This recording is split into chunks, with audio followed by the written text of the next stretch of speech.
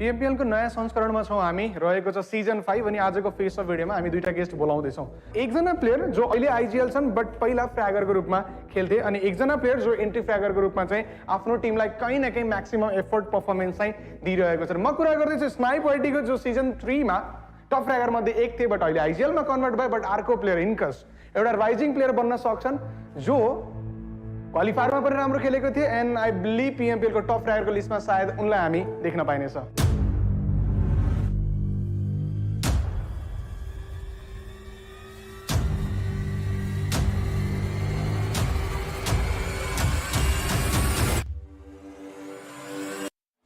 नमस्कार, मेरो नाम चाहिँ यमन श्रेष्ठ, इन गेम नेम स्नाइपवाइटी र म ज्यानमाराबाट खेल्छु।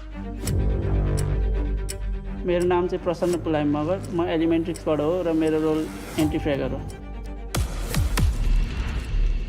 स्नाइपको साइडबाट सिजन 3 मा टप फ्र्यागर मध्ये एक, सिजन 4 आफू खेलेन। त्यो पछाडि केही कहानी थियो भने म त्यो निकाल्न चाहे हैन। इफ नट फिलिङ के रह्यो लाइक ज्यानमाराबाट क्वालिफाई हुन सकेन PMPL। सिजन 3 पछि हामी रिजनल फाइनल्समा क्वालिफाई हुन सकेन र त्यो खेल्ने इच्छा थियो। त्यसको लागि स्काइलाइट्समा जान ट्राई गरेँ तर रोस्टर चेन्ज गर्न मिल्दैन रहेछ र हाम्रो ज्यानमारा ओनर गेङ्गिस खानले कन्ट्याक्ट गर्नुभयो ज्यानमारा हो भनेर र म त्यहाँ गएँ। अनि त्यहाँबाट अनि सिजन 5 को लागि मेहनतहरू गरियो, प्लेयरहरू खोजियो, सबै गरियो।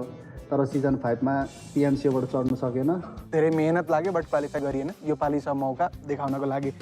मौका छ देखाउनको लागि भन्दाखेरि मलाई इन्कसको एउटा पर्टिकुलर मोमेन्ट याद आउँछ गेमको, जहाँ आफूले टनेलबाट ओरेन्जीलाई क्यारी गरेर लगेको थियो। आई बिलिभ कि त्यो म्याच नै थियो जसले एलिमेन्ट्रिक्सलाई PMPLसम्म धकेल्यो।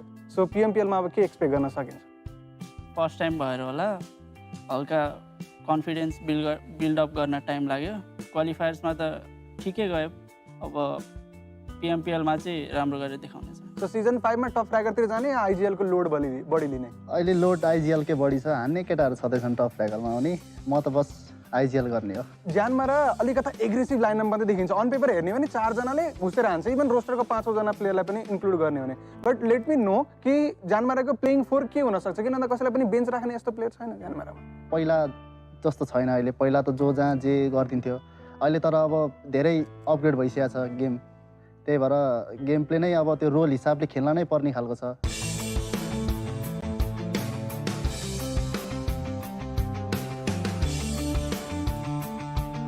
मान्छे रोस्टर चेन्ज गर्दा नि त्यतिकै बिग्रिन्छ जस्तो चाहिँ मलाई लाग्दैन। हनाइमै हो सबैजना मेन चाहिँ, तर पछि अब हनाइ भन्दा पनि मेन भनेको सर्भाइभल पोइन्ट धेरै म्याटर गर्नेछ र त्यसको लागि म मेहनत गर्छु र केटाहरूले हनाइमा मात्र फोकस छ सबैको। ओके, स्नाइपले JyanMaaraको लिड लिए चाहिँ एलिमेन्ट्रिक्सबाट युजुअली चाहिँ most of the IGLing and then leading pattern चाहिँ आफूले सम्हालिरहेको हुन्छ। सो म जान्न चाहेँ इनकस आफू इन्ट्री फ्र्यागर भएपछि आफूसँग त्यो फ्रिडम थियो कि थिएन पहिलो कुरा। अनि दोस्रो कुरा म जान्न चाहेँ थोरै फ्ल्यासब्याकको रूपमा PMPL क्वालिफायरको जुन अन्तिम दिन रहेको थियो, टिम क्वालिफाई हुन्न कि जस्तो पनि भएको थियो, त्यतिखेर भएको ब्याकग्राउन्ड टकहरू, टिम म्यानेजमेन्टको टकहरू? फ्रिडम त थियो भन्नु मिल्छ। अब घुस्ने बेला घुसेको थियो, नघुस्ने बेला होल्ड गर्ने बेला होल्ड गरेको थियो हामीले। अब त्यो लास्ट दिनमा चाहिँ के थियो भने अब डु अर डाई थियो हाम्रो, पोइन्टहरू कम थियो, माथि आउनु पर्थ्यो हामीलाई। त्यही भएर नि हामीले एउटा प्लेयर बेन्च राखेर ओरेन्दालाई लिएको थियो। ओरेन्दा आउनुभयो भने चाहिँ गेममा हल्का बेसी कम्पोज हुन्छ गेम इन कम्पेयर टु सुस्दा आउनुभयो भने त गेम एग्रेसिभ हुन्छ, जुन चाहिँ हामीलाई चाहिएको थिएन लास्ट गेममा। But tell me one thing, JyanMaara एलिमेन्ट्रिक्स भनेपछि रिलेसन एकदमै क्लोज एन्ड ओजी टिमबाट सिजन 1 को PMPLबाट भएको। यदि JyanMaaraको टिमसँग भोलिको दिनमा 4v4 भिडियो भने JyanMaaraलाई हान्न सकिन्छ? न त अब सकिन्छ। स्नाइप एलिमेन्ट्रिक्सलाई अगाडि 4on4 भेटायो भने के गर्ने? त्यो अहिले बोलेर काम नै छैन त्यसको बारे, अब त्यो परिसकेपछि हुन्छ। अब हाम्रो एउटै काफी हुन्छ कि त्यो हुन्छ, 4v4 नै चाहिँदैन जस्तो लाग्छ मलाई चाहिँ।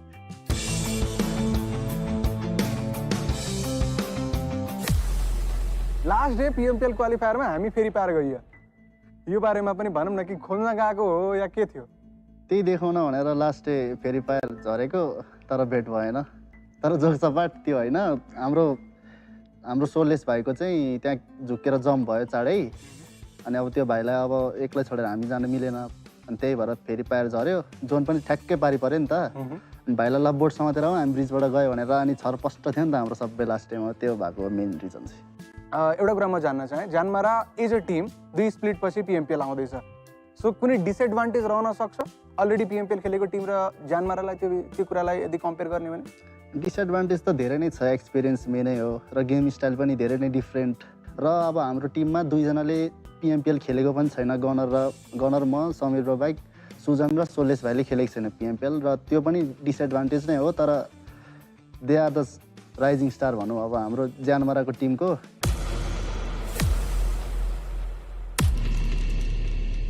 एलिमेन्ट्रिक्सको लागि यो कुरा सोध्ने हो भने के रहन सक्छ कि के एक्सपेक्ट गर्ने हो PMPLमा? PMPLमा त राम्रै एक्सपेक्ट गर्न सकिन्छ, किनभने लाइनअप पनि चेन्ज भएको छ, एग्रेसन त्यस्तै छ योपालि। सुस्दाई, म, लिक्विदाई, ओरेन्दाई, युजदाई, हामी 5 म्यान राम्रो हान्नेछौँ योपालि PMPLमा। हामी उनीहरूको लागि त अन्डरडग्स हो नि त एक प्रकारले, त्यही भएर नि हामी त्यही स्पिरिटमा कमब्याक गर्नेछौँ योपालिको PMPLमा। सो कन्भर्सेसन एन्ड गरौँ, बट म जान्न चाहेँ कि आफ्नो हिसाबले यो PMPL को टप 3 को रहन सक्छ? पहिलो स्टालवर्ट लाग्छ, किनभने उनीहरूले देखाएर नै राखेको छ सबैमा। त्यसपछि DRS अहिले one of the strongest team of Nepal भनौँ। त्यसपछि SC र हामीलाई राखौँ न। ओके, सो थोरै डिप्लोमेटिक आन्सर। एलिमेन्ट्रिक्सको साइडबाट म जान्न चाहेँ टप 3 प्रेडिक्ट गर्नु पर्यो भने? फर्स्टमा त म स्टालवर्टलाई राख्न चाहन्छु, किनभने उनीहरूले ग्लोबलमा नि राम्रो गरेर आएको हो। अब सेकेन्डमा चाहिँ म राख्छु DRSलाई, किनभने उनीहरूले नै अब हरेक टुर्नामेन्टमा कन्सिस्टेन्ट पर्फर्मेन्स देखाउँछ। थर्डमा चाहिँ हामी अब EX और JM। So both of Dalai चाहिँ म गुड लक भन्न चाहेँ for the PMPL. Hopefully both of the टिमले जुन भनेको छ एटलिस्ट टप 3 त्यो चाहिँ निकाल्नेवाला छ. So good luck दुवैजनालाई.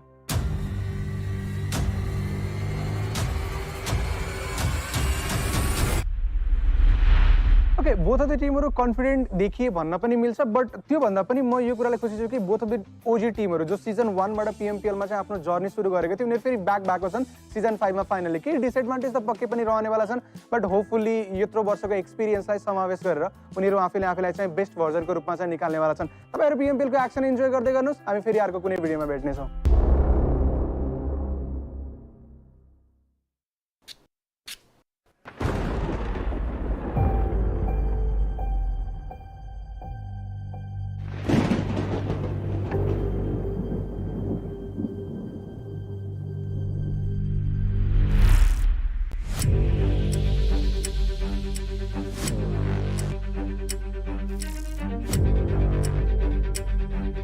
Each new era needs new champions. But to become one needs to rise to the challenges.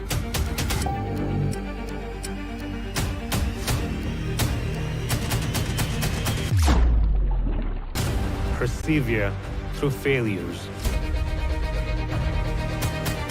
One needs to fuel the inner fire.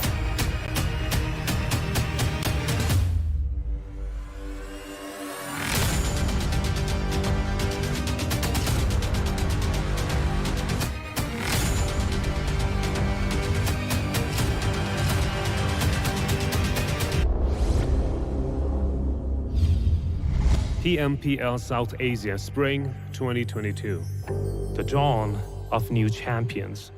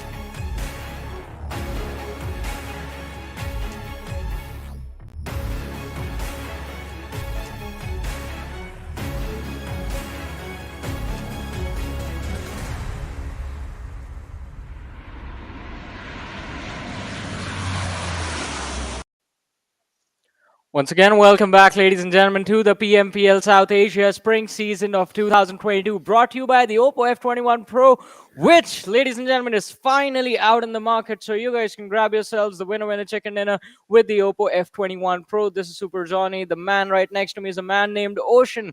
And ladies and gentlemen, we're about to begin the final Super Weekend of the league stages. And it's going to be super exciting to watch because at the end of Sunday, which is in about, 2 days, 3 days now. Today is Friday. Yeah, so today is Friday, then the Saturday, then the Sunday. It's the third day from today. And that is when the top 16 for the finals will be solidified and will be confirmed in front of us. And the race is still on, at least for the moment.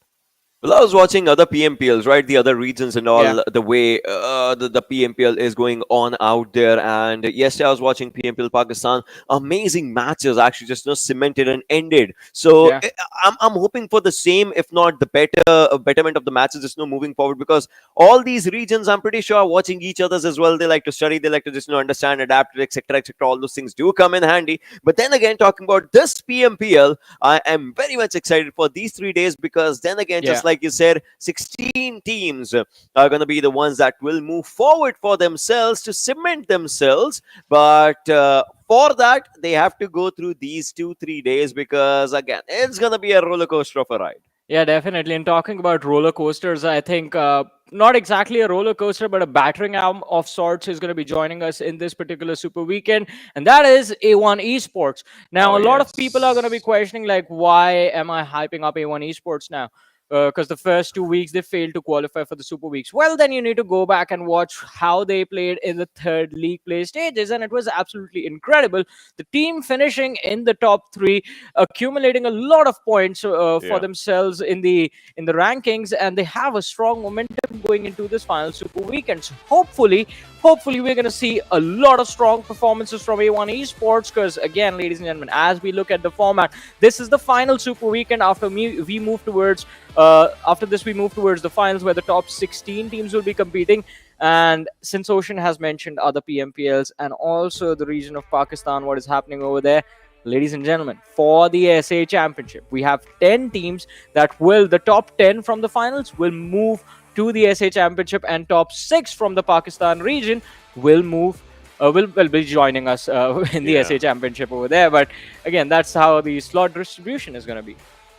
That is a thing of future, just like we said, and that is definitely how it's going to be. But right now, if you talk about the prize pool for this one, we see a total prize pool of $150,000 with every, yes, it's back, every winner chicken dinner giving you $1,000. And just like you said, hyping up A1 Esports, Yeah. well, it's their chance to get more and more amount for themselves if they are coming up. Make the most out of it. And just like we have that headline, top 10 squads qualified for PMPL South Asia, well, that is gonna happen, definitely. So we'll see. Yeah, I mean, it's going to be super exciting to watch exactly which are the teams that will be moving forward. And I mean, one point of concern that I think, Ocean, you will agree with me on this, is going to be the fact that Stalwart Esports, a team that have been doing really well for themselves as far as the league stages are considered. You talk about the Super Weekend, you talk about the league play days, they have been very consistent, but going into the finals, can they replicate the same level of consistency? I think that is going to be a point of concern, because even they want to make it to the SA Championship this time. And again, ladies and gentlemen, the story overall remains the same. Every single game that you play, you need to get those points, you need to get that chicken dinner, because along with the chicken dinner, you get $1,000. Yes, that is correct. And 13 to 16, though, just like we have that standard point structure, it always comes down. This is not where A1 Esports would want to be right now for the start for themselves, because then again, their points are starting from zero itself, getting a big blow at the first game. If not getting points, then they'll just, be left with less number of games for the Super Weekend to just, cement themselves. And then again, all the other teams are just, getting good points. And for a few teams, staying in top 16 is important. Why we are talking about this? Because this is where it all is. Seal 373 points versus Stalwart, that just lost their lead in the final few days for themselves, and now they're at 329, which is really close to IHC's 325. IHC would want to get themselves to the second position. If anything, Vibes, a team that is doing phenomenal, I would want them to get, multiple chicken dinners for themselves, because if they do, right, if they manage to get multiple chicken dinners now, they might as well surpass Stalwart and IHC together. Train to Kill is a pretty decent name. Deadeyes Guys, we talked about this team as well, is doing good, is doing consistent. DRS and Skylightz, I mean, these are not the old whizzes with Vibes and DRS that we are seeing for now, because I believe things have changed. But talking about the journeys, right, TRZ, oh my god, the journey might just be on an end. Depends on how 7Cs perform, Atrax performs. A1 Esports, well, they have to go for a start. High Voltage is at 16th. They don't have to worry about anything. Raw, 196 points. Will they retain?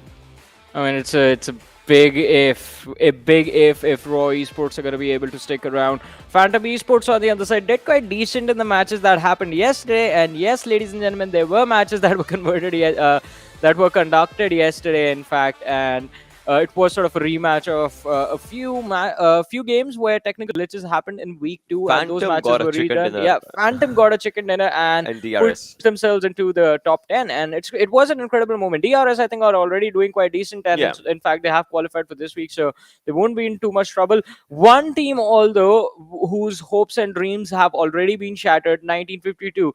I mean, they came in week 1. We saw them be very, very nice, but then week 2 was a struggle for them. They fell out of the top 16, and then failing to qualify for week 3. That was the final nail in the coffin. Their journey is done. That's true. But then again, let's have a look at two teams. That is A1 Esports and Atrax, and we'll talk about the differences that they have in their own styles. We talk about the stats, and this is League Week 3 overall. Obviously, if you're including A1, we'll have to go with the leagues only right now, and this is League Week 3, in which you see them getting 10,000 plus damage pointers for themselves and 7,200, like almost 7,300 damage received on them. This obviously does not show efficiency, but this is a big jump for them in terms of damage dealt that they have done for themselves. 50 eliminations on their board versus 38 for Atrax, and then again the survival time, although it's quite close, but that the amount of points that they secured for themselves. This A1 was 100% different and better from the first two. Well, let's see. I mean, the League Week 3 for these teams, as you can pretty much tell from the stats, was incredible. I mean, even that is an understatement, talking about A1 Esports. Dax, for a moment, I thought they were struggling, but then they recovered quite nicely, and the second day was another very nice performance from their end as well. A1 Esports on the other side, the first day, which was Tuesday, they were playing like absolute gods. I mean, for a second, I mean, we could see the old A1 Esports return, the one that even Bigatron Red Aliens were concerned about on Miramar specifically. And Miramar is what was played more this week. But, Ocean, now do you think that since we are in the Super Weekend stages and you only get one Miramar a day, will we see A1 Esports struggle because of that?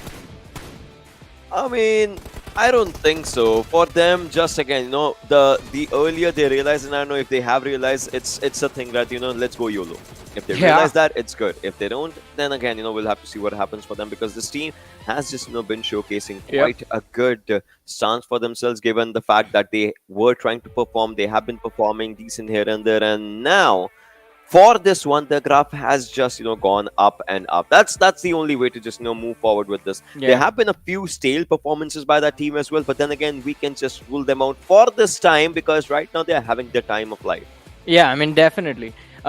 Completely agree with you that A1 Esports, they are playing one of the best matches that they have ever played, and that is an incredible level of consistency that they've brought into the matches. But again, the main point of concern is you have to play sort of in a similar manner even in the Super Weekend. Otherwise, there's no point in playing very well, playing like absolute gods on the league play days, and then just bombing out in the Super Weekend, because the Super Weekend points count.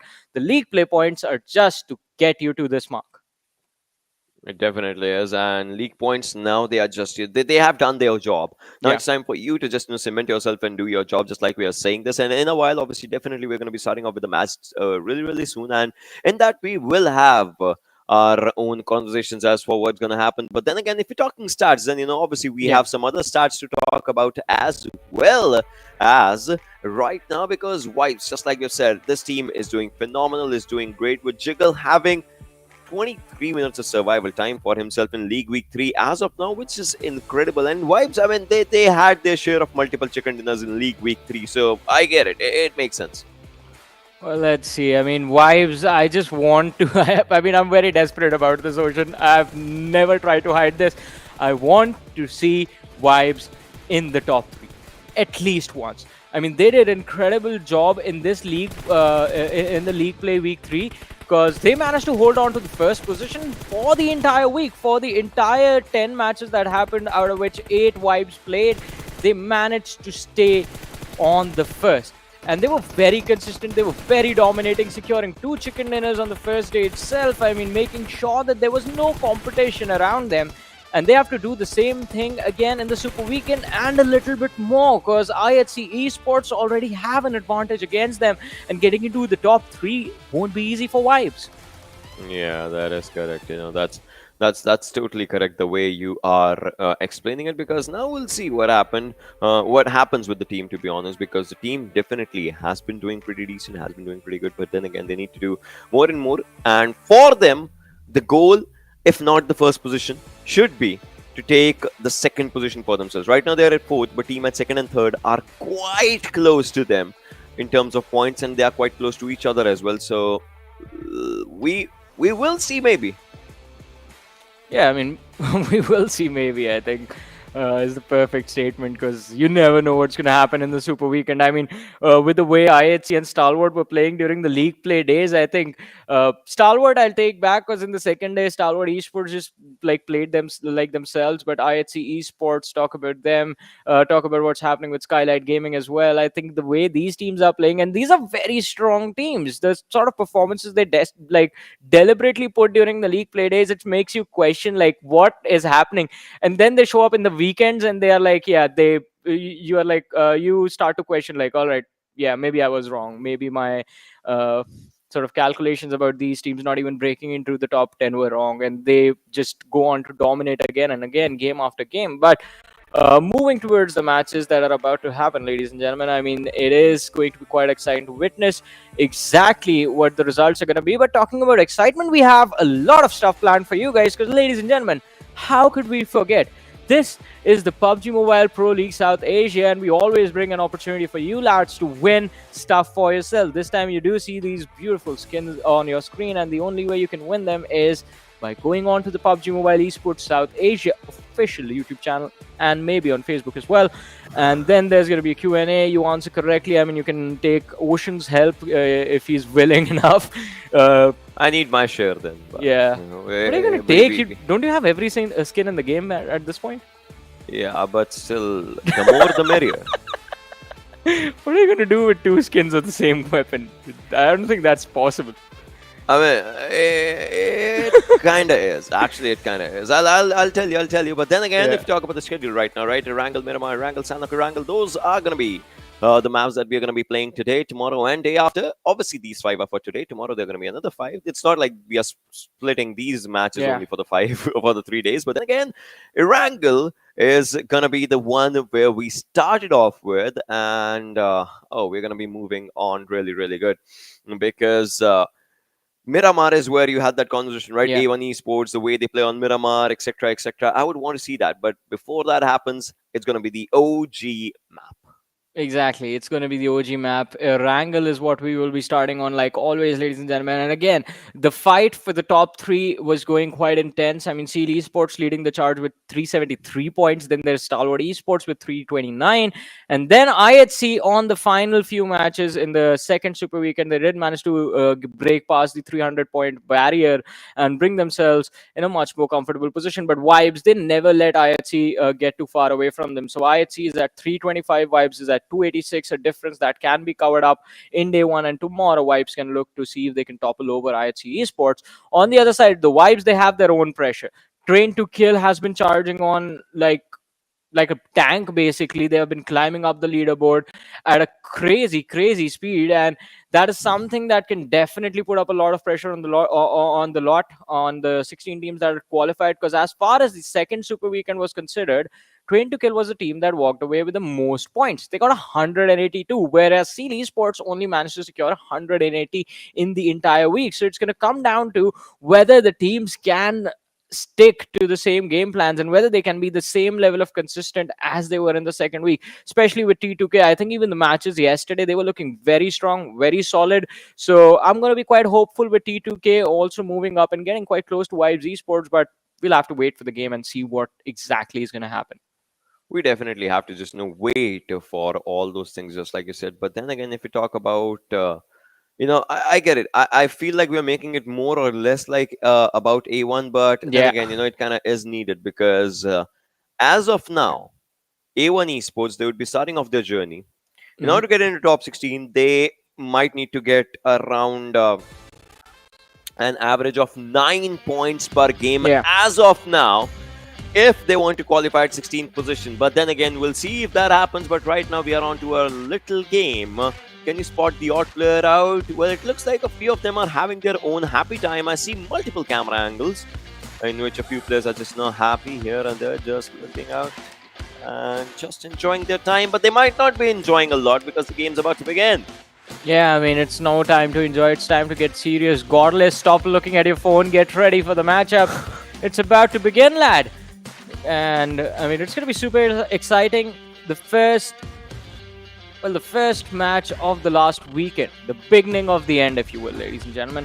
And there's the plane, there's the banner, Erangel. I recently found out they pick up these banners after the plane has taken off, which I think is a pretty, like for us, the general public, it's information we have no use for. But it looks pretty cool when they do that. But, ladies and gentlemen, the trajectory of the plane is in front of us, starting from the western edge of the hospital area, well, towards the shoreline of the hospital position on the main island, going all the way just north of No Rep Noise. So, as I always like to say, I mean, Stalwart Esports would have been pretty happy had they been playing this match, and in fact, they are this time, because this is not the league play days. We only have 16 teams now. They will be happy again, but if the circle is on the northern side, then it becomes a challenge. If it's on the southern side, if it's towards the southwest, the southeast, as we've been seeing in the first 2 weeks, then it's going to be a pretty easy game. And there's the new team right there. You see the purple in the center of the map, A1 Esports. They'll drop down to the back lines of farm. You'll see them in quite a split with the ElementriX on one side of these players. All right, that is just one of the things. Skylightz has changed their drop location again. I am surprised with this one now, because look at how close they are with Venom Legends. I'm pretty sure they were not expecting Venom Legends on this area. Venom Legends, sometimes they used to drop down to the areas of Milta Factory, as we have seen them. So with the team coming down here, it becomes a big challenge for Skylight's players to just get out. 7C on the other side. Looks like one of the players of 7C just went to slide southern area of Pochinki to get that vehicle for themselves. A1 Esports players in that decent split for themselves. JyanMaara quite behind DRS. The team that likes to drop down to the area of Milta, and JyanMaara is moving north now with Savage. That's going to go to Yasna, 110%. Atrax to the George Pole area. And T2K, all right, they're going to their northern place. That is Severny. The only challenge they'll have to face is to come back to the circle. Seal is in the military base area. No, nothing wrong with that, because they're inside the circle. But looks like Savage's Sanchir was caught off guard. I want to see how he was knocked. I want to see, maybe with a buggy only, but I want to see. Yeah, 191 damage coming up on Snipe. 100 would be with that buggy ram in, I'm pretty sure. And 91, it's like 95 HP is what a person gets once they are knocked. So 91 is with his punches that he has taken the play down. So I get it. I mean, it's going to be pretty incredible now to see how the teams are going to adjust. But JyanMaara, they're going to be in a happy bunch. One early point secured as soon as the game started. And on the other side, Venom Legends returning this time, ladies and gentlemen, missing out on the second Super Weekend. And they have the lads of Skylightz Gaming going past them. Rafat, he won't try to...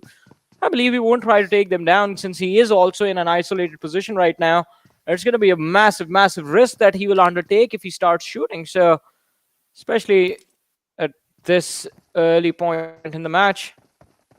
Although, I mean, Ocean, I need to ask you a question. Have you gotten used to how quiet it is for the first 10 minutes in South Asia these days? Yeah, it is different. I mean, as compared to the other regions, or maybe the previous PMPLs, right? Exactly. It's quite different. Yeah. I get it. Everyone wants to just stay alive, because at the end it's a battle royale survival game. You have to survive till the end. But then again, everyone they take risks, but it's like they take risks really, really slowly for themselves. They don't like to just get into the fights and just start it off right off the beginning. They're like, yeah, let's read the lobby. Let's try and understand the lobby and all those things. And with each and every game, you're seeing like every team, not even every team, like most of the teams are still playing with their own drop locations. So you never know what sort of a thing just comes down on you. Even if you're prepared for something else, like even if you're prepared to take down the players, some other thing. Look at this, right? It was just a normal day. Savage's players are like, yeah, we're dropping down. We might just find up a few weapons or maybe a few vehicles, and they're done. One is done. Well, let's see. Another one being taken out. Steel Shot being the man going down. And Skylightz Gaming, they do find an advantage for themselves. Rafat, he's going to be next, as AJ with this nade is looking to dish out a little bit of damage. But his read is a little bit off. Rafat just positioned right outside the door. Now AJ with the second nade might just be able to do the trick, but there's one thrown in his direction as well, and this one was quite brutal, because it's not just AJ.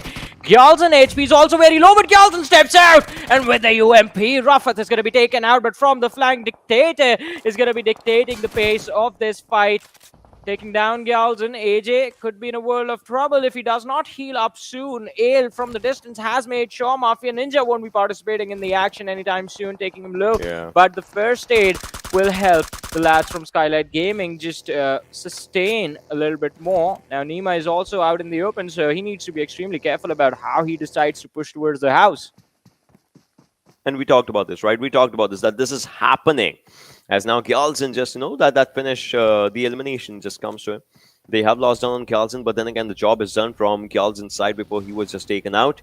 And Mafia Ninja, AJ, and Nima, they have to make a run for themselves. See, this was the exact thing that we were talking about. The drop location changes. You think you have a plan, but then again, the plan just changes against you. And you were not at all ready for that. Right now, we see Dictator. He's trying to understand what's happening quite close to him, so he would be just moving from here to there, just trying to find his own place. Venom Legends' players, they are moving in one of the buggies whose condition is quite done for, although they can get that second vehicle for themselves, that Dacia. It's going to be better, it's going to be decent. And now Nima and the gang is moving to the other side. I don't know, see, all right, they're coming quite close to the players only, but I'm pretty sure they would not want to be a part of the fight anymore. But then again, they're getting shot at from the other side, and that was supposed to happen, but I guess it's time to disengage. See, Johnny, Skylightz. First they went to Northern Georgia Pool, then they went to Pochinki. There was a game where they went to Yasnaya, and now they are going to Gatka. They are dropless. They are dropless. That has to be a new thing. I mean, come on. I just don't get it, right? A team that is just so good, just so dominating. I hope they find a decent place, because if you change your drop, right, your rotations, your strategies, everything changes. Yep. It feels sad seeing this team just struggling with the drop locations. Maybe they are changing drops on their own will, but if they are, the fights are coming to them. I mean, I just want to see them go back to Yasnaya Poliana, man. I loved that team when they were in Yasnaya. I've been dying to see that happen again, but that's the only reason I'm upset with Skylightz Gaming at this point, because they're not going to Yasnaya. Otherwise, I mean, the performance in the league stages, let's be honest, I mean, the objective of the league stages for the teams mainly is to secure as much money as possible and also to qualify for the finals. And if you can work on both these things simultaneously, that's the best case scenario for you. I mean, it's not necessarily to just sit on the first position without no chicken dinners or with less amount of chicken dinners. So Skylightz Gaming, since they have checked one of the boxes that they have put themselves in a position from the finals, from where the finals are an actual possibility for them, I think they need to focus a little bit more on just securing that extra money that they can in this last Super Weekend, because this is the final opportunity. If you move to the finals from here, then you're just playing for the prize pool that's there on the table, $10,000 for the first team, and so on and so on. So I think that is something that Skylightz Gaming need to focus on. But I think even you and I both know this is a team that has been known to purposefully just stay in the middle of the table in the league stage and then pop off in the finals. I think we call that hiding strats for them, but I mean, it's not even hiding strats, because their strats remain the same. It's just that the level of firepower the team is outputting, that goes up quite drastically in the finals. They just become more aggressive. Yeah, that just definitely happens. And it's a change of pace that a team just showcases for themselves when we talk about the difference in the finals and right now, and the play styles. And as of now, if you're in top 16, well, you're safe. If you're in top 5, you're very safe. You can make mistakes, you can maybe just prepare yourself, you can sometimes overcome it as well, if that's what it takes. But this time the circle goes down with Pochinki at its center. Pochinki as the heart, and 7C, I guess they are to the southern side. They might just go back to the city for themselves. But look at Stalwart, right? The standard Stalwart rotation drops in. Skylightz Gaming. Just Why go back. Did they go there? I mean, obviously their players were taken down. They did not want to be a part of the fight at that time, so that's why they just chose a different route, a road not taken by anyone. And so they go back to the back lines. But right now, Sinister is using up a good grenade. A1 Esports is something that we wanted to see, and the grenade did hit Hyozu, who now will sit in his own vehicle and would want to just move away. I guess Sinister understands that, but Sinister's grenade takes down Hyozu from that vehicle, just, marking up an exit, and A1 Esports has started. Sus has been spotted down as well. Oh, Sus will just, he will move away, but Hyozu Johnny, it looked like a Grosjean fireball crash. He just went out of the vehicle. Yeah. Used to be one of the most likable guys on the grid. And look at that. From this distance, it looks like the buggy just drove itself out, like it just was annoyed by the shots in his direction. But Sushant in a world of hurt. Leon, I'm going to connect the spray, and Sushant finally will be taken out. There's the knock, but all right, Demo. I thought Shus was the one who found that knock, but Demo just dropped out of the vehicle too quickly and was knocked out because of the fall damage right there. But CD Sports managing to make sure that ElementriX is not going to be in a fighting position in the later stages of the match. But look at that, another fight breaking out. It's IHC against T2K, and I believe trades have happened from both the teams. Yes, it has. It has happened. I mean, on the other side, definitely. This is where Sushant was taken on. Look at this. Yeah. Venom Legends is taking fights against the Goliaths, to be honest, right? They are bringing up their experience to take fights against the Goliaths. They took down IHC right now, a few players. They took down Skylightz previously, a few players, in fact. Their players were being taken down as well, but they're not stopping. If they find an opportunity, they're trying to make the most of that opportunity for themselves. They're trying to just, do really good for themselves. And that counts at the end. T2K, on the other side, you see them at a really good place, really good spot. Legends coming quite close to Sandesh as well, as they would just want to get a hold of this area. But then again, Shifu, all right, we spot him. The Potato Hill contestation, this is going to be a good one because these teams understand it. But, Incus, if you arise out in the open, I am pretty sure Jax would want to just get that confirmation. But then again, does Incus know? Well, let's see. He's the final player left standing for ElementriX. This could be the first squad wipe of the game. A1 Esports, they have his number, have his address, because he's hiding inside the house, not on the phone, right? Well, he's on the phone in real life, but yeah, it's a little confusing. But still, A1 Esports, they have his address.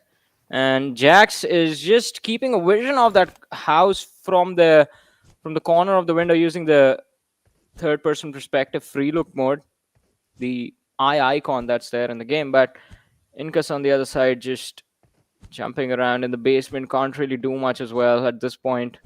All he can do is just hide and hope the zone stays on him as long as possible, and the zone is closing in, ladies and gentlemen. In the next 5 seconds, we will have the third zone in front of us. Let's see where this one will go.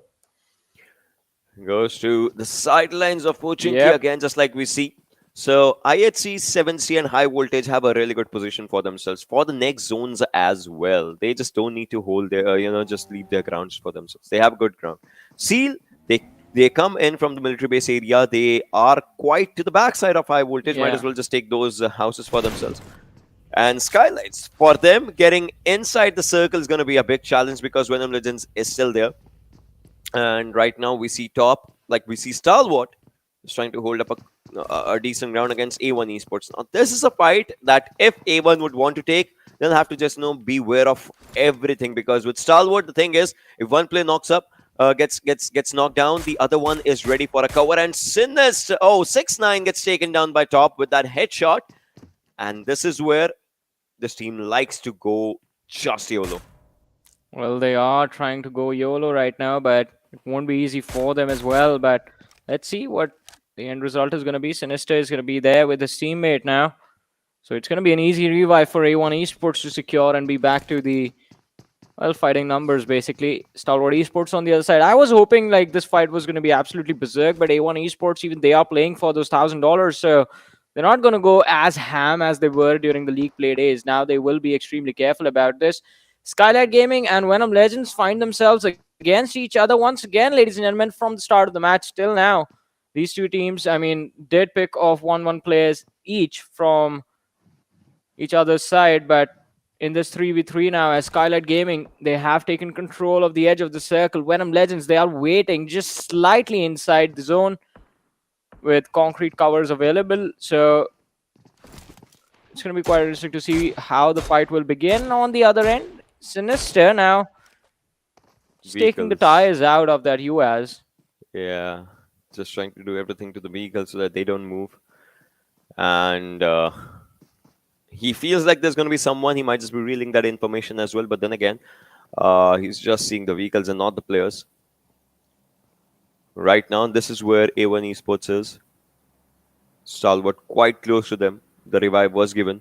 And Venom Legends on the other side again. That Skylightz Venom Legends IHC confrontation that is happening. Vibes is coming from the northern side, which is good. T2K is quite close to them. Atrax, we see them on one side as well. DRS on the back lines of the zone as well. But look at JyanMaara and Deadeyes, guys. They're trying to make up their home in Pochinki. We don't know if it's a good idea or not because the next circle's formation, it's coming.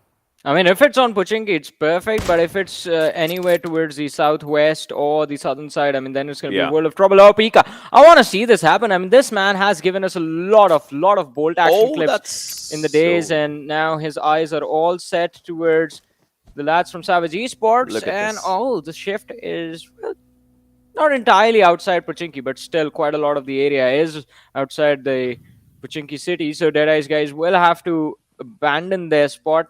Vibes will be in a perfect position to pick off Deadeyes guys and IHC if they play their cards right. But T2K Jane being spotted out by Dictator, quite an easy takedown for the side of Venom Legends, and they are looking to push forward in this fight. Jane is going to be completely finished off, put out of commission, while Steel Shot cooks up a nade to toss on the first floor. The rest of the lads from the T2K team are showing up, and this nade is going to be, well, a bit off. But Sandesh is going to be taken down by High Voltage Praveen as the third party has been initiated, and the fourth party is going to be there as well. Skylightz Gaming chime in and Train to Kill out of nowhere become the first team to be taken out of this match, ladies and gentlemen.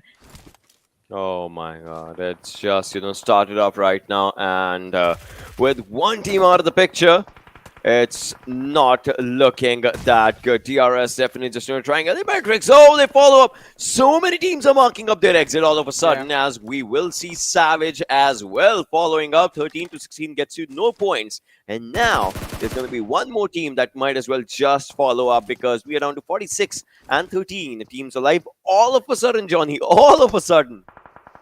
Well, let's see. I mean, 3 teams. Savage Esports also another big surprise exit this time.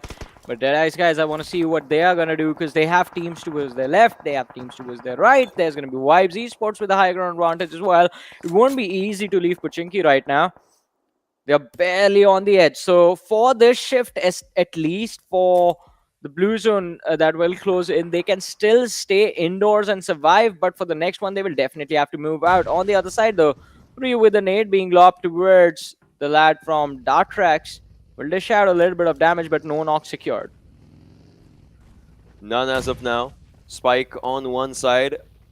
And Venom Legends, though, is starting up their fight against Skylightz again and again. That is happening, just as we were talking about it. And Stalwart's action is taking a toll over Memo, who has been taken down now. And the other players of 7C are on the other side. That means they will have to be careful. They'll have to beware of Stalwart's rush onto them. Pika is just trying to move forward with the other players as well. The nades are being lofted down. It is really, really important. AJ on the other side goes down as well. This time it's Seal taking a toll on the players of Skylightz Gaming. 7C, these players, I don't know if they know what is coming quite close to them, as Stalwart is trying to move forward. Precious, my Precious, he's being taken down right now. He's still surviving, though, but on a sliver of HP for himself. And Memo, there's no way in heaven that he can be saved now. Well, yeah, completely agree with that. Memo is going to be finished off. Well, Action is going to just let him bleed out. That's even worse. It's Zone doing its own job. Action's just looking in that direction. Nothing. Yeah, that's just a worse way to let a player go out. And now that he's finally done, I think 7C Esports are going to be thinking about how do they react to this. Do they try and find a trade, find a point somewhere else, or just hold their position and see if Stalwart Esports will go for a push? The blue zone closing in. We will have the next circle in front of us. A voltage close to the center, and they still miss out on it. It moves towards the Pochinki area. So, Deadeyes guys, I guess the stars are aligned for them. They're still quite safe. As of now, yes, the circle's movement definitely shows it that they'll have to take up the fights. But then again, if the zone moves away, right, they'll have to come out in the open. That open area, those jumps that they'll mark from their buildings, they might just be not what they would be planning. But look at Atrax's rush. Is it a death rush? Well, it looks like it, because Alex takes down one and in a single spray finishes that player as well. And IHC is ready to defend their own home, to defend the squad house for themselves. It looks like a nade is getting lofted at, but then Spike is getting shotted from the other side as well. He understands that position. He's going to go for a nade of his own, which seems like a good nade.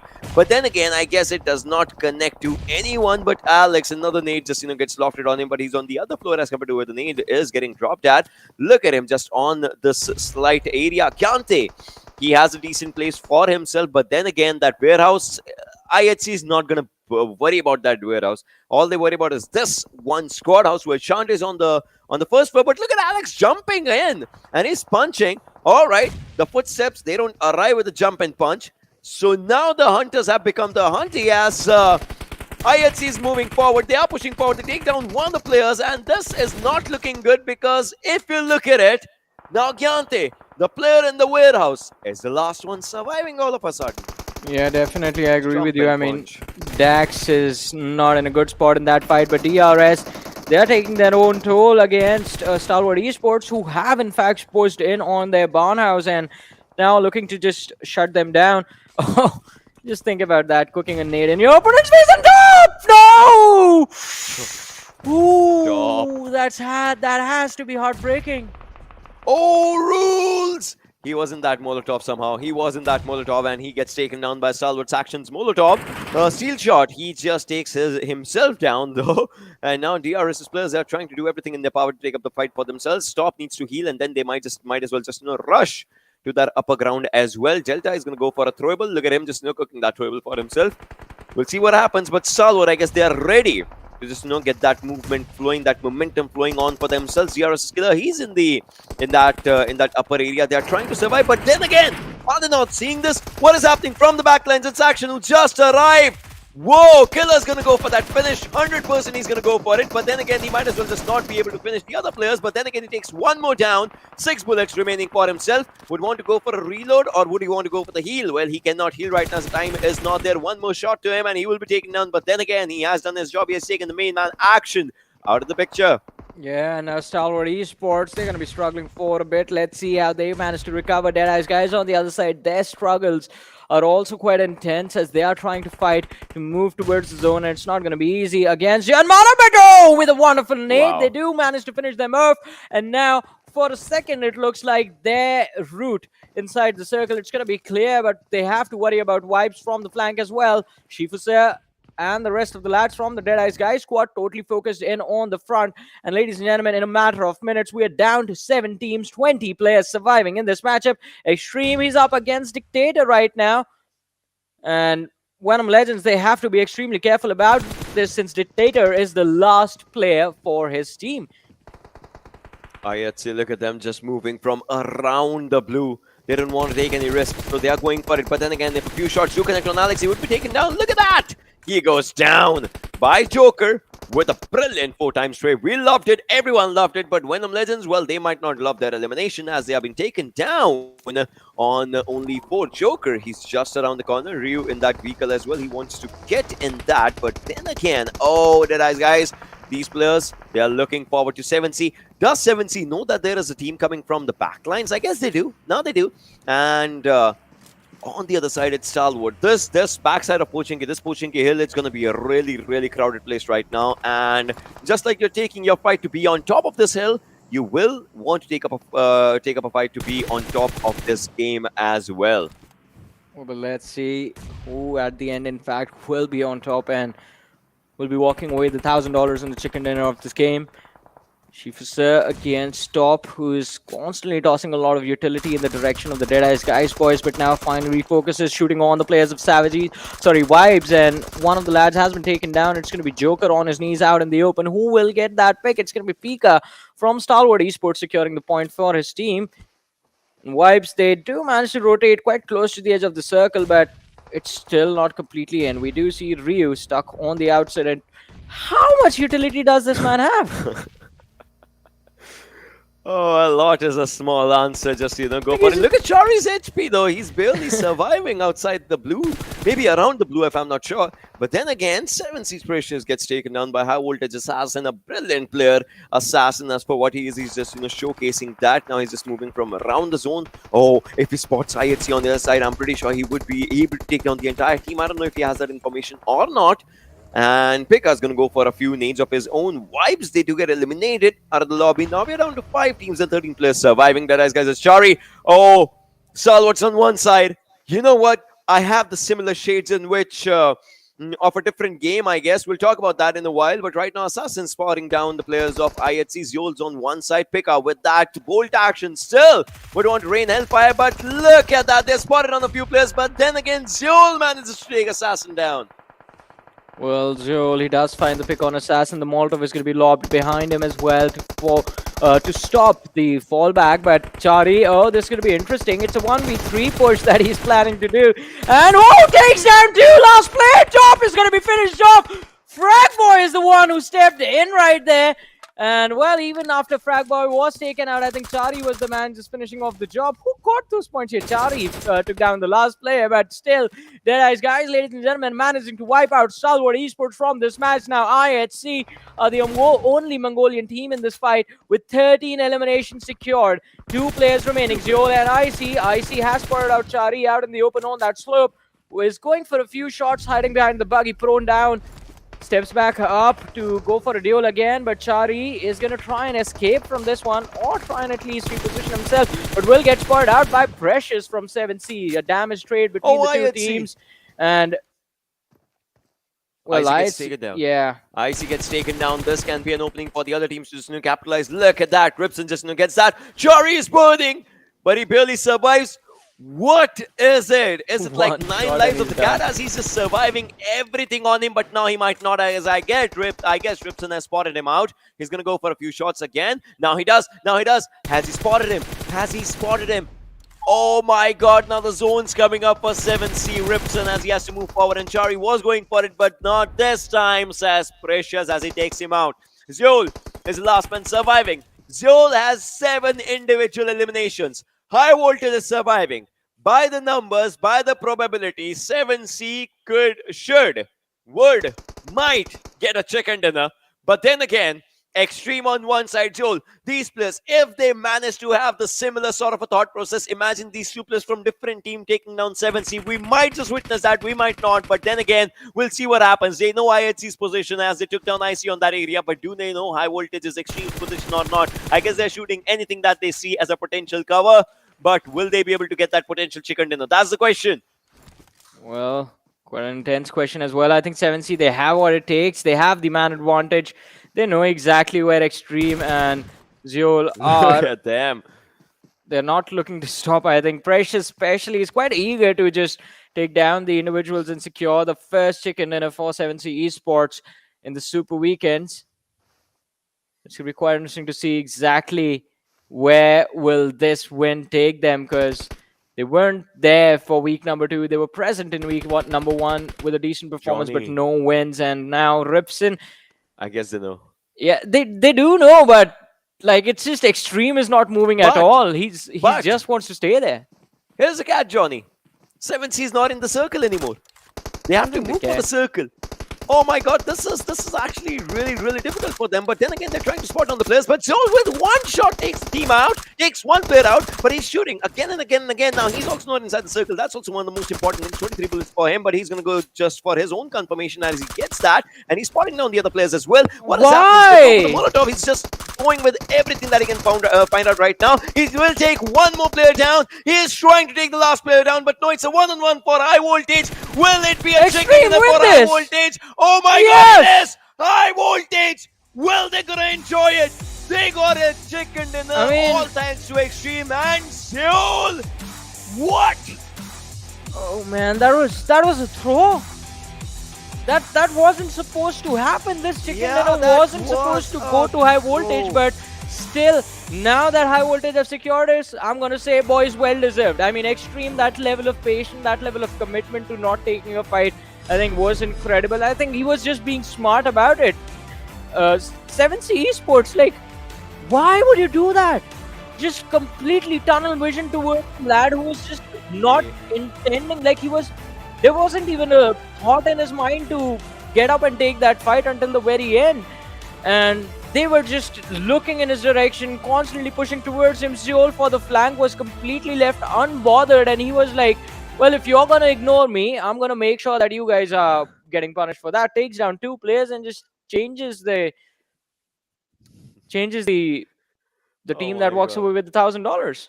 In one of all the multiverses, 7C did get a chicken dinner, but it was not I this mean, one.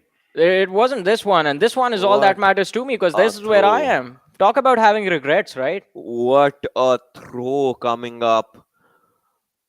7C, they Yeah. I don't know what was in their thought process. They would have seen 5 alive. They were like, yeah, we are surviving. We know we are 3. But then again, 3 is chaos. I mean, after Zul took down the first player, they should have realized, like, yeah, lads, towards the left is where we need to shoot. Ignore the guy in the front. But we'll talk about this later after this very short break.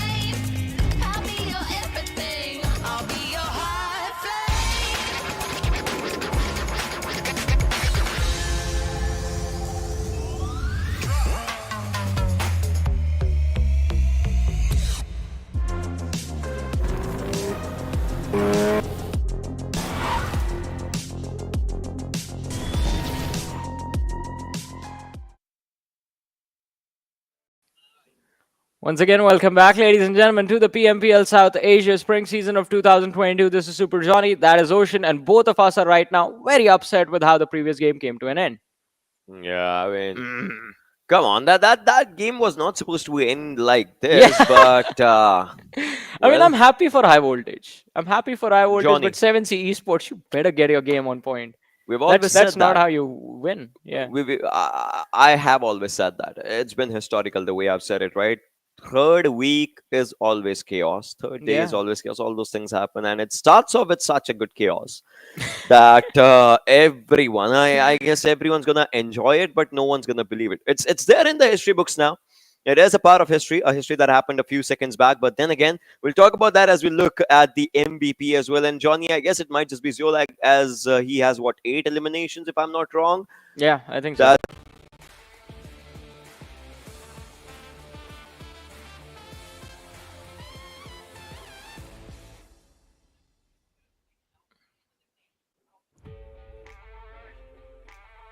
Oh yeah, Extreme shot the other guy and he went down and the pick went to Zeol. Hey, bonus, right? I mean, can't be too upset about getting a point after you're taken out?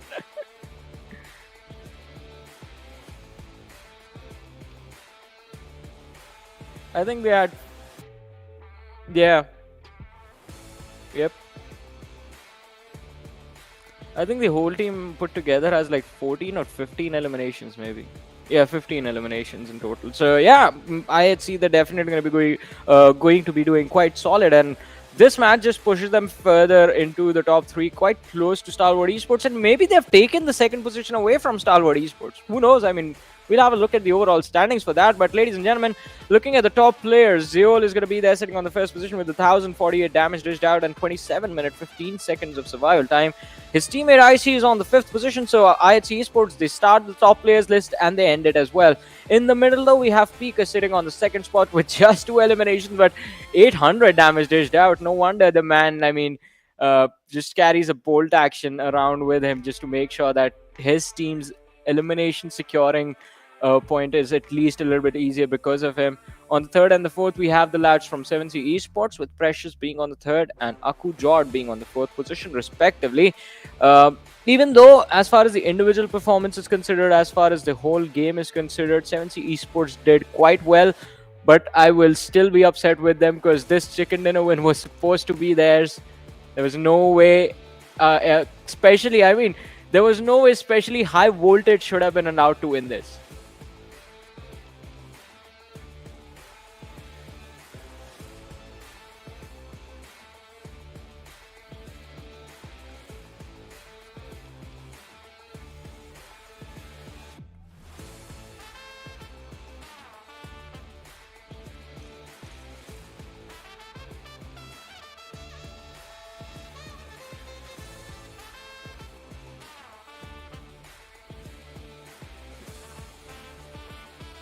Yeah, I think. Yeah, they're gonna be first. I think they have the most points. I'd see.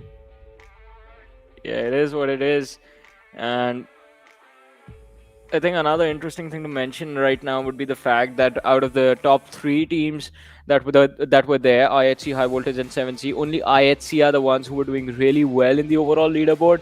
High Voltage and 7C are the teams from the bottom five, with High Voltage who were on the 16th position and 7C Esports who were on the 18th position before this game.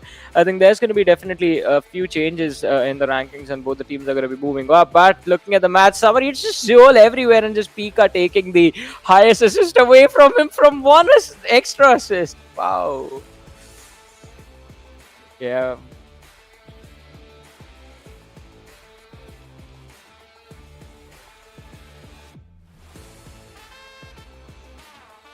Yeah, at the end, they did really good for themselves.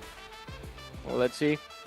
I mean, they did quite well for themselves. I'm just waiting for the overall rankings to see exactly what the changes are going to look like, and whether IHC Esports are in fact going to be on the second position right after Seal Esports, and what is the situation between Vibes and Stalwart Esports, like what the difference is going to be. And there it is, ladies and gentlemen. We predicted. I mean, I have a maths professor sitting right next to me, so it's quite easy to get the numbers crunched at this point. And IHC Esports sitting on 25 points on the first position. The tally works out for them. 7C Esports on the second with the more eliminations than High Voltage. 20 points for them. High Voltage, they don't care. They got 20 points, but they also got $1,000.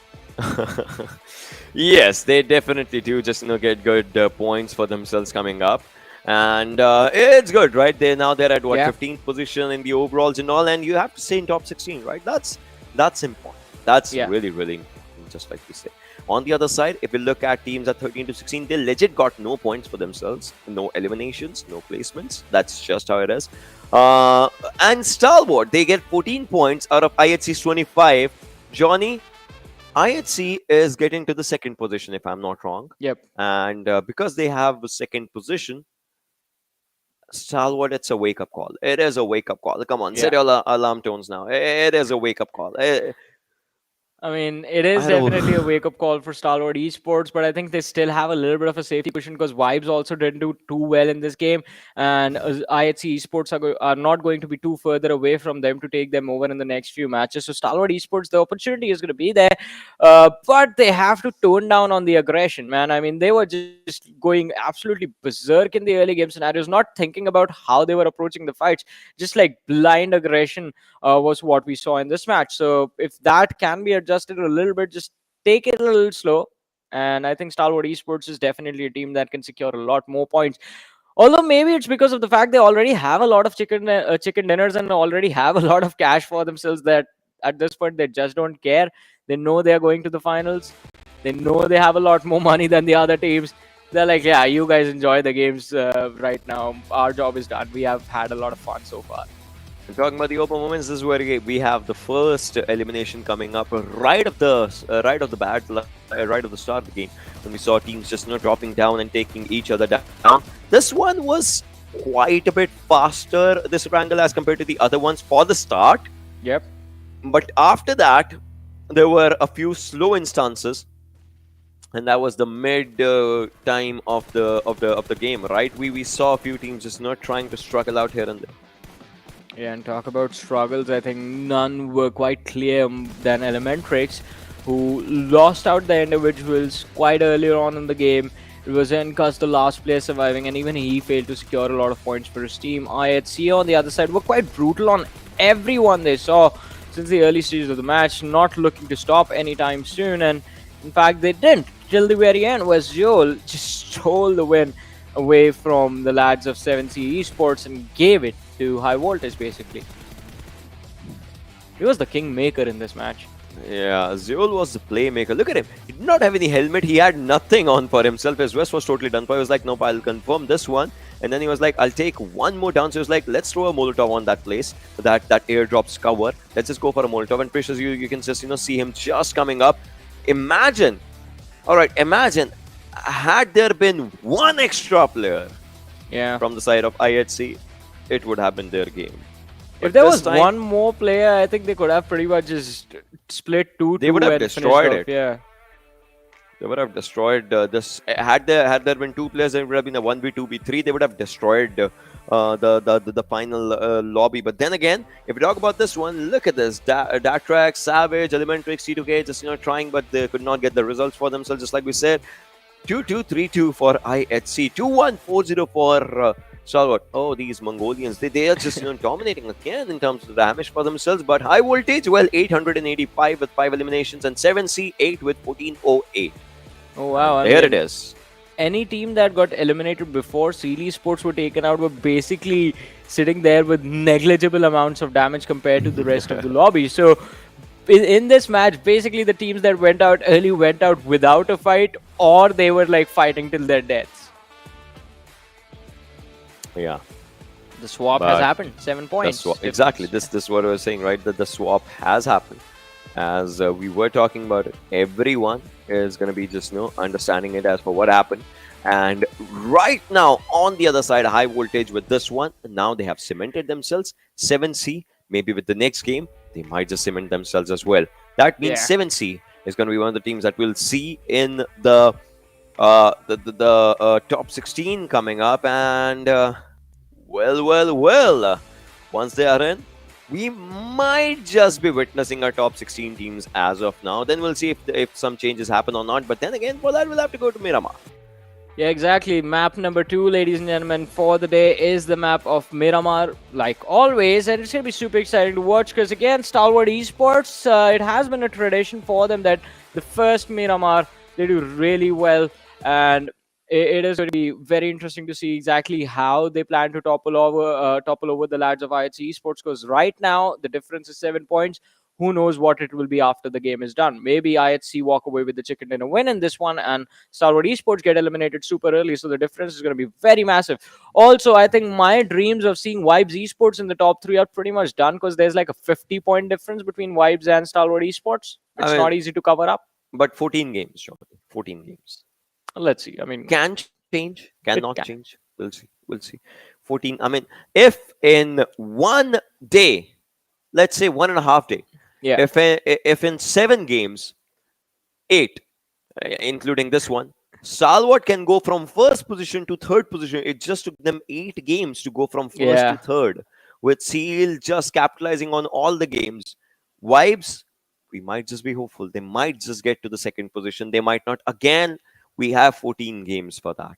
Exactly. I mean, Vibes at this point, they're going to dare to dream to finish the league stages at least on the podium, and then in the finals, maybe they will try definitely to replicate the same results, but it will not be easy. On the other side, though, 7C Esports, 7 points. Just to be safe, they need 7 points to get in the top 16, and let's see which path they choose. Do they go for placement points? Do they try and get elimination points early, so that even if they get 1 placement points at the end of their performance in this match, they still are inside the top 16 and don't have to worry about a lot going into the last few days? But let's see how the results are going to look like, or in fact what the results are going to look like at the end of Miramar, ladies and gentlemen, which is set to begin in, again, a few short moments. Yes, as of now, we are going up with this match for ourselves, ladies and boys and girls, as the plane has taken off for us, and now we are seeing the plane just coming up from the southern side. All right, that definitely looks good, and it's going to be moving down to Campo Militar. 110%. Yes, it is. Prison, Los Higos, Minas del Valle, Chumacera are the areas for the start. Los Leones, Montenegro, San Martin, El Azar is what we see. Hacienda del Patron as well. And on the other side, we do see Campo Militar coming up. Yeah, I mean, the trajectory of the plane is, I have to say, quite nice, because I mean, even for the teams of El Pozo, it won't be too difficult for them to drop and move towards El Pozo. It's not going to be a very big challenge for them, but let's see what if in fact we are going to see any early game collisions. Dax have taken an exit towards Ladriel, and they are slowly and steadily moving up north along with the lads from Skylightz Gaming. High voltage is going to be landing towards Valle del Mar. Chumacera being taken over by Savage Esports, IHC moving towards Montenuevo, and A1 Esports and Seal Esports going to Los Leones as of this moment. Yes, these teams just gonna go to those areas. Los Angeles, just like I said, it's a pretty big big city, right? So teams can just drop onto those areas and can just move forward. Carlson on the other side has spotted down Atrax's Spike, who's moving, and it's just he is gonna go. Oh, I see a mutant MK47 in on the back of Galzen now. Rarely players use that. I don't see anyone using that in the competitive, and I'm pretty sure he's gonna just drop that weapon as well in a while. The only thing that I would say this week, this weapon needs is a slight buff so that people could just consider it as a 7.62 alternative. And also, there's one thing, right? 7.62, the ammo itself gets a lot of space on your backpack. Yeah, so that's also one of the things. You might just be using one weapon that is AKM or maybe better than the second weapon as this one. I believe people would use an SKS or any other weapon of that choice on the other side. So yeah, 556.45. I mean, people are using UMP for one of the prime reasons as well, that its ammo costs less space in the bag. But 7.62, I mean, I would want to see some changes happening to MK47, to be honest. I mean, I agree with that, but it's going to be quite interesting to see exactly what the buffs are going to be. Because, I mean, the changes that were made to the UMP just made it, like, absolutely insane in close quarter combats. And the weapon was, from the beginning, since the UMP used to be 9mm, already quite decent in mid-range combat situations. So, it's like the perfect second weapon to have. Close quarters, mid-range, you don't have to worry about anything. Just carry a rifle along with this and you're good to go. On the other side, though, I think one more reason that the UMP came, as you mentioned, the backpack situation, the amount of units ammo take in your backpack, I think that has also become quite important because in the recent days, not recent, well, in the past year, we have seen the team sort of rely more on utility to get those openings in the late game stages. I mean, you won't see them just step out in the open and take those fight head on. They will try to set up at least rotation covers with the smokes, try to block out certain angles for the opposition using Molotovs, and try to dish out some early damage before charging in using the nades. That has become the primary thought process or a checklist of things to do before you charge and push forwards towards an all-in team fight.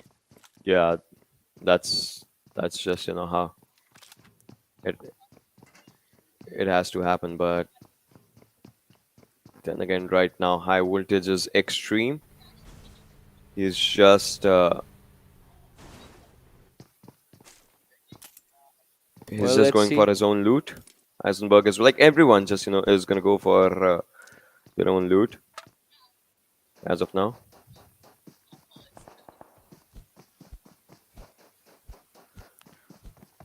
Sanshir is moving forward as well. Anif with that FPP angle. Now this is what players just like to go for, that TPP FPP swap for themselves for those initial looting phases and all. Like people like it, right? People just love it when it comes down to themselves. If you're moving, so here's a guide as well to the people. I'm pretty sure the audience, they are pros themselves, they do know it. But if you're just look at this, just like what Legend did. If you're moving somewhere in a small place or something, people would like to switch to FPP so that they get that initial vision for themselves, and that is really good if you're rushing or something. And it kind of just you can adjust the angles as well in the settings, like how much degree do you want that vision for yourself and all.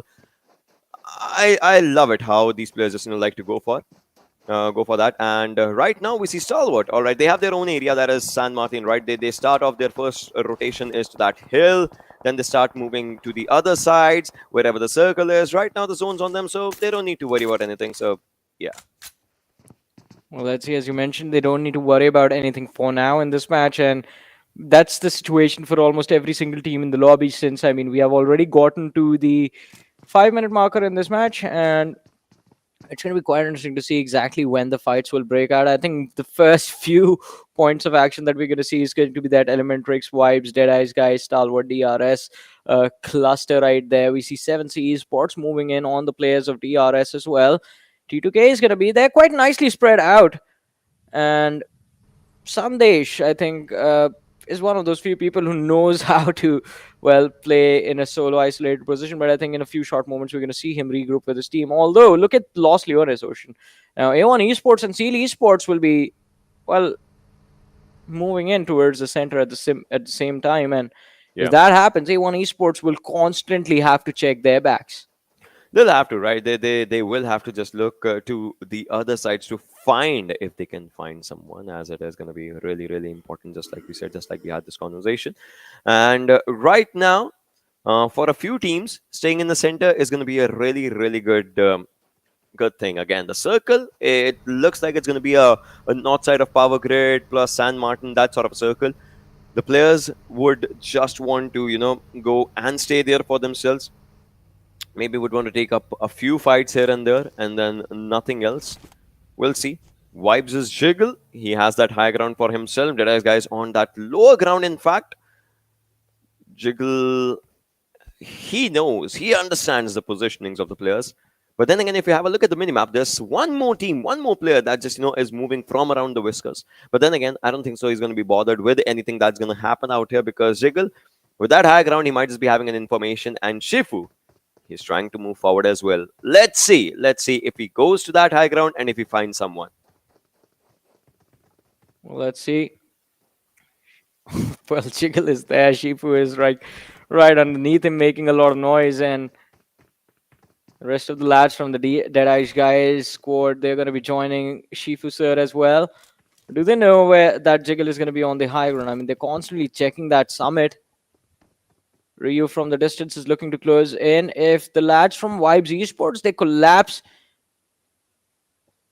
at the right time, Deadeyes Guys can be finished off from this point, because there's no way they can take Jiggle down apart from stepping out in the open and tossing nades towards him. And if you're going to be tossing nades, that means you don't have the weapons to retaliate against the teams, against the players that are going to be shooting on you. But Jiggle is completely cut off from his teammates, who, as you can see on the red, are slowly and steadily closing in. Yeah, they definitely are just closing in onto those places, those positions, in fact, for themselves, just like we said. And Deadeyes Guys, I'm pretty sure they would want to just be ready for whatever is gonna just arrive at them, as it has to in a while. I'm pretty sure Jiggle just has that understanding, and Vibes players are coming as well, so that info has been given. Now it's all up to True Love if he can get a good angle. This definitely has to be a good fight. And also the circle shift, all right, it happens onto a good place. And Hacienda del Patron, that's where DRS is right now. And that is the center of the zone. And for the first time, Stalwart is not marking any rotation. Again, we know it. Stalwart likes to rotate, but the circle's coming onto their home, right? So they don't even need to worry about it. I mean, for now, they don't need to worry about it. And I think, again, out of desperation of trying to secure more points and get more $1,000 for themselves, Stalwart Esports have decided to play a little bit slow this time. But with IHC closing in on their position, is a fight about to break out between the Mongolian Titans, especially with the airdrop right between them. And we do see one player from the Stalwart Esports lineup moving towards the airdrop position. IHC Esports are going to be closing in on that location as well. So it's going to be quite interesting to see, and you have to be extremely careful. Action, you can be completely isolated. Top and the other players from the Stalwart Esports side are on the extreme end of Hacienda, completely opposite to where Action is, and towards the southeastern cluster as well, towards the southeastern edge of the circle as well. There is a massive cluster spot. Well, Jiggle, quite an easy knock, and can secure the finish as well in this situation from the high ground. Just an easy nade being lobbed. But will he go for the rest of the players as well? Now they know that against this fight and against Deadeyes Guys Vibes, they will for sure have an advantage. There's no way to get that lad back into the fight. More damage dished out, barely around 50 HP. Jiggle, he's looking to drop down from the other end of the cliff and try and see if he can get down to the ground floor. Yeah, it's quite a lot of distance. He won't be able to make it safely, and the elimination is secured on its own. So now what he wants is maybe, he was just changing his position to see if someone moves from around the lower side and revives True Love on the other side. That's why he was just, going there. But then again, before that could happen, the player was taken out. And now Deadeyes Guys is left with 3 players. They know someone's constantly watching them from up above.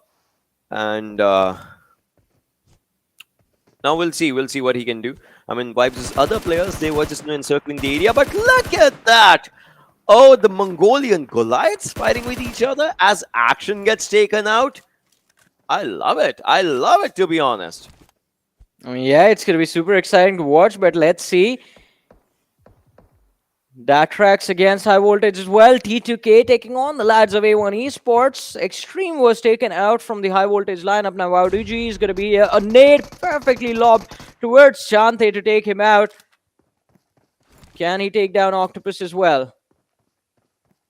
Waudu, he does stand a chance of winning in this fight, but needs to be careful about the util that Octopus is tossing. Does manage to secure the finish on Chante. Now, Octopus behind the tree is going to get his boosters on. The energy drink.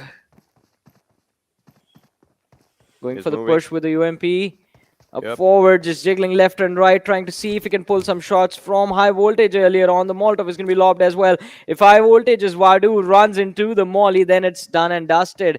The next util is going to be a nade, and it's a bit of an exchange between the two lads, but from the flank, Praveen, Octopus never saw him coming towards him. Now Spike is stuck in the blue zone as well.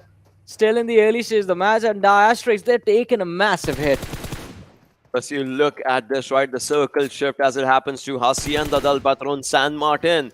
Stalwart was there, but then INC just arrived, and DRS is coming up as well. These 3 Goliaths are actually inside the circle. JyanMaara Snipe takes down Seal Baron.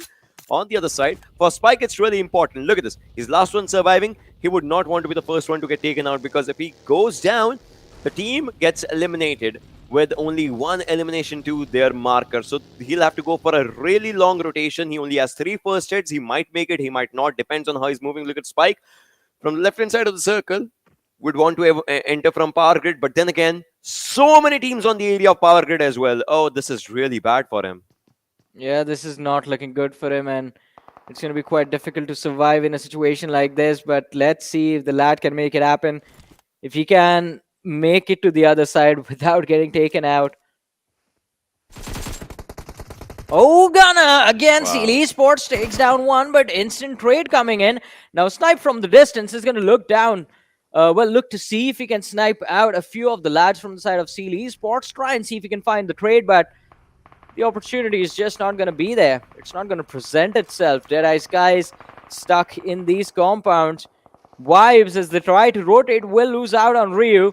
So there's another lad being taken out, and Jiggle, he can't go anywhere. He's just stuck. I mean, Johnny, the way these fights just started, right? Maybe 30 seconds ago, we were just seeing few teams just watching each other, and then all of a sudden, so many players, they do get eliminated. So these things did happen. And now Snipe is moving forward, right close to 7C's players. I guess he's just, taking a bit of information and nothing else from that side. Oh, did Sanchi not spot someone? I guess maybe not. And right now, Sanchi has just dished out damage of 2. If you see on his stats, right? I could just see damage of 2. That's all he has dished out. And if definitely just gets that 1 confirmation for himself and the team. 55 players still alive. 16 teams surviving. Hyozu gets taken down by Sinister. A1 Esports in ElementriX, it's happening again? Well, I don't think there's no one there to just referee the fight between the two teams. It's just going to keep on happening. Jiggle is going to try and see if he can dish out a little bit of damage on the players of Deadeyes Guys. Just barely managing to escape, but he has a little bit more area on the cliff to move around in. And Shifu is just going to be taken out as he drops out of the vehicle. Oh, it's going to be blown up, and Savage just capitalizing on the damage that was dished out by Jiggle. Will he be upset about this? Like, I do all the hard work and they take away the rewards for that. Last player from the DE squad making a run for the circle. Eisenberg sees Chari, almost, finishes him off. That's it. Oh my god. The way this fight happened, Deadeyes Guys, they become the first team to get eliminated. JyanMaara Snipe, look at him. This is a really daring place to be in, if you try and understand it, right? This is a very, very, very daring place to just, be at. The zone's coming. The players are just there. And it's getting really difficult, to be honest. He has to move out, but then again, his teammates are also outside the zone. So things might just, might just not look good at all for him. And that is where he might as well just get pressurized. A lot of cylinders. So now JyanMaara, they need to understand how they can move inside the circle. On the other side, Top takes down ElementriX's Orange, which is not looking good for him as well. As ElementriX, well, they are being pressurized now.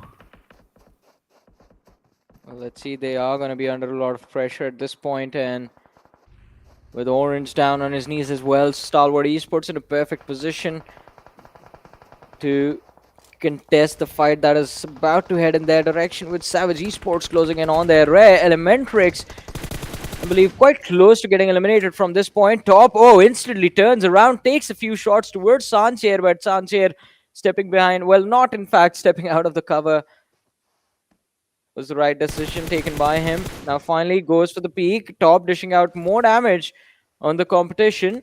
Not looking to stop anytime soon, but Nima, he's stuck. Vector in his hands, will have to fight for survival with just this SMG. Switches over to the Scarl, but the UMP is going to out-damage him in that close quarter combat situation. And Skylightz Gaming, Nima is going to be finished off. AJ is knocked out. Galzen doing all the heavy lifting by himself. Look at him, taking down the players of high voltage left and right. But will he be able to lift them up more and more? That's one of the questions. And right now on the other side, Sushant just doing his own job, his own sweet job, taking down a few players. They're going to be missing out on Orangey, though, in all of these situations. And ElementriX, they need to understand that Savage is coming from the other side, who are indeed taking up another fight from another team. But Hyozu is surviving. He just sits in that vehicle, would want to move away from this place. ElementriX's Incus was spotted down. But Hershey, I guess he understands to take down the last player. That's going to be the most important. And Hyozu, he's stuck. He gets taken out. There's no stopping. There's no coming back from this one. But look at that, Hershey. Oh my god, Hershey. He just saw one of the players on the back lines, although. But now he chooses to go for the zone, which I guess is the right call. But he's still not inside the circle. Well, let's see, he's still not inside the circle, as you said. Hershey, this is not a good spot to be in. Jumps down the cliff. Does hear Spike rotating. Will he go for the pick? We'll talk about that later. Praveen finishing off Galzen from the Skylightz Gaming squad. And the blue zone closing in. Even he will have to think how to find his way in and find some safety. Takes a massive hit while moving in. This is not looking good. Praveen, which is barely 5 HP. Finished off by AJ in the very end. High voltage forced to take an exit after the win in the previous match. Wow. This time they go out early. They go out really early. And it just, doesn't look good for them. Although they are in top 15, if not anything. So, they have secured it for themselves. And obviously, they have a lot of matches for themselves to just showcase their incredible gameplay. Oh, Top gets shot at. If he had fallen down from this place, he would have taken the fall damage as well, and he would have been taken down. But then Hershey's coming, but he's getting shot from the other side as well. He understands now he's in the wrong position, the wrong place. He'll have to just lie down on this place, and will have to heal. Yes, that's exactly what he's doing. He's going to go for a first aid, and has 6 energy drinks, so he's going to just make the most out of it. If not, as well as he's fully energized with that boost bar coming up. AJ gets taken down by IHC. Godless, what sort of a sorcery is this? Hershey will be taken down from the other side by Stalwart's try. They lost on action in the start of the game, but they're not looking weak. But Memo? Demo? What? Demo takes down. Memo takes down. 7. What? Quite an interesting situation, but I think 7C Esports, they are retaliating as well. They have taken down Wally, Demo, and one more player from the side of Seal Esports. It's just one final player left standing, so I don't think Seal Esports, they stand a good chance of making it to the late game stage. 7C Esports trying their level best. They're desperate to win this fight, finish off the last standing player from the side of Seal, and walk away alive. But Demo is crawling towards his teammate, trying to go for the revive. But on the other side, ladies and gentlemen, Dax have also been shown the exit from this match. Savage Esports have gone out. We're down to 9 teams, 29 players surviving in this game. Venom Legends, steal shot. Oh, this is going to be intense. He's isolated. Vibes, they are quite close to him. Joker and Malik, just the final two players. Still, Vibes, they are struggling. If Malik is taken out, then it's going to be down to the last player. And with how Steel Shot is lining up his utility, I think Vibes, Malik is not going to be alive for long. Barely any HP. Oh, so close.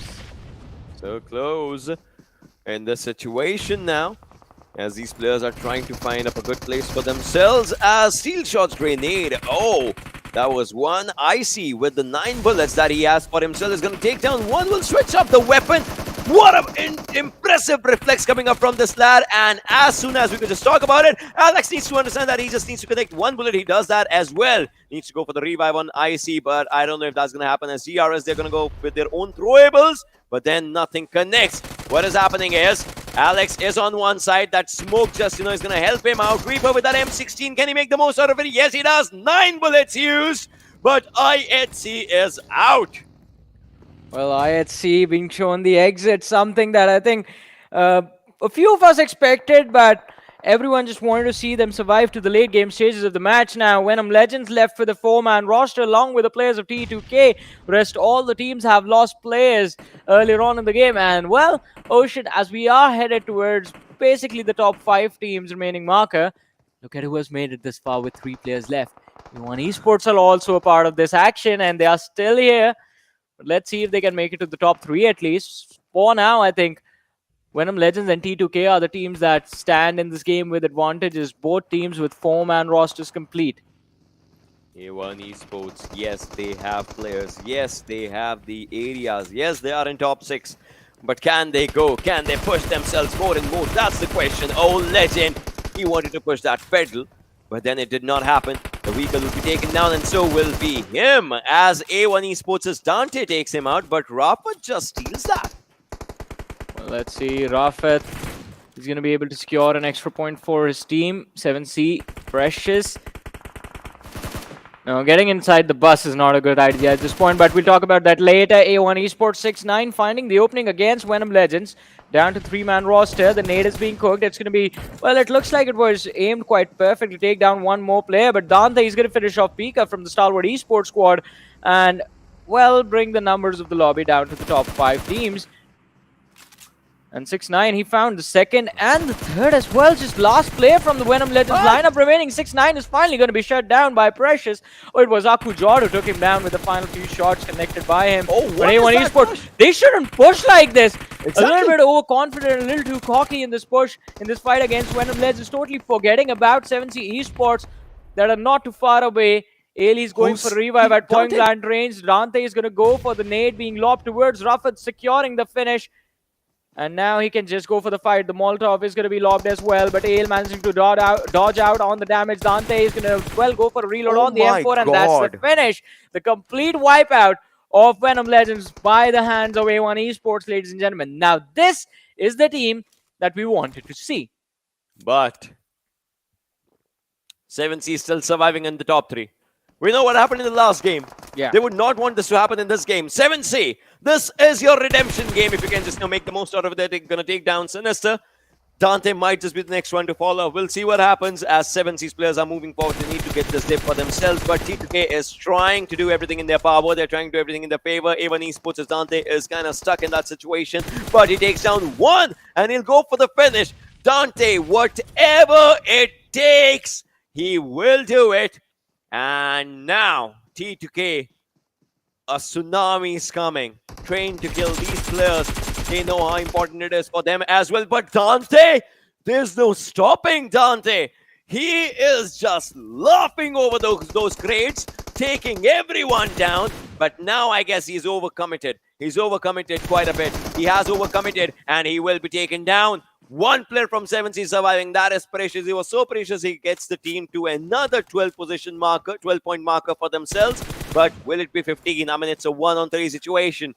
7C's Precious would be praying that now T2K should throw the game the way they threw the first Erangel. But I'm doubtful about that. Yeah, that one was a different scenario where there was another player from the opposite team present. This time it's a complete 3v1 situation, and I don't think T2K, they are going to make the same mistake. Look at Sandesh, he gets the position and the other lads go for the finish. There it is, ladies and gentlemen. T2K getting another chicken dinner for himself. So the form continues. The incredible performance from T2K from the second Super Weekend. They've brought it that back along with them to the third, ladies and gentlemen. Moving up, well, staying in fact in the top 5 of the overall rankings, 22 points secured from this game. And $1,000. Really good place coming up for themselves as well. They are at the 5th, and right now, as we see them, 1 to 5 is the damage stat coming up for them. 22 points, just like you said, with the 7 eliminations that they have for themselves. But A1 Esports is Dante. Appreciation the way this guy just played in the final zones. Appreciated that play. I mean, he is the one who has had brilliant games for himself in the past as well. I still remember his Paradise Resorts. Zeus 1v4 that he did in the previous PMPL seasons. This time as well, just coming up and doing really good. Although A1 Esports, yes, they are a bit late to the party, but then again, they are making sure that they got the invitation right. Yeah, definitely. And I think as we are talking about A1 Esports, we need to mention 7C Esports as well, because even though they missed out on the chicken dinner in the last match and we were very brutal on them about it, they are being consistent. I mean, finishing in top 2 last game, finishing in top 2 this game, 12 points each time secured comfortably. I think if they finish on a second every single game from now on, even though they will miss out on a lot of money, they will still be walking away with a lot of points. And after this match, I think 7C Esports have pretty comfortably established themselves in the top 16. Yeah, they have. They definitely have. And I'm pretty sure they're going to be enjoying it for now. And everyone's going to be just loving it because they were playing consistent. They were playing for positions and they got good positions for themselves. Yeah, they have good position for themselves. But for now, ladies and gentlemen, we're going to take a very short break. So just stay tuned, keep watching. We'll be back after this.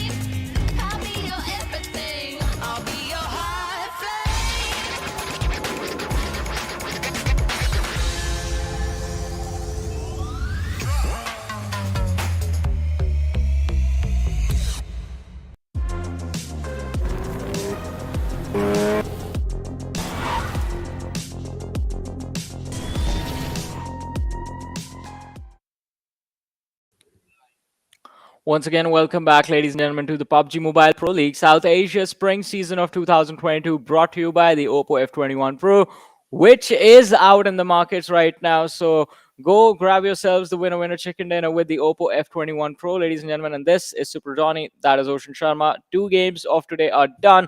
7C Esports consistently finishing in the top 2 in both those matches. Now it's time for us once again to move to Erangel, match number 3 of the day. But before we do that, we're going to talk about the stats from the previous match. Exactly. We will be looking at the MVPs and the other stats as well, because this game, I'm pretty sure so many players just, improvised and they adapted onto some new strategies. In fact, this was a standard Miramar zone, but not so standard Miramar play coming up from all these players. I mean, Dante, just like we said, we talked about him before the break. So let's have a look at the MVP as well, and let's see who that player is going to be, and the way these players just played. What does it take in this one to be the MVP? All right, it takes 4 eliminations, 530 damage, and 24 plus wins survival time, and that was done by Train to Kill Suyuk. Yeah, I mean, just 4 eliminations, 530 damage, and as you mentioned, the 24-minute survival time as well. It's going to be pretty intriguing to me. Like, all right, what is the rest of the lobby going to look like? Did no one dish out more damage than this? I mean, Train to Kill will definitely have the advantage in terms of the survival times, because they did in fact survive till the very end, literally. But again, now also another interesting thing, what's the total tally of the lads from Train to Kill? Because after CEO, we don't see any of the other players in the top players list, but A1 Esports, Dante, he managed to find his way in with 617 damage dished out in total, more than that of the MVP of the game. Praveen is going to be there on the 3rd position with 3 eliminations, 542 damage. Sandesh is going to be there with 2 eliminations, but 507 damage. And Alex with his 2 eliminations and 500 plus damage. Yep.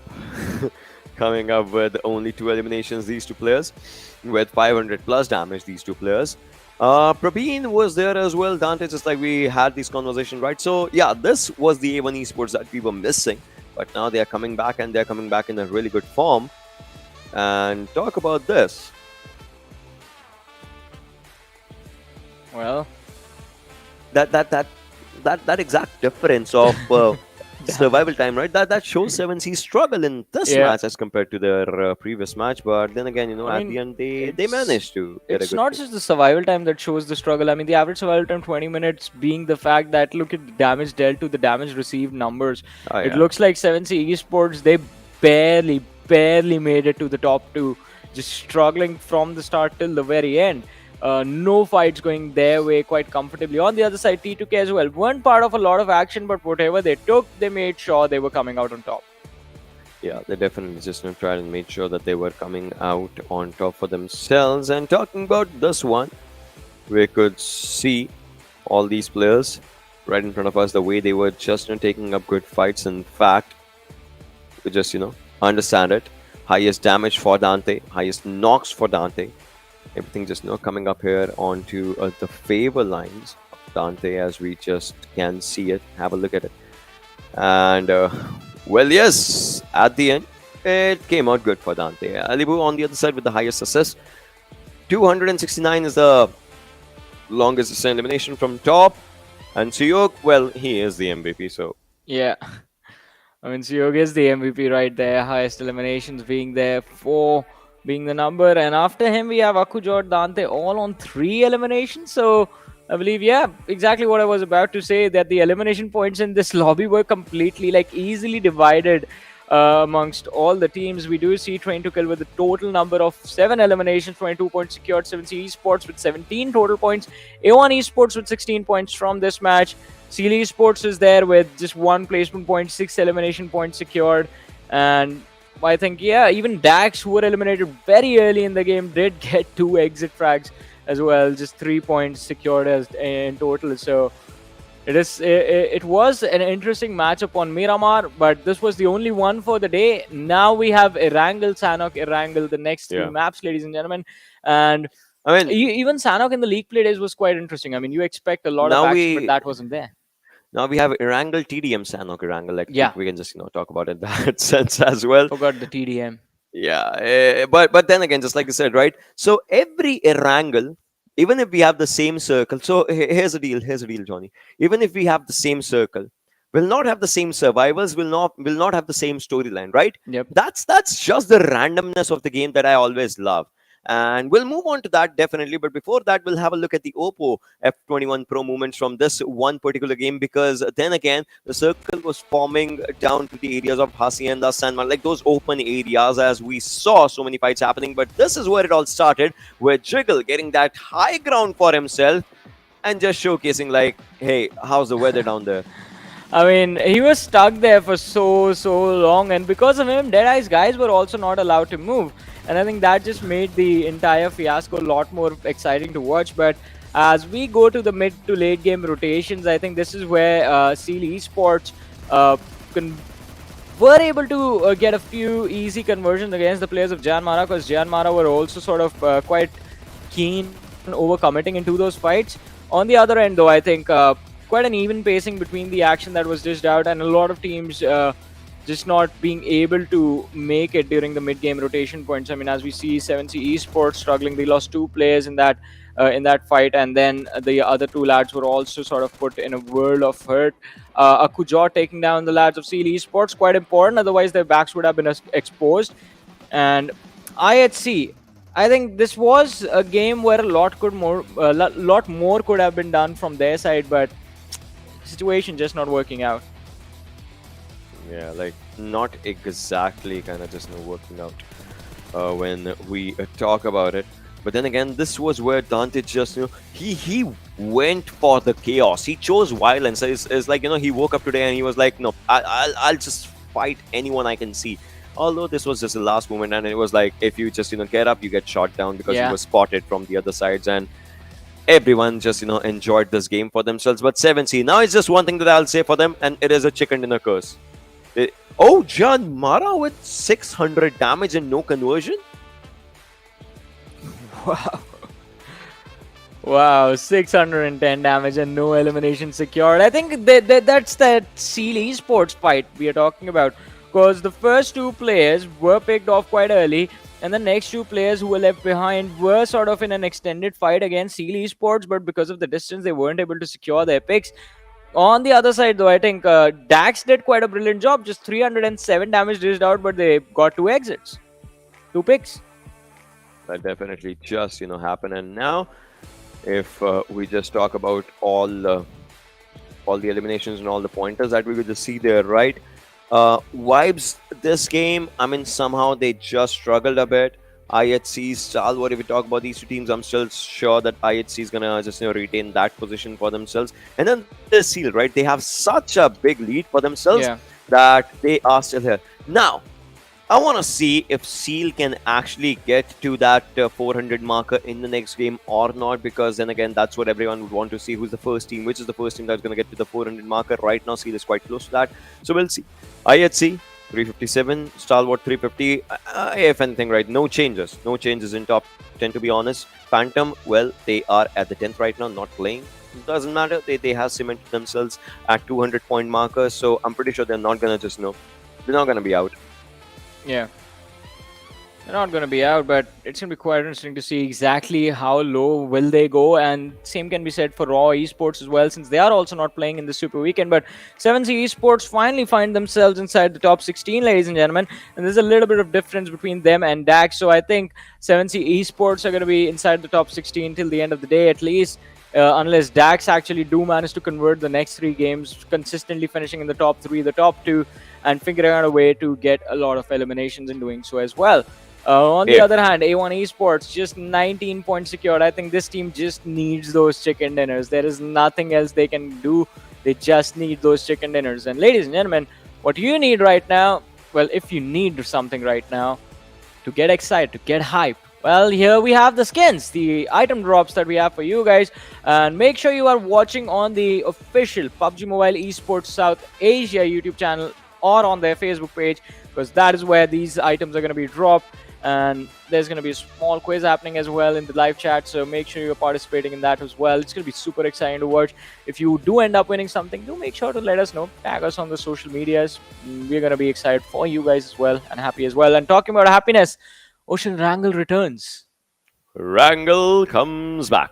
And talk about this Erangel, right? In the first one, we saw 20 points overall. Second one, we see 22 points overall. Yeah. I'm still waiting to see a game with 20 individual elimination points coming up, right? That's something that I would love to see, and that's where we'll see a lot of jumps happening for a team. We want to see a 20 elimination bomber game if that can happen, right? And yeah, I hope in this one. I really hope in this one. I mean, it's going to be very fun if that happens right now, and even more fun if it's one of the teams from the bottom of the standings or from the bottom of the leaderboard. Like, imagine A1 Esports dropping a 20 bomb in this match. That's going to be very fun. I mean, I'm going to blow the roof off this place if that happens. I mean, it's going to be very exciting, but it's a big if. The reason I say that is why it's going to be more fun if it's from the lower part of the leaderboard, like any team outside of the top 10, because that's 35 points that you're talking about. And that can basically give you a jump of 2-3 positions easy. And it's going to make the mid-table situation, the sort of the teams that are there in the middle of the table, a lot more exciting to watch, because right now everything is just stagnant. There are massive gaps between the teams. They can just like play decent again, not make it to the top 5, and still stay at the exact same position that they are, unless their competition ends up winning the game. I mean, if that just happens again, just like so, unless their competition ends up winning the game. But then again, for winning, for being in the final circle, you have to play the entire first 2, 3, 4 zones. Like, those are really, really important. Like, especially if you know Erangel, right? 3rd to 4th and 4th to 5th circle. Out of those 2 circles, one has to be a hard shift. If you can play that, if you can understand that, well, you'll get inside the circle. You'll find a very good place for yourself. You'll move forward with that. That's extremely important for these players to just understand and just get it there for yourself, because flight path might just be something you might just be understanding that yes, it's your drop location, etc., etc., etc. someone else arrives and just steals it from you right before you could think. And obviously, we'll be going on to the player cams right now to just witness and see what they're doing, how they're feeling. Someone just Godless just left. Yeah, they're like, nope, okay, bye. But then He's again, not you know, even they're there. just they're just wait, what is assassin doing? Or it's just that pillow or that gyroscope pick functions, just that. Using it all, and now our game is starting up, ladies and boys and girls, as this is the second Erangel, or you can say third game of the day. Yeah, the second Erangel or the third game of the day. We have one more Erangel, and that's at the end of the day. But we have to get through this first. And the match is live. The trajectory of the plane, well, this time sticking towards the west, starting from the shooting range, going all the way towards the military base. So teams towards Yasnaya, teams towards Lipovka, JyanMaara are going to be in a tricky situation in this game. Milta Power, Farm, all these teams are going to be in a little bit of a tricky situation because as soon as they drop, they have to be extremely careful as to how they move towards their preferred drop spot on the map. Yeah, that trouble situation, it's definitely going to come for a few of these players, a few of these teams, just like we see. T2K, they're dropping down. Sibani is their drop. Atrax. Oh, those northern sides are coming up for them. IHC, we see them on Georgopol. We know they are on Georgopol, but Skylightz and Venom Legends. Is history repeating itself? Well, let's see. Looks like it. Skylightz is dropping. And, well, Venom Legends is dropping out at that exact... Like, it's shades of the first Erangel. Yeah, shades of the first Erangel, but is it going to be an even trade between the two squads this time, or will this one just be a complete wipeout for one of the teams? Now, Venom Legends, they have gone for a split wherein Dictator has been left quite close, but look at this! Oh! Wow, dragging the bike away with him, and he's almost flipping the US. Sanchir just managing to hop on the vehicle right in the nick of time, and oh boy, he's gonna be so happy that he made it. He's not knocked out right now. No fear on the other side. I mean, for JyanMaara, it was kind of a tricky start for them in Savage as well, as right now you can see Snipe. He has an SKS, a DMR. He can try and snipe with that.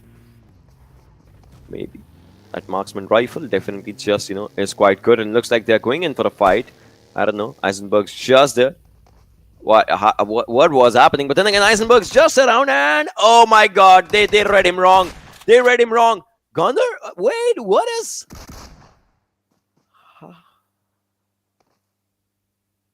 The DBS.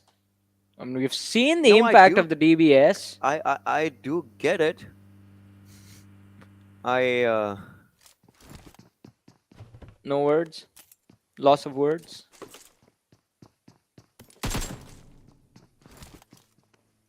I mean, let's see. It's still the early game. Maybe Savage recover from this. As Anif and Hershey, we do see them in the US. And finally made it to Yasnaya Poliana. Oh, the jump lands perfectly. And they have control of the city's edge now.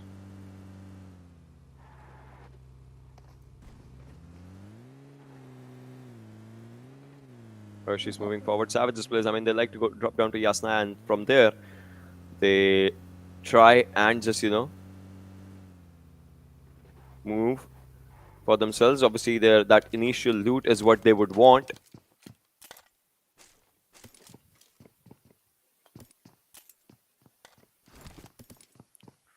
And if Sanchir, everyone's just, everyone's just going to go for that initial loot for themselves. Hershey, just being that Bojack horseman for himself, is just going to just, go for that initial loot for himself, as well as they are quite close to the circle, in fact. And from there, they would just, try and get a hold of a good area. Shield shot just, is moving around that place. So, yeah. Well, let's see. Venom Legends again. They have good control of Gatka this time and no contact with the players from Skylightz Gaming. So, they're going to be feeling quite comfortable about this. Dictator already hopping on the buggy, just giving a call out to his teammate right there. Steel shot, like it's time to leave it, to rotate, and I believe they've finally spotted out the players of Skylightz Gaming. So it's going to be quite interesting to see what the intention is going to look like, and they want to go for a push. Oh wow. AJ and Steel Shot, the utility is going to be exchanged, and AJ steps out in the open, runs back in right in the nick of time, managing to dodge the damage of that frag grenade. And Venom Legends, I think, are finally going to back off, realizing that they are outnumbered in this fight. They definitely are, but look at that Steel Shot. In fact, Venom Legends' players have been spotted down. This fight, Skylightz versus Venom Legends, it will keep on happening here and there. They understand each other. They know each other's positions. They know where the players are. They know where the opponents are. They know from where they can go to take up the fights. But we'll see. We'll still see, right? Because right now they have to find up a good, decent place inside the circle. To be honest, Atrax. Now they are moving away. They have their own vehicles, a few buggies, a few, bigger vehicles coming up for themselves from which they can just move out of the place. Might as well just go for a slight rotation. Looks like Atrax is going for it, but the circle. Oh, this is such a good circle. Might just go down, might just go up. It'll play with the minds of the players, but at the end it should come up. Well, let's see. As you said, it should come up in a few short moments, but T2K, look at them. Moving in towards Yasnaya with 3-1 split. And Dax is, well, their intentions are quite similar to move towards the main island from the eastern points as well. So it's going to be quite interesting to see if Savage Esports, in fact, do catch them off guard. Deadeyes Guys, although, have gone for a very early rotation, moving towards the farm area already early on in the game. DRS still holding on to the Milta City, and Skylightz Gaming now. I think this is going to be quite interesting, Ocean. Look at that. ElementriX, they are playing split. Skylightz Gaming is also playing split. So if those individuals, Yozu and Nima, if the contact happens, I think it's going to be fun to watch who wins and gains an advantage for their team. Yeah. High voltage, that school area that they have. They always like to drop down here, right? No matter what, if a team is coming on them, they'll still drop here. If something happens, they'll still drop here. They like to just start off on their own momentum, and they like to just drop off to these kind of places for themselves. So high voltage just loves it. That gas can was just out there. Would want to just refuel one of the vehicles, maybe to its full potential or something like that. You could just see that. And all right, the gas can gets picked up. On the other side, it's Seal Wally. This new bridge, it's extremely good, and looks like he's giving up a few classes to us. So that how can you just? Oh no, he was just supposed to go to a pixel left. From there, he could have just climbed it up. He wants to climb this bridge, if I'm not wrong, and he's just trying. And on the other side of the bridge, on the other bridge, it's ElementriX. They have Venom Legends quite close to them. Well, let's see, though, if the fight is finally going to break out. Rafat is going to be there. Dictator thinking about a push as well. Yuzo, just an 8 being lobbed to stop them, but it's going to overshoot. And oh, don't run towards it, buddy. It's not what you do with an 8, but Orange, look at him going for a flank. ElementriX, they've thought about this.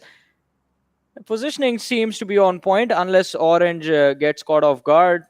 Sus in the back lines as well, and well, Dictator is going to pop off a few smokes to just deny them the vision to sort of deter any further aggression.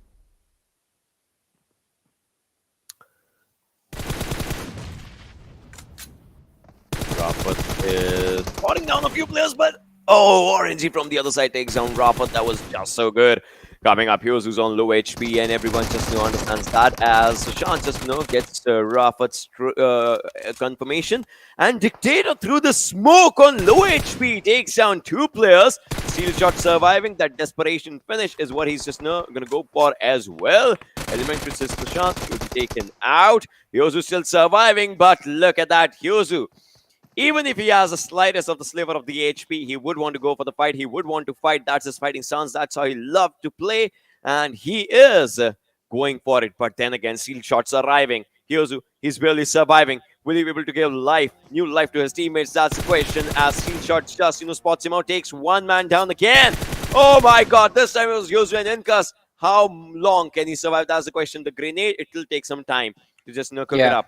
He is going to go for that cook. Grenade will throw it. Damage has been done. Incas has been spotted. ElementriX, they are Oh. out.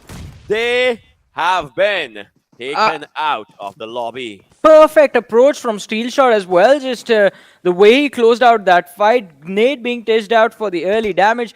Repositions towards the right. He knew his opponent would expect him to go left. And then just easy shots from the UMP being connected. But look at this. High voltage in a world of hurt. As Wadu is going to be taken down by Rules and finished off. Just getting punished for overextending towards these barn houses. And DRS, they have the spot under control. It's locked down completely. Completely just, taking down players. Extreme thinks it's a good day to go for a swim. What do you think, Johnny? Well, Is it a good day for a swim? yeah, it's quite hot. I don't know. I mean, DRS above your head? I don't think so. But then again, that thing is happening on the other side as Extreme gets taken out. Look at that. Would you look at that? Let's see, Venom Legends, they know how to drive quite perfectly, just avoid the bullets. And IHC Esports, we know they have blood in their eyes. They want to hunt them down.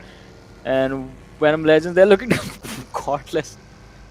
I mean, the man can shoot quite nicely and like be very aggressive in the game, but the driving, what we just saw. Oh! Yeah. He's up. He's He up. missed them He's up. completely. He gets. He understands. But Leo, he spots on the other place from Venom Legends, and look at that. Dictator is on barely any HP bar right now. Lambo gets is moving around, and I guess this is where Wally can capitalize. He's giving up a few shots from one side, and Wally understands his position. He understands his worth in this fight. As from the other side, it's gonna be Steel Shot. It's gonna be Dictator, who hasn't healed yet, by the way. But I guess a few more vehicles are coming. A few more vehicles are coming. Wally's position has been taken apart right now. As Why is no one shooting him down? Oh, Alex is on low HP. The circle shift. That circle shift has played with the minds. Yeah, I mean, this circle was very interesting and very fun, but now, I mean, since there is a massive cluster of teams on the corner of the bridge, Wally just drops down to his demise. Oh, that has to be brutal, but Seal Esports, they've just lost one lad, Baron, Demo, and Leo, still surviving in this match. And Venom Legends, they have managed to cross over. IHC have managed to cross over. Skylightz Gaming is going to be the next team thinking of crossing the military bridge, but it's not going to be as easy for them because now they have 3 teams waiting on the other side. And you can't really start fighting instantly after you cross over. You have to position yourself behind some cover, be it either towards the city, towards the left, or the hills towards the right. All of a sudden now Venom Legends, they have to go 600, 700 meters more inside the circle. Meanwhile, high voltage, only the first game was a charming game for them. Other than that, it's been a complete nightmare so far. So they need to understand what they're doing wrong. Seals players, a few marking a U-turn, a few just moving forward. I don't know what's going on in their minds, but then again, this is how it is. JyanMaara still struggling with the blue right now, but then again, I'm pretty sure it's the third circle. They just need to pay respect to the circle for the next one, and then they would be fine. They would be safe. Skylightz again, just, the players are being taken down as 7C Ripson just takes down Nima and would want to go for that finish as he does. He does it. Precious on the other side. Ripson on 1. Akujar on the back lines as well. As we see them, these players, they are thinking for going on a fishing hunt, and A1 Esports is on the other side. Last game was pretty good for them because they were on the land of the desert and they were taking fights. This time, the water might just change everything. Let's see. I mean, every time Sinister just comes up to fill his lungs with air, he is getting shot. That's a different way to drive a buggy, man. Like next level engineering. I get it. I think I wish Necro was here to see this. I mean, he's the one just talking about how in the future everything is going to be wireless driving. Contactless Contactless driving. Like, yeah. Oh, sinister. Still surviving. But DRS from the other side takes down 6-9. I guess Steel has that understanding, maybe. Maybe they don't. But Mafia Ninja with a really good spray right now, just connecting a few shots on this auto weapon, just using it like a burst with a few shots and then just getting back to his own position. That looked quite good, quite surreal, quite amazing. IHC on the other side as we see them just struggling around. Think about it, right, Johnny? IHC went to the southern side, then they come back to the northern side. Just like we said, the Circle's going to play a few games. The Circle is playing games, and IHC has been played. Well, IHC, as you mentioned, they have been played the crossover to the military island and now trying to fall back to the main island. They have lost Alex and they will be stuck in the blue zone as well. They can be stuck in the blue zone as well because they have Venom Legends right behind them. Joel and Godless, they are moving forward in their vehicles, but will they be able to find some cover once they are inside the zone? They have IC who did overextend, but he has been spotted out by the players of 7C Esports. Memo, not really in a position to try and go very aggressive, go ham in the action, but still can in fact dish out some damage and make sure that IC is not going to be participating in the late game fights. Now, IHC, they're trying still. You can see them, right? They're still trying to just find up the places, the positions for themselves if they can. Playzone takes down one from Venom Legends again, and this time IHC Godless is moving forward, and obviously that is important, but still gets blown down, and I am pretty sure nothing hit Godless, but the vehicle still there. Godless, he would not want to stop any place. Well, let's see, it just keeps going and going towards the other end. But one more thing I want to know is what is going to happen to Stalwart Esports, because if you look at the map, I mean, Stalwart Esports, they have control of the Nova Repnoy Bridge, but Seal Esports is closing in on their array. And while the players of 7C Esports tried to shoot the vehicle that IC was in, he has exited it and now is just swimming just underneath the water. Oh, Seal Esports getting destroyed. Top finding the first pick. Baron quite close to the blue, has been spotted out as well. Top needs to be extremely careful about this. Is going to drop down to the lower platform and now back to the bridge from where his teammates will be able to provide some suppressing fire if he gets knocked out. Now Baron is taking a lot of damage from the blue. One of the lads from the Seal Esports side, Leo, has already taken a swan dive into the water and is going to try and swim for survival. They're trying just, to move down from the areas, just like you said, they're trying to swim for the survival. But look at that, Seals players, they're taking damage of the blue, and Stalwart is just enjoying this as of now. Seal, they were trying to hunt down the players from this angle, but then again, it just could not happen. And now, Playzone takes down Demo. That confirmation definitely comes to Stalwart. Oh, they spot down DRS's players as well as Action's going to go on that Mini. Action on Mini, I am loving it. I mean, look at this. I mostly see Top using that Mini, right? Action and Top both are using Mini. It's just so incredible. Dictator on the other side still just doing really good for his team, for himself, as he's the last one surviving, has 4 eliminations. Like the team has 4 eliminations. Skylightz, they lost down on one player, but then again, still trying. Venom Legends, they do get the 5th elimination right now, all thanks to Dictator. DRS has 5 as well, but the difference is a team has only 1 and the team has all the players surviving for themselves. Yeah. I mean, and numbers can be very important at certain time. Look at that action also getting taken out. And there's the nade loft. Oh, no. Top, Pika, both are going to be down.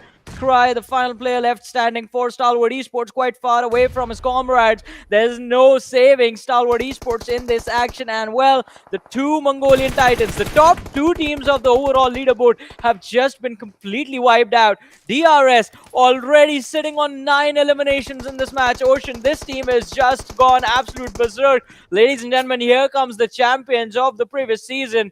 A1 Esports Sinister is going to be spotted out in the water the moment he comes up. And well, those are the picks they need to shoot at. Reaper bot trying to be the Grim Reaper this time. He's going to try and see if he can secure the final few points. Yeah, last few bullets, and there's the exit. Make it 10 eliminations on DRS. And Reaper opens his own account now with the first elimination for himself. A1 Esports, they do get eliminated with just only 1 placement point for themselves. Yes, this DRS is deadly, and look at Reaper just trying to shoot any place that he can, and he gets that. He gets that for himself. When now they manage to eliminate IHC as well. 10 teams surviving. And Deadeyes Guys is in that area, as well as Savage is trying to pressurize them. Well, let's see how much pressure will they be able to put. As Skylightz Gaming will also come under some pressure. Delta finding another knock. Killer taking down Gals in a few moments earlier. But DRS, they need to be careful about this. As you mentioned, Savage Esports closing in now on their position. Rules is going to be taken down by Anif. Since he's a little bit further away from his team, it's going to be quite difficult for them to move on his position for a revive. They will have to lob some smokes, create a pathway, and then try and see if they can get the revive completed in time before the other teams just push towards them. Oh, look at this. T2K, they just made it inside safety. And now they have to think about fighting 7C, but 7C are getting destroyed from Dax. Savage Esports also chiming in. Everyone wants a piece of the action while 7C are getting eliminated on the 10th position. And it's not just them. Skylightz Gaming also forced to bow down. Oh, JyanMaara's coming. Savage understands as JyanMaara's coming. You see those smokes, right? They have that understanding for themselves. And they would want to just, hunt the players down of JyanMaara as they are going to be in the open grounds for themselves. Savage, yes, they are struggling at the edge of the circle. But then again, we'll see if the next circle just forms on them or not, because we are out of the 4th and the 5th circle's importance as we understand it. So York with his own grenade takes down Atrax as one player, but then again that finish has not happened yet. And look at the difference, right? Venom Legends is Dictator, still getting those 6 eliminations for him. I guess he's been spotting down one of the players, but Gunner, he manages to actually just lay around in that area, but that smoke's just going down and using anything. He's using a pistol as well, whatever it takes to take the players down. He was just trying to go for it, and now he understands that someone's just coming quite close to them. He's just going to go with the jump and the punch for himself. But JyanMaara, they lose on one of their players. In fact, Venom Legends, all right, gets taken out finally as we're down to 7 teams.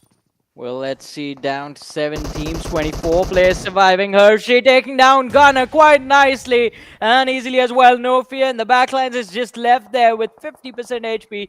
He's going to have to put on a first aid before he runs forward, try to take down the players of Savage Esports. But Sanchir is going to look to close things out. No fear, switching over to the UMP, will go for a gun battle, taking down one, finishing him off as well. Finally securing a point, and this is a perfect trade.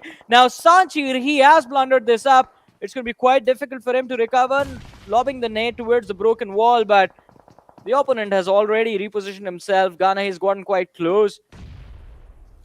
And on 50 HP as well. S12K? Come on, what is he nuts right now? He's running with an S12K in this situation. Oh, I love it. I love the way he's just, playing this game. And he's they've not swapped positions now. Yeah, but then he's not just, he's not giving that weapon down. He's still using that weapon. He would want to use that weapon in the final circle. If he uses that, that's just going to be brilliant. Now look at him just jumping around and using it. And he uses it. S12K coming up. The shotgun era's coming, I'm telling you, in this region. The way we have seen the use of DPS, the way we have seen the use of S12K. Wow. Wow. Yeah, I mean, S12K is still, I think, going to be the more interesting of the two options, because DBS, at least you can just press the trigger and just keep running forward in the close range situations. Rules from DRS just been revived, back in the action. We'll have to heal up before he steps out from behind the smokes, behind the covers, and this is going to be quite interesting. I think DRS, the 2-2 split might not work out for them. They're going to be quite exposed when they go for the push for the circle, and moving towards the players of Vibes also will have to absorb extra bit of pressure from them. Deadeyes Guys, True Love Sir sees the players from DRS moving, trying to shoot down Delta in that Lamborghini, and dishing out 50% damage, but the other two lads have been finished off already by Vibes. So DRS, from doing really well in the match, now doing not so good at all. Delta is going to be finished off as well. Last player surviving, Killer YT behind the smoke. Jiggle, will he be able to take him down? Right now, Vibes' Ryu is on the other side as well. Jiggle, he understands the position. Killer is just surviving, I guess. Yes, he gets that damage of the nade, but then again, it's not faltering down at all. Jiggle's gonna use another grenade. Let's see if the second time actually just becomes a charm or not. Oh, Killer survives that grenade though, and he's just repositioning himself. Vibes would want to get this game, and if they do, Johnny, I won't be surprised, to be honest, because we know what they're in for. But Yeah. DRS getting that major chunk for themselves with those 14 eliminations. They are out finally. T2K is doing good. They would want to get a hold of multiple chicken dinners today as well, as we see them. Atrax still struggling as the players are down, but then again, we'll see where the struggles go because the circle has to move Shante. forward. But Legends Grenade takes down Shante, and Octopus is down already. That means they can try and rush, and they'll have to because the circle is on Darktress's side.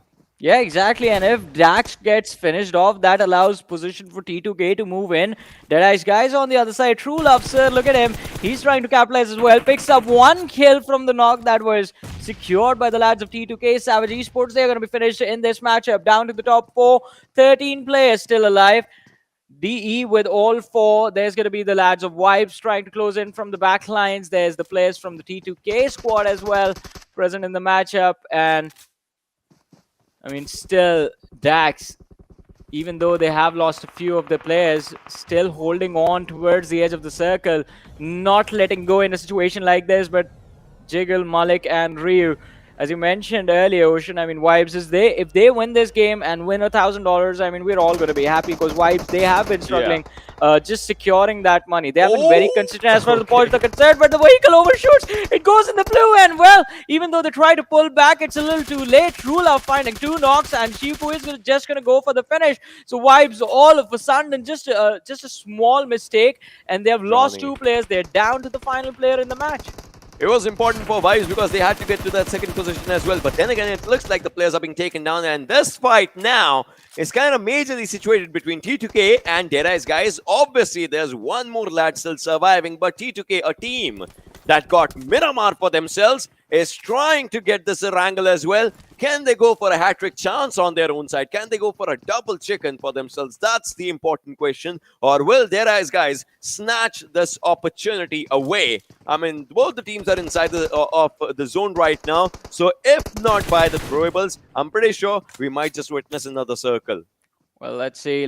Down to the toe teams, 4v4 again.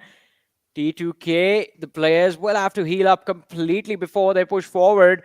And it's going to be more fun, as you mentioned. Where does the next shift go? Because right now, both the teams, they don't have any incentive to force this fight, but they have to position themselves to prepare for the inevitable action that is about to begin. Shifu sir behind the broken wall is going to lay down the smokes, lay down the pathway for him and his teammates to move around inside the circle. But T2K, they have the perfect spot for this. Look at this. They are inside the dip, so there is the cover due to the curve of the landscape that allows them to take these fights. But still, Sanhok is going to be the first man going down. Now True Love dishing out more damage through the window. Will try to take down another one. One nade being lobbed in that dip, and T2K could be done. Shifu, he rams into his own teammate's vehicle and is going to try and readjust to a spot from where he can, in fact, be relevant in the action. True Love in the balcony is going to toss out a smoke just to deny vision to the lads of T2K, but T2K, they are being extremely careful. Even Sandesh is back, and it's a 4v4 again. 30 meters is the distance that DE has to go for themselves to be inside the circle, and that is where T2K might as well just win this game. I mean, Chief was trying, and he's actually at the edge of the circle for himself. But then again, you know, to take up the fight, they have to move. They have to move to T2K, who indeed have to move in the circle as well. I mean, they have a 15-meter distance between them and the zone. And the circle is on this side. Think about the circle curveball as it has happened. But whilst all this is happening, Jane is finding his own position. That smoke definitely dishes out. So if they take Jane out of the equation first, that would be good. Legend, what is he doing? Legend's out in the open, and Fragboy just punishes him out for that. But there's an instant trade. This comes up, and 2 players, 3 players in fact are down. Deadeyes Guys might just be in a world of trouble, as Fragboy is the last one surviving from Deadeyes Guys. And look at him, just surviving around this place. But that grenade just changes it, and we have with a brilliant winner chicken dinner again. Quite solid on that 5th spot still. 6 eliminations secured, 21 points, and well, $1,000 as well with this win. But I love the way this game ended. That nade just underneath the vehicle and just blowing that the final player from the Deadeyes Guys lineup, Fragboy in pieces, trying to kill. They do know how to finish in style. I'll give them that. They do know how to finish in style.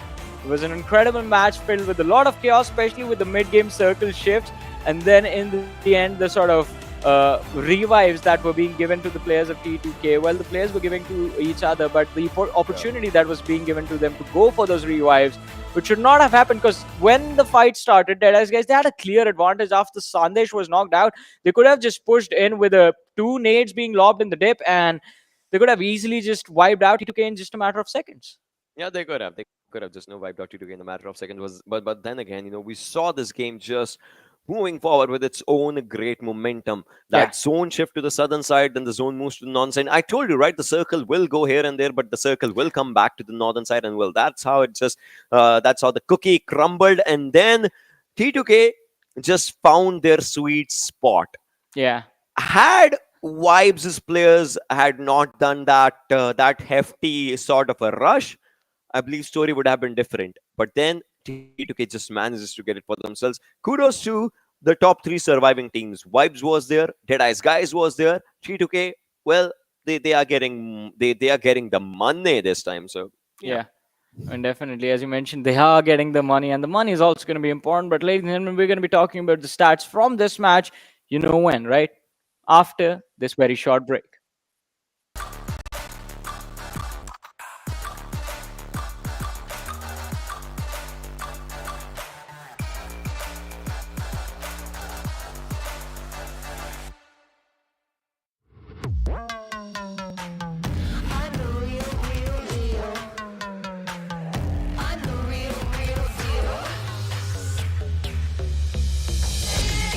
It's a bang, you know my name. I'll be your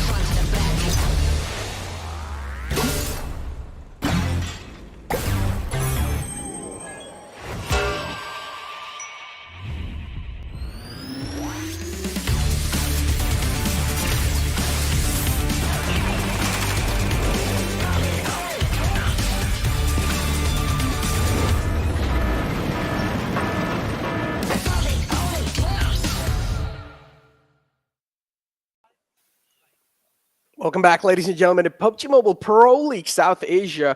Of course, currently we are in the Super Weekend 3, day 1, and 3 games have already progressed on. And TDK, back-to-back chicken dinners for them. I mean, that's the sort of performance Ava needed, but in the couple of games in the past, things have been slipping by from their hands. I mean, the second game was still decent for them, but then again, Erangels have not been a good feat for them. As of now, obviously, we have just seen, we have a sample size of only 3 games for them, out of which Erangel was played more. So we'll see what happens for them in the upcoming games or maybe in the upcoming days, and if it's enough. But then let's not make it about A1 Esports right now, because T2K, well, they have a hat-trick chance for themselves coming up, which is indeed a good thing. We have seen so many hat-tricks in different PMPLs here and there, so we'll see if that happens or not. But let's have a look at the MVP coming up from this game, because again, those are the conversations that we always like to have with the player performances. DRS had such a good performance for themselves, and that's the reason that Rules comes up with 5 eliminations, 1133 damage, and just 21.5 minutes of survival time. Exactly. I mean, DRS had an instrumental position inside those houses. They were able to just inflict so much pain and hurt on the teams in the front. We did see Rules too. He's one of those players who likes to position himself on a bit of high ground and then just likes to mow down squads in the front. And that's why he's got 5 elimination points. On the other hand, he's also got 5 knockouts to back it up. That conversion is pretty well. 2 assists as well from his side, with the survival time of 21.32 and damage of 11.33. Rules, I mean, this man has been there since the past, just doing such great things. I mean, before, of course, he was not playing for DRS, was just representing other banner. But man, even inside DRS, the conversion from this man has been absolutely insane. Rules so far doing a great job. But again, there are TDK, back-to-back chicken dinner. That's going to be boosting them up to #5 in the overall rankings. That means now TDK as well is going to be a bit of threat for the Mongolian teams. Yeah, I mean, T2K is definitely going to be a threat, but then there's a stagnant there, right? 5th position. I mean, the point difference is so much between all these teams that even after the chicken dinners previously and all, they're still at that same position for themselves. I know, like, how it's just going to be, they need more and more games with the same feat for themselves. But we're talking about the top players. True Love is there with 6 eliminations, 745 damage. Then there's Dictator coming up, who single-handedly tried to take down so many players and got Venom Legends so many good eliminations for themselves. DRS's own Killer White, he comes up with 4 eliminations, 384 damage for himself. And then there is Spike with only 2, but 463 damage for him. Man, I mean, Dax too now, just stepping things up, amping the aggression up too from their side. I mean, Dax is usually one of those teams that don't really like to challenge those fights in the early phase of the game, and they like to preserve themselves for the late game stages. And Dax, Spike is of course one of those players that has always been a man who's putting on some outstanding performances. And over here too now in the top players in the previous game, Spike is able to show himself up. But Venom Legends too, not really that bad of an outing from the previous game. Decent points wrapped up, decent elimination points to back it up as well. But that's not going to be enough for Venom Legends. Again, they will need to try and get some much more better points to try and just nail that spot down in the overall rankings. That is correct. But right now, if you just talk about it, right, you can see how the differences were there with Train to Kill and Deadeyes Guys. If we just have a look at it, I mean, damage dealt coming up as almost 1947 coming up with the Deadeyes Guys, and 959 only for Train to Kill, with 6 eliminations for them and 10 for Deadeyes Guys. Plus, they had almost all their players surviving here and there till the last moment. So Deadeyes Guys, they have an average of 27 plus minutes, and Train to Kill as well, because till the end, Train to Kill, they got it for themselves with more number of players, obviously. So, yeah. Man, now, not gonna lie though, in the end, the tables were kind of flipped against Deadeyes Guys. I thought for a second Deadeyes Guys have the chicken dinner, especially that buggy play that came in. They just straight up sent it inside the next zone, and Deadeyes Guys had an upper advantage over the players of TDK, but still they somehow messed it up, and TDK just won those initial duels. And that's what it really came down to later phases, because we saw Turulov on top of the house. He was able to hold the players off at bay for a really long time, but then TDK just found a counter to that. They used the smoke grenades beautifully to block out the entire vision of Turulov. And now you can see here him even in the highest elimination points. Turulov, of course, is a man who positioned himself so well in the previous game, and he's also able to show himself up in the overall rankings. And now today, so far, man, these teams are doing really good, right? TDK, they got themselves chicken dinner again, back-to-back, and now Deadeyes Guys too with a consistent performance. DRS too wrapped up so many elimination points, and Rules has to be an instrumental factor behind it. Yeah, I mean, Rules definitely just played a vital role for himself when it comes down to it, because you see him out here. Had to have been with 5 eliminations, and Rules would have been at the top, obviously, if it does talk about it. But then it would have been Rules all over. Although Trulov got it on the highest elimination marker for himself, but then again, Rules' contribution for DRS was just so good, and the team managed to get what, 14 eliminations? Yes, it shows there, with only 4 placement points, and that's why they're at the 3rd position in this game's rankings. Deadeyes guys, they got 1,000. They did not get 1,000, and was T2K just coming up. So that just shows that even if you're aggressive, there needs to be a full stop just coming down to it, right? Yeah. Anyone can take you down. Deadeyes guys and DRS are 2 prime examples of that in one game, that they missed on such a big feat for themselves, and Train to Kill just got it by playing smart. Yeah, that's beautifully mentioned. Train to Kill got it by playing smart. Now, you can see they don't really have a lot of elimination points to back themselves up, but still that chicken dinner is what really mattered for TDK. $1,000 too in the bank, and now TDK, they're going to be having some happy faces for themselves. Deadeyes guys, though, even though they got themselves 2nd spot in the previous game, they're still going to be on the top because they got 10 elimination points to back it up. Skylightz Gaming, again, not really that great of a performance from their side. 7C2 had quite an okay-ish day today, but still they will need to try and deliver more, because we know in the overall rankings they are also struggling. Yeah, they definitely are struggling. It would keep on.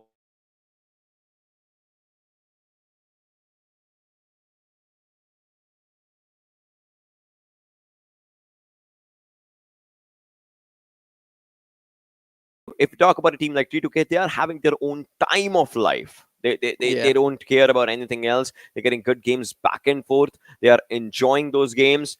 They are definitely gonna just cherish it, to be honest, till the upcoming 2 days or something. Like they will love it.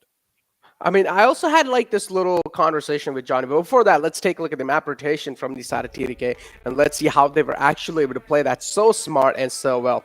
So I'm pretty sure TDK, they just started things off right there near Severny and shooting range, and then they just came down along. I first thought this might just be military ending, but then in the end, things just kind of changed, right? Just kind of an off circle right there. And I personally love to see those off circles. Just like everyone thought, I also just pointed out that the circle will go down south and then it will go up. That happened 100%, because look at this, right? Yeah. This is where everyone thinks that circle has to form on that lower side. So everyone tries taking that bridge area, moves around, etc., etc. But TDK, they were like, let's just play with the gamble of the zone. Let's just try and stay where we are.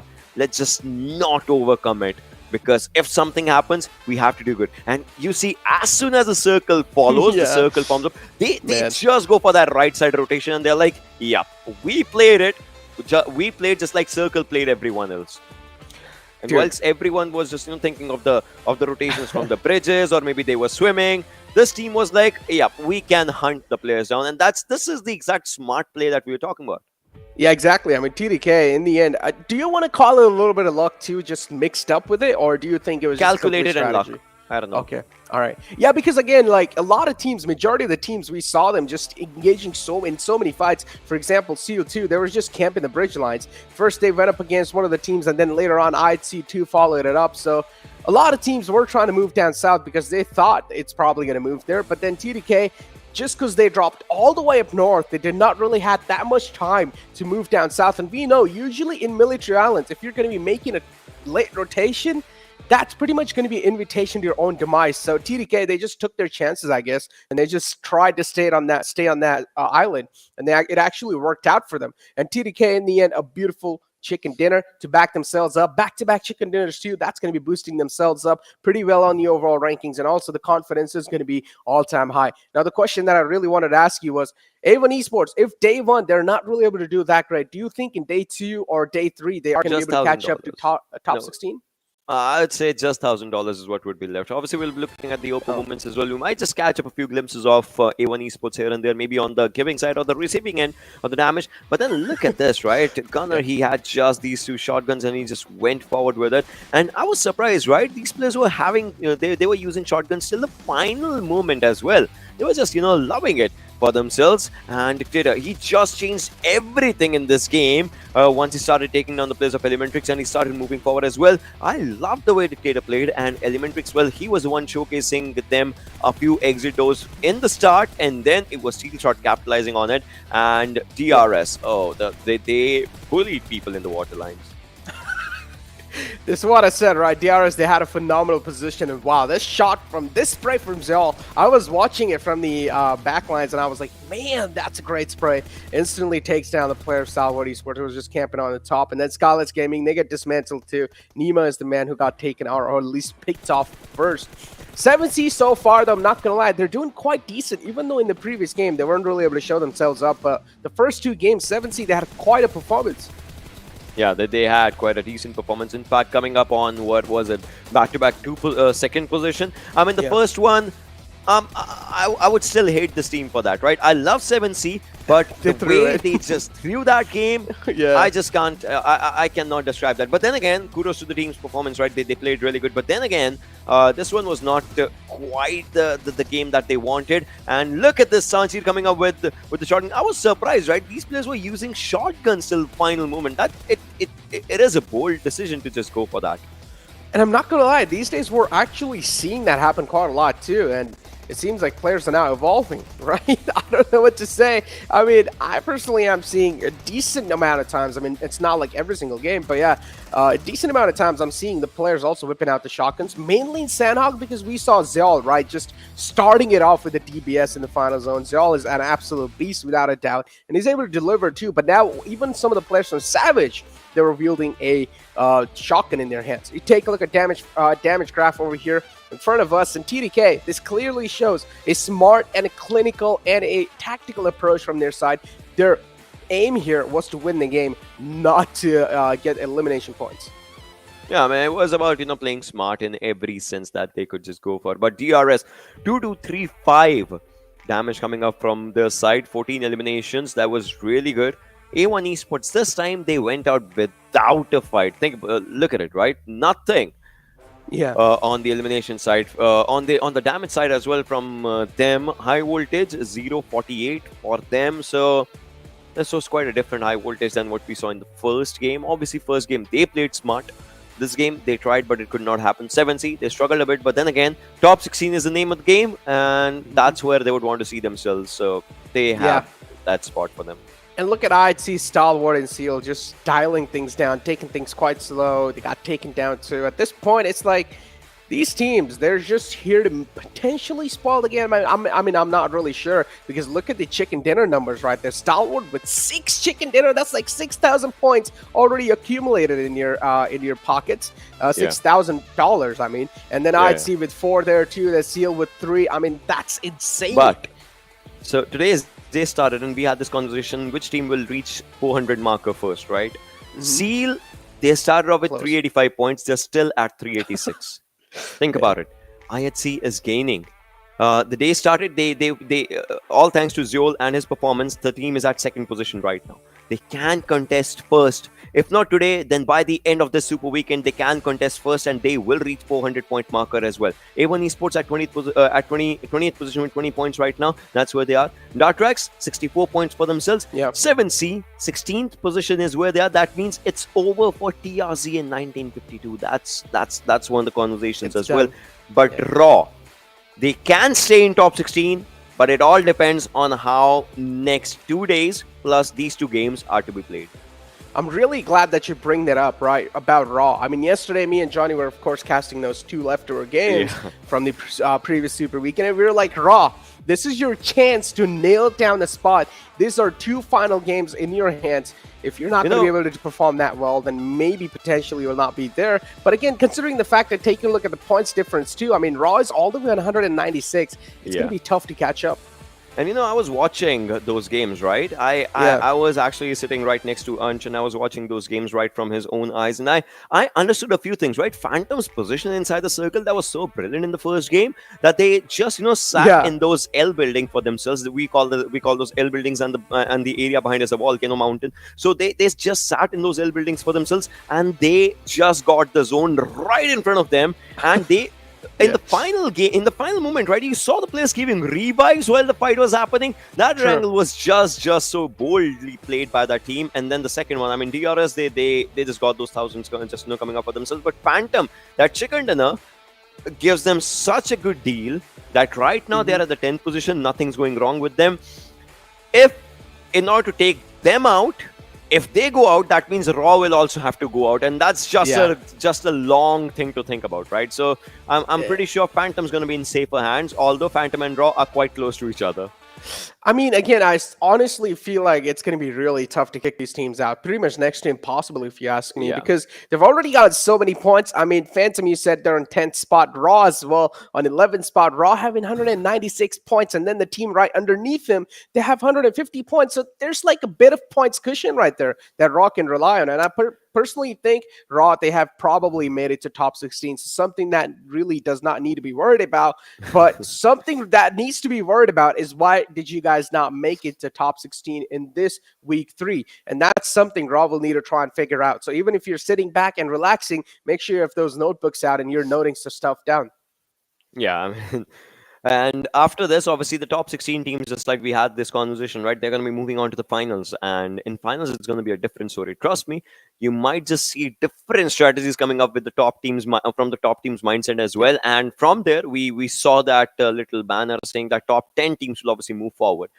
Just, coming down to the championship marker. And there are going to be other regions as well. Other region, to be specific, from there, 6 teams are going to be coming up as well. So we'll see how Pakistan region just constitutes. Because yesterday, I was looking at the matches of that region. We had this conversation with Johnny as well.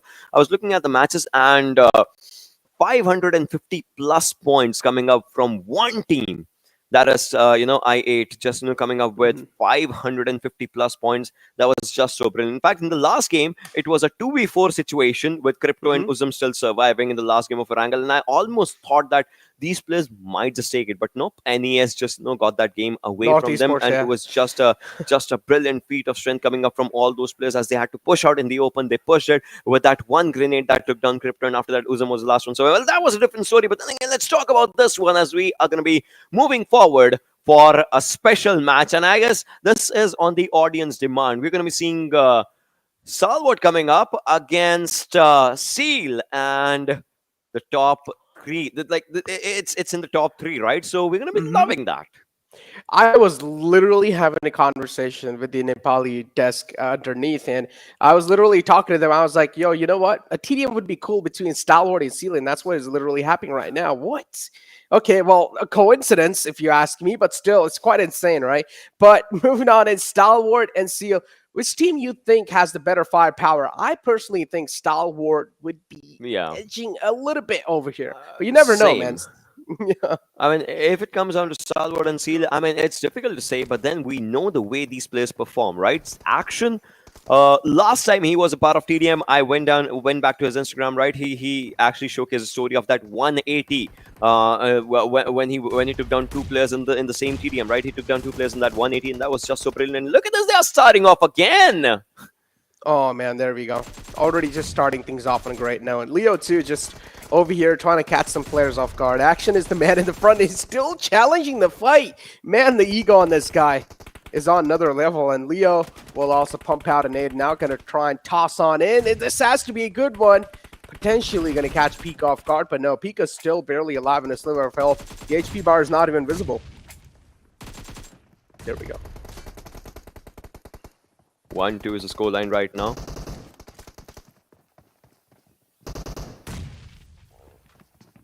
And oh boy. Yeah, it goes down to 2-2 as Wally's grenade just takes one down. But top, it looked like he was just taking a decent TPP angle from one side, but then again, he was punished for that. And now Leo, with his own TPP angle, is spotting the players down, but nope, 2 sprays coming onto him, and that was just, that just took the place down. So yeah. They just kept spraying and just waited for him to just like straight up walk into his crosshairs. And then Action over here too, just gonna do the same thing, Wally! Oh, this time you step in the crossfire too. Unfortunately, the players of Stalwart Esports, man, they're just pre-firing every single angle, and this is something I would personally really like to see. They just anticipate where the players are going to be coming from, and now he's quite low, didn't really have the HP to back him up. Demo will be able to successfully take him down. Nice mode down from his side, but then Scry as well from the right side will try and balance things.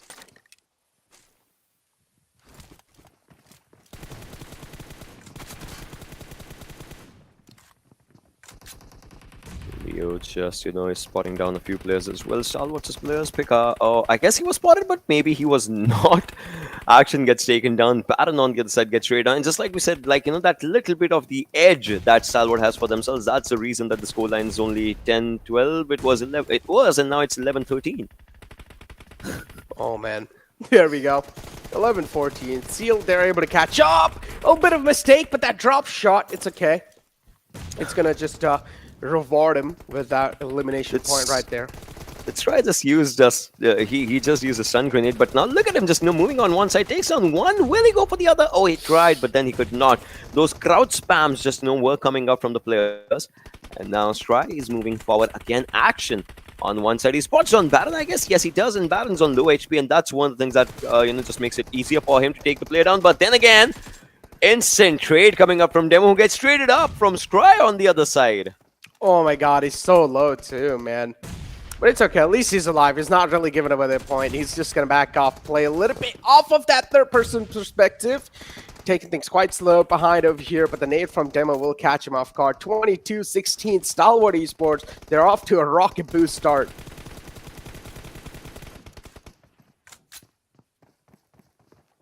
Leo's moving forward. And now he just stays there. Maybe would go for a nade on that block. I don't know, he's just gonna go for that. He uses a good nade, tops on low HP. In fact, he would be taken down. Action gets taken down as well. Leo, you saw there was no stopping on Leo. Oh man. And he's still trying to move on in, right? Not really backing out too. Yeah. Leo finally is able to regen his HP, so that's going to be something Leo can try and rely on. But two players approaching, two challengers in the front. Has barely any sort of HP too, but he almost won that duel 2 action. A little bit of whip, but it's okay. He's able to at least retaliate back and get that frag instantly in his hands. Nades tossed in from both the sides. At this point in time, Seal, they're heavily trying to rely on those nades because they're not really proven up to the mark in the gun skill. Oh, Baron's on low HP. He won't survive this one. He understood, and he actually just admitted his fate. Gave up. He, in that situation, was like, I cannot do anything. I'm just going down. But then I would want to go down with the fight action as well. But look at that top from the other side with that grenade. Takes down Leo. It looked like he was aiming for his own friend Action. Yeah. Man, that was quite close though, not gonna lie. And then Action right here in the back. Oh, that's a great high ground to play with. Action with such a dominant. Yeah, he has 10 as well. Yeah, it's just such like a dominant man right there. He's just gonna try and establish his dominance on the entire TDM here.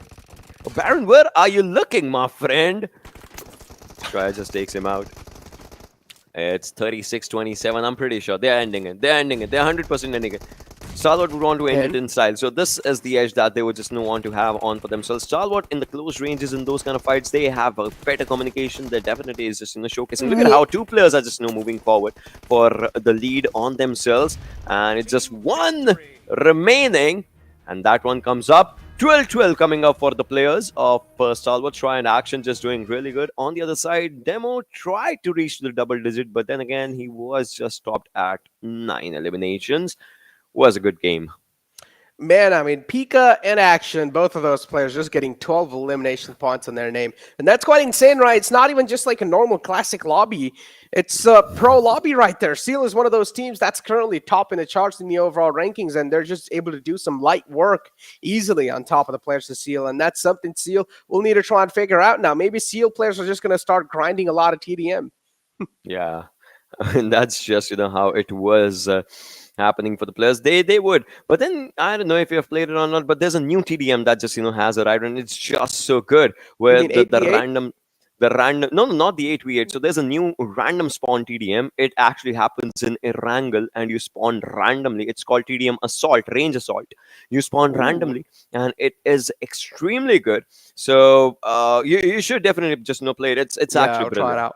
Yeah. I mean, I personally am a grinder of just the 4v4 TDM, and then I just try and go into some classic games, or maybe potentially sometimes the 8v8 too, but I'm not going to lie, I just rage quite a lot in the 8v8 tournament because in the 8v8 deathmatch. But it seems like that's going to be it from our side for now. Don't go anywhere, though. We'll be right back after a short break.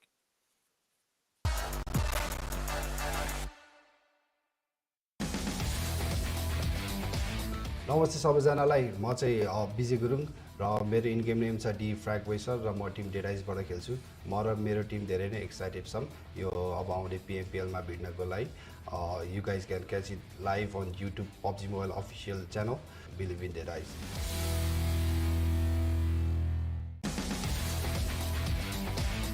Hello everyone, म मजेश्रेष्ठ र मेरो in game name चाहिँ Erangel र म team ElementriX खेलेर हो. It has been a tough journey, but we are finally here. So तपाईहरु आएर हामीलाई सपोर्ट गर्न सक्नुहुन्छ, which is in Pubgmobile को अफिसियल को YouTube च्यानलमा. So आउनुस्, हामीलाई सपोर्ट गर्नुस्. धन्यवाद.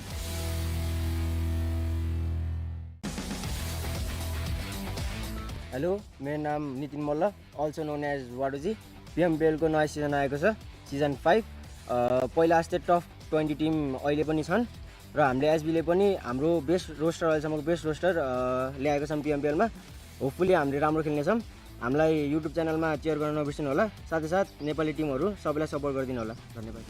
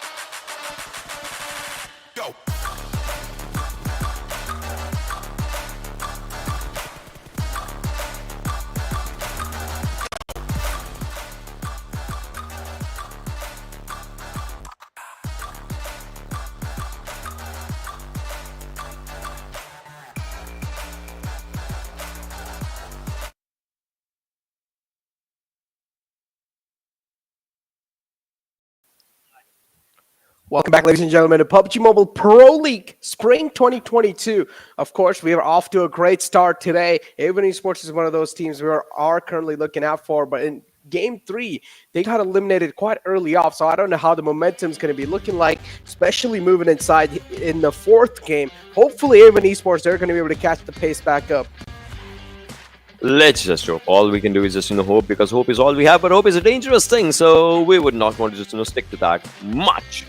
But right now, ladies and boys and girls, this is going to be a quick, not so quick match, because it's going to be the map of Sanhok. And I'll tell you, so Necro, there's a thing in science we always rely on, that is the chaos theory, right?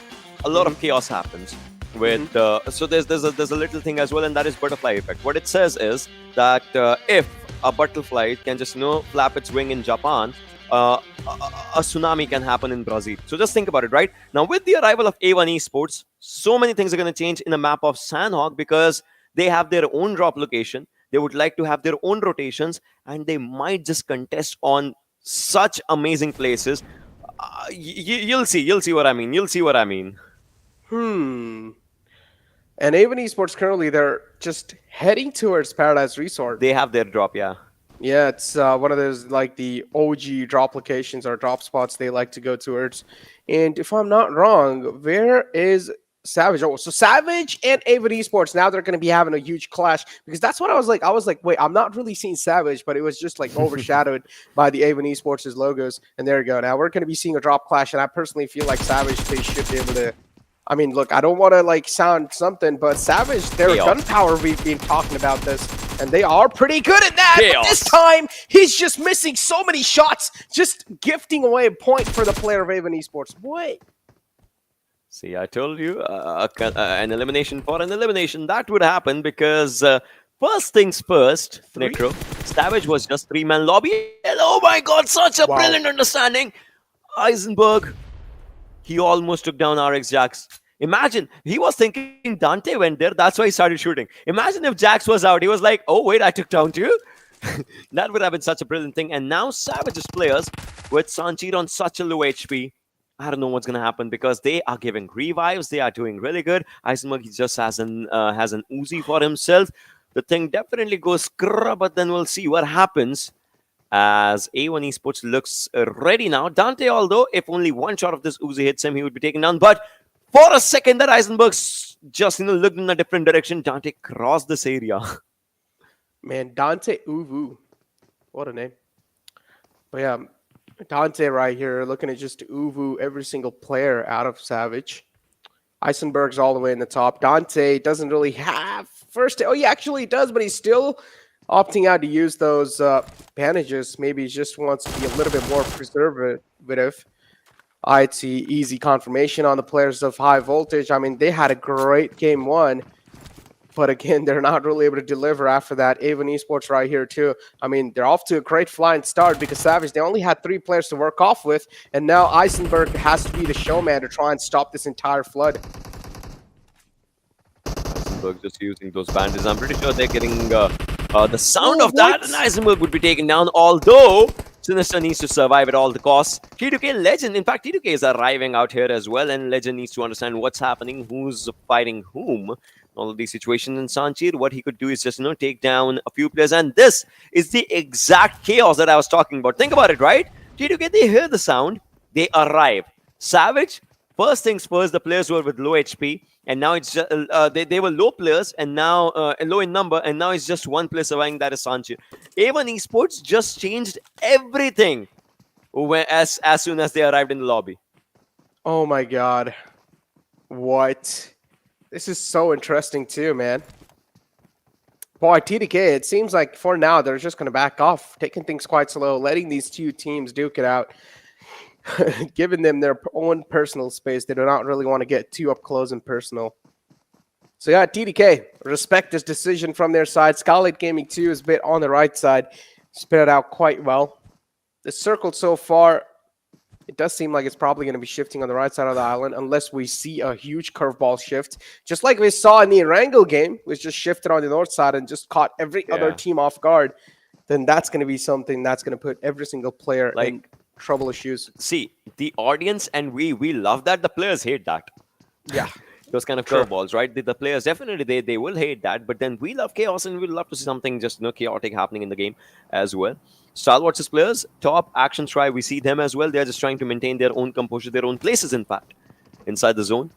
6ix9ine's out here. A1 Esports, in fact, the entire team is just out here. They're taking everything that they can get. Sinister, he has 4 bandages, can definitely just use them to boost him up to 75 HP. He's getting more bandages as well.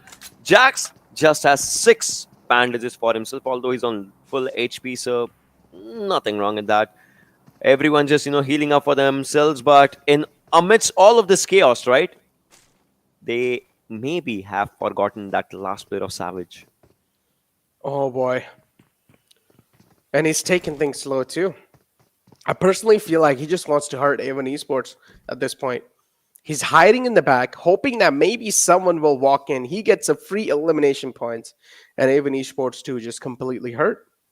Their chances of doing great in this game will be hindered by quite a lot. But so far, A1 Esports, too, they're not really overstepping their boundaries, instead trying to stick around together. On the other hand, a lot of teams accumulated kind of in a centralized spot of the zone. Stalwart Esports, too, right there on the bootcamp hill. Then Dax is there, too, on the right side. We might just see chaos or at least Hellbreak and lose soon, because so far, teams are taking things quite slow. DRS as well, they aren't really under contention. As time's going to be ticking, these teams will start moving on in quite close to each other. But one of the teams I personally want to be eyeing out for has to be 7C in the map of Sanhok. Yeah, that definitely happens. But look at that. The Molotov just comes in and the player comes out, and there is a good crate. Cooked. That's what you call it, oven. It's done. It's done. It's done. It's Savage. A1 Esports, with just their arrival, they are creating chaos. Just like we said, I'm going to say it again like a broken record, but then again, the chaos theory stands. Wait, so you think A1 Esports, all this not qualifying for the first 2 weeks and then qualifying in the third week was like a planned thing they did? No. What I'm saying is, hear me out again. In the map of Sanhok, previously it used to be a team like Deadeyes Guys, right? That they used to struggle with the drops and all those things, etc. Yeah. And we have only one Sanhok per day. Now, with the arrival of A1 Esports, that chaos has been lifted up to a whole new level, because they like to go to this place. They are challenging the teams around. T2K also arrived there. Imagine if T2K would have been a part of the fight and if T2K would have been taken down. So A1 Esports' arrival for this map is indeed utter chaos. And we have always said this, third week, third day, etc., always mean chaos. And this is the third week, my friend. Yep, you're not wrong. It's just going to be all the teams pedal to the metal, do realize it's their final chance to wrap up as many points as possible. But again, from what I heard was Savage and Avon, I mean, even in the past in some third-party scrims and stuff like that, they were clashing on that same spot, right? And then in the end, they came to a little conclusion that maybe Avon Esports are going to be giving that spot up to Savage, and then Savage are going to be taking up the Paradise Resort. At least that's what I heard. I'm not sure if that was true or not. Just like how Skylightz Gaming and Savage had a little bit of a thing between them. So I'm not sure what just happened, but Avon Esports making that move on the players of Savage, that's a literal statement for a war. And I'm pretty sure Savage, they're not going to back out from this now. ElementriX's players, they're finding their own sweet spots as well for themselves. Just trying to scout out the areas. Obviously, they are inside the circle right now, so they would just want to be there. If not anything, they're going to be loving it. Vibes, we saw them struggling a bit here and there. Not exactly the struggles, but as of now, if we include them, top 4 teams are kind of struggling.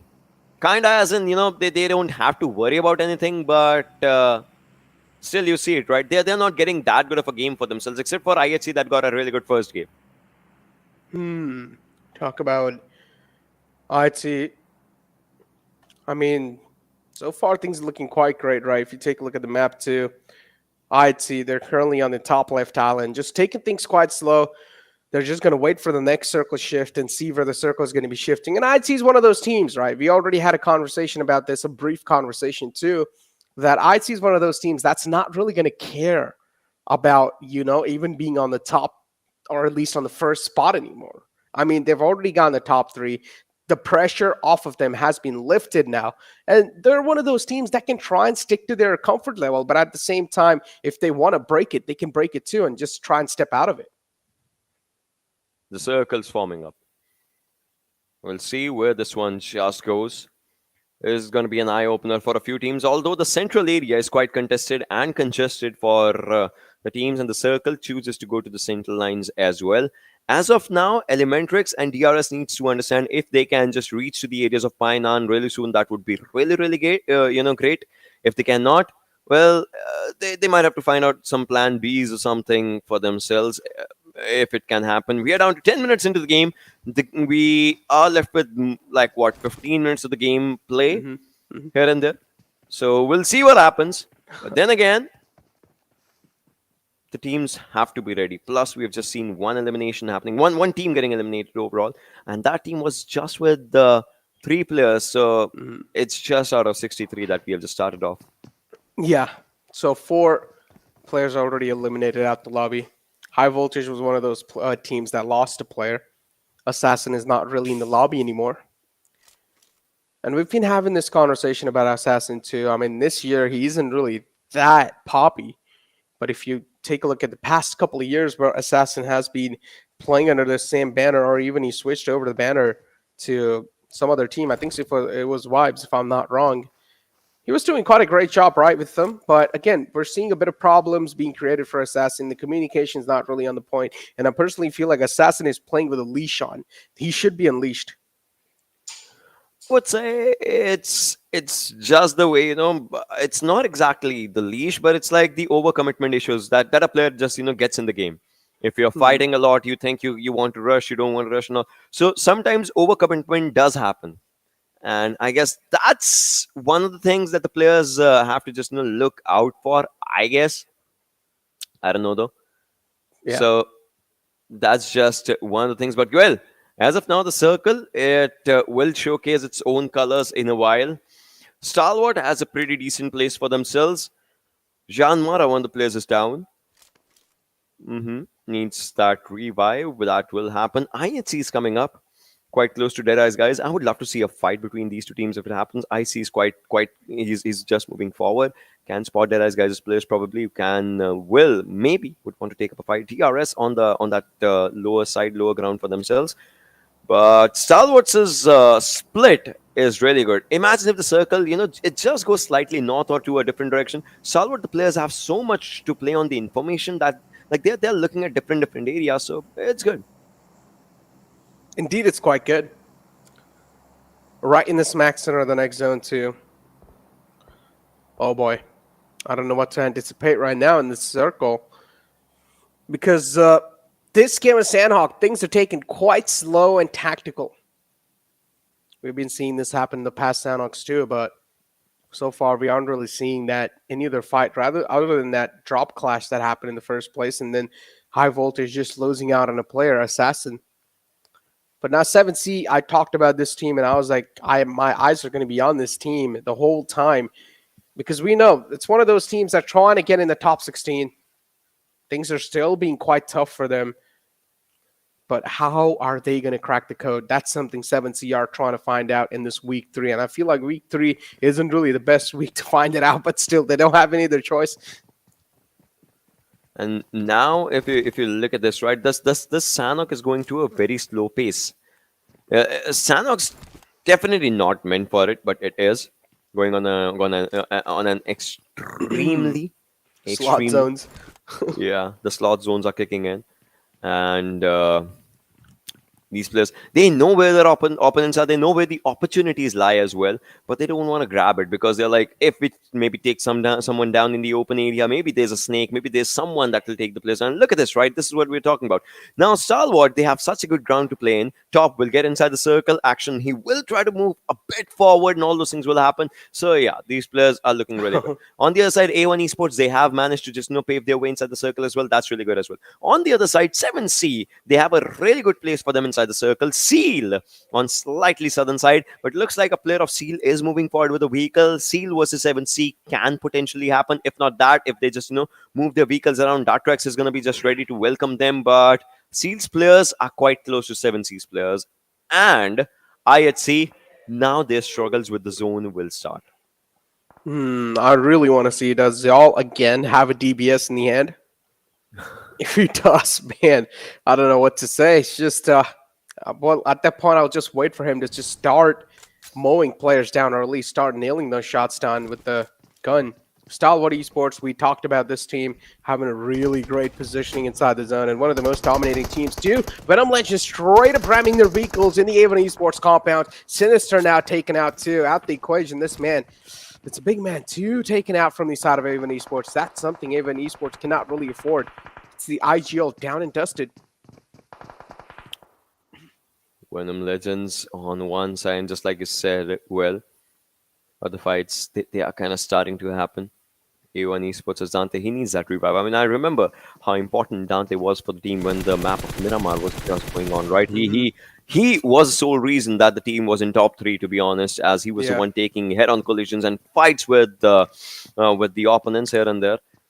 Right now, we see DRS with all the players surviving with a decent ground. In fact, DRS has a really good place for themselves. I just need to know where the other players are. As a few, yes, they are struggling with the zone right now, and the blue's coming. So that can be one of the issues. Painan is a place inside the circle, and that's where ElementriX and Deadeyes Guys is now. These teams have faced against each other multiple times. And throwing this grenade, I don't know how good of a call was this, because they gave their location by throwing a grenade, and now they gave their exact location by using a few shots, by actually just going for a few shots. So yeah. Yeah, position is compromised, but I still feel like somewhere down the line, being in the same city, probably they should have a little glimmer that maybe there is going to be someone available. But now, high voltage too, that's going to be another challenger approaching in the same area of Painan. Going to be making things quite tough. On the other hand, we do see DRS2 just cracking some skulls open like an egg with the bolt action sniper. Hyozu over here. He has heard the shots, don't knows exactly. There is another team in the front, so they're surrounded by 2 different teams. And ElementriX, they're not really spread out that well. I mean, if you take a look at that, right, it's 2-2 split. I personally feel like Hyozu and Orange, they're going to have a lot of struggles. Yeah, they're definitely going to have those struggles, just, aligned for themselves. If we just talk about it, high voltage is extreme. We still see him trying to look towards the area of IHC. It's incredible how IHC just gets onto this area, but then the zone. Oh, there are 4 teams in Painan, and the zone chooses to go to the other side. Oh, these teams. Now we're going to see multiple teams going down. This is where Sanhok just will show its true colors. And there's 3 teams accumulated now. Actually, scratch that. Make it 4.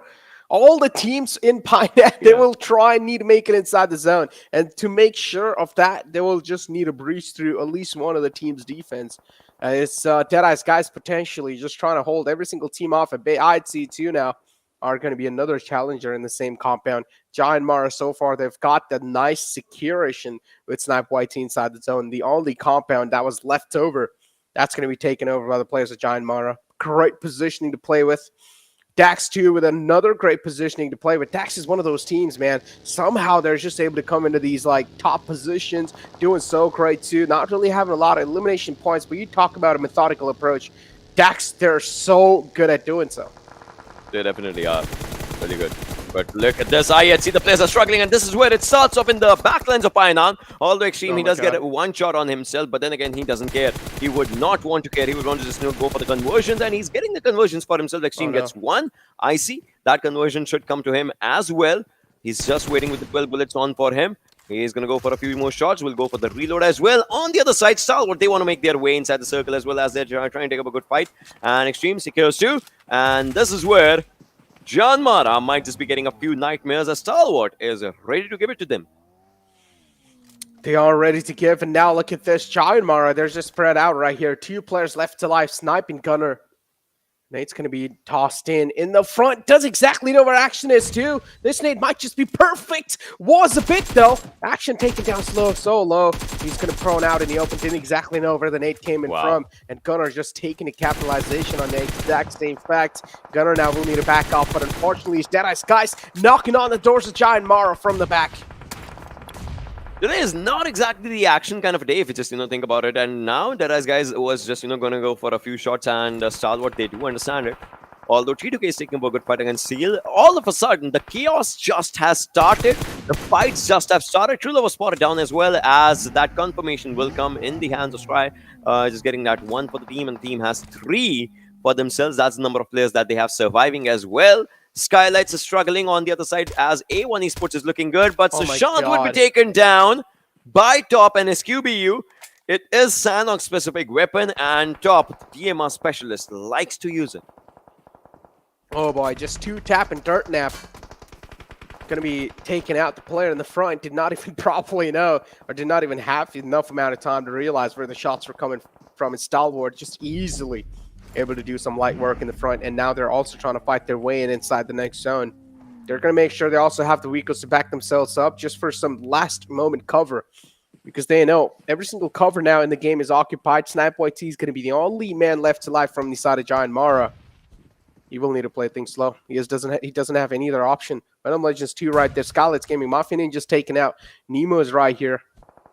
And take a look at the separation between the players of Skylightz Gaming. 2 players in the back, Nemo in the front, kind of like the insurance policy, making sure that Nemo is going to be there in the front lines and just helping his teammates out. Zol, look at this. This engagement might just be a tough one, because Zol and Extreme, both of these players are tanking a huge load of damage from the Wall of Death, and Zol is just going to patch himself back up again. Somewhere down line, Extreme senses the fear.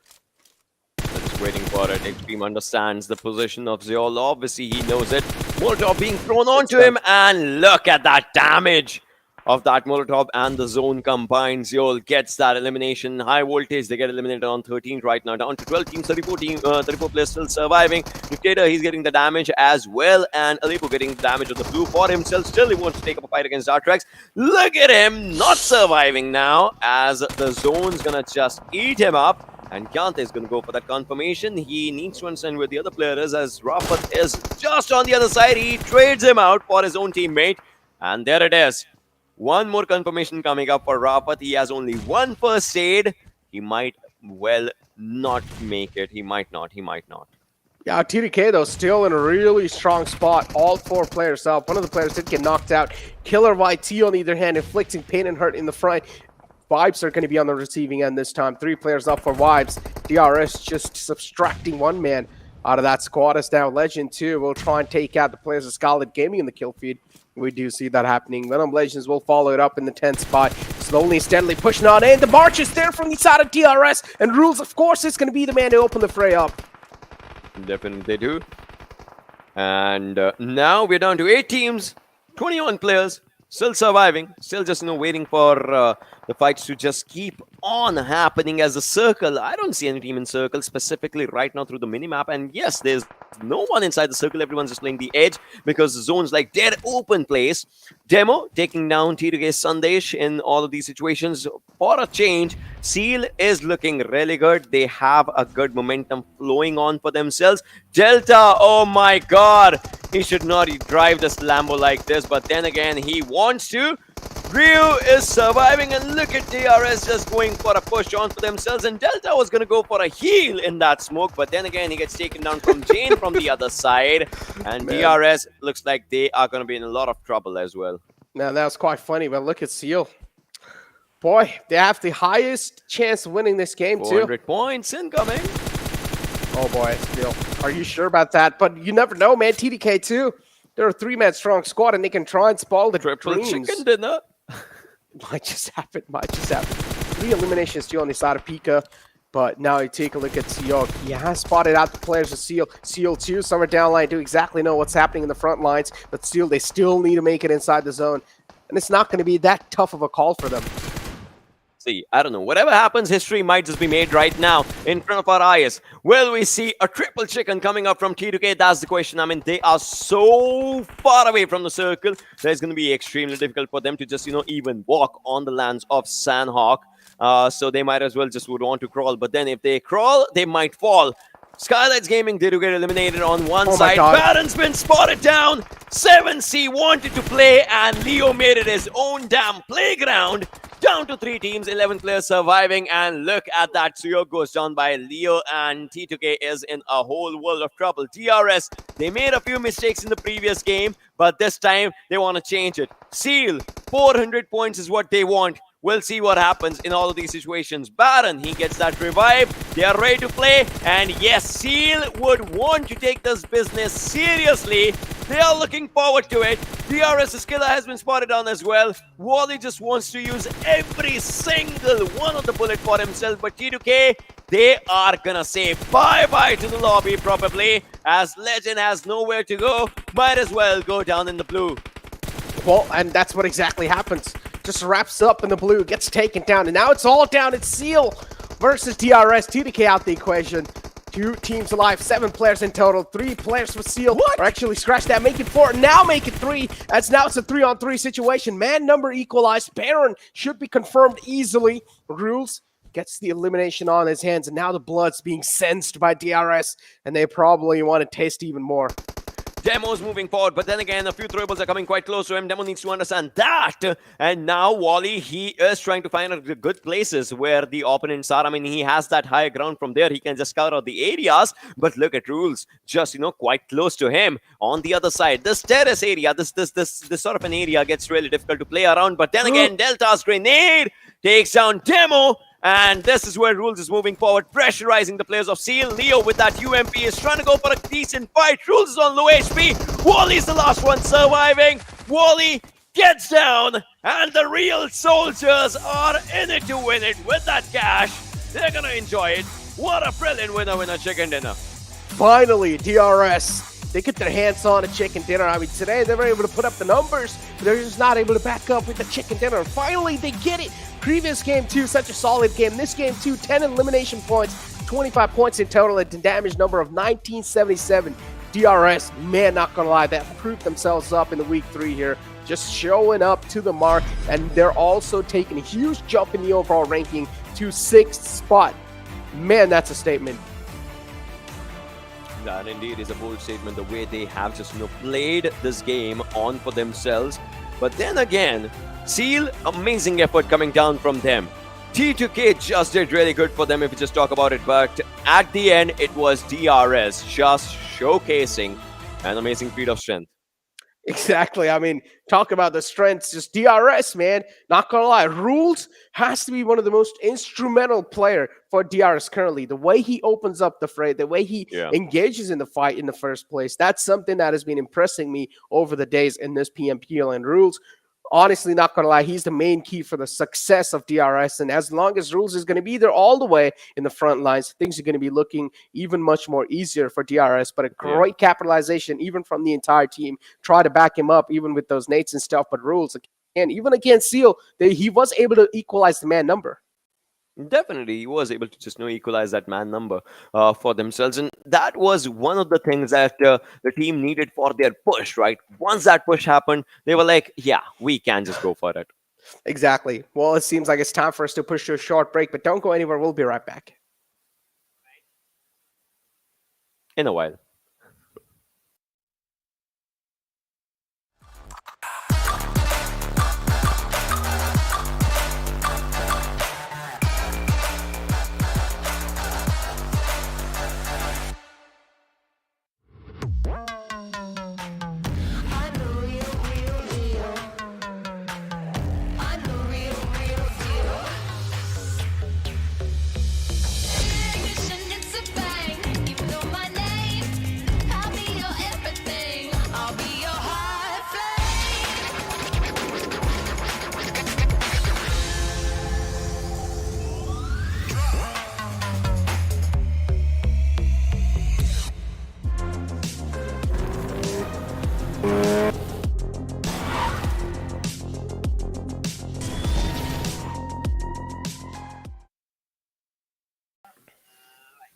Welcome back, ladies and gentlemen. Hopefully you guys are doing great, because now we're going to be proceeding on to the final game in the PMPL South Asia 2022.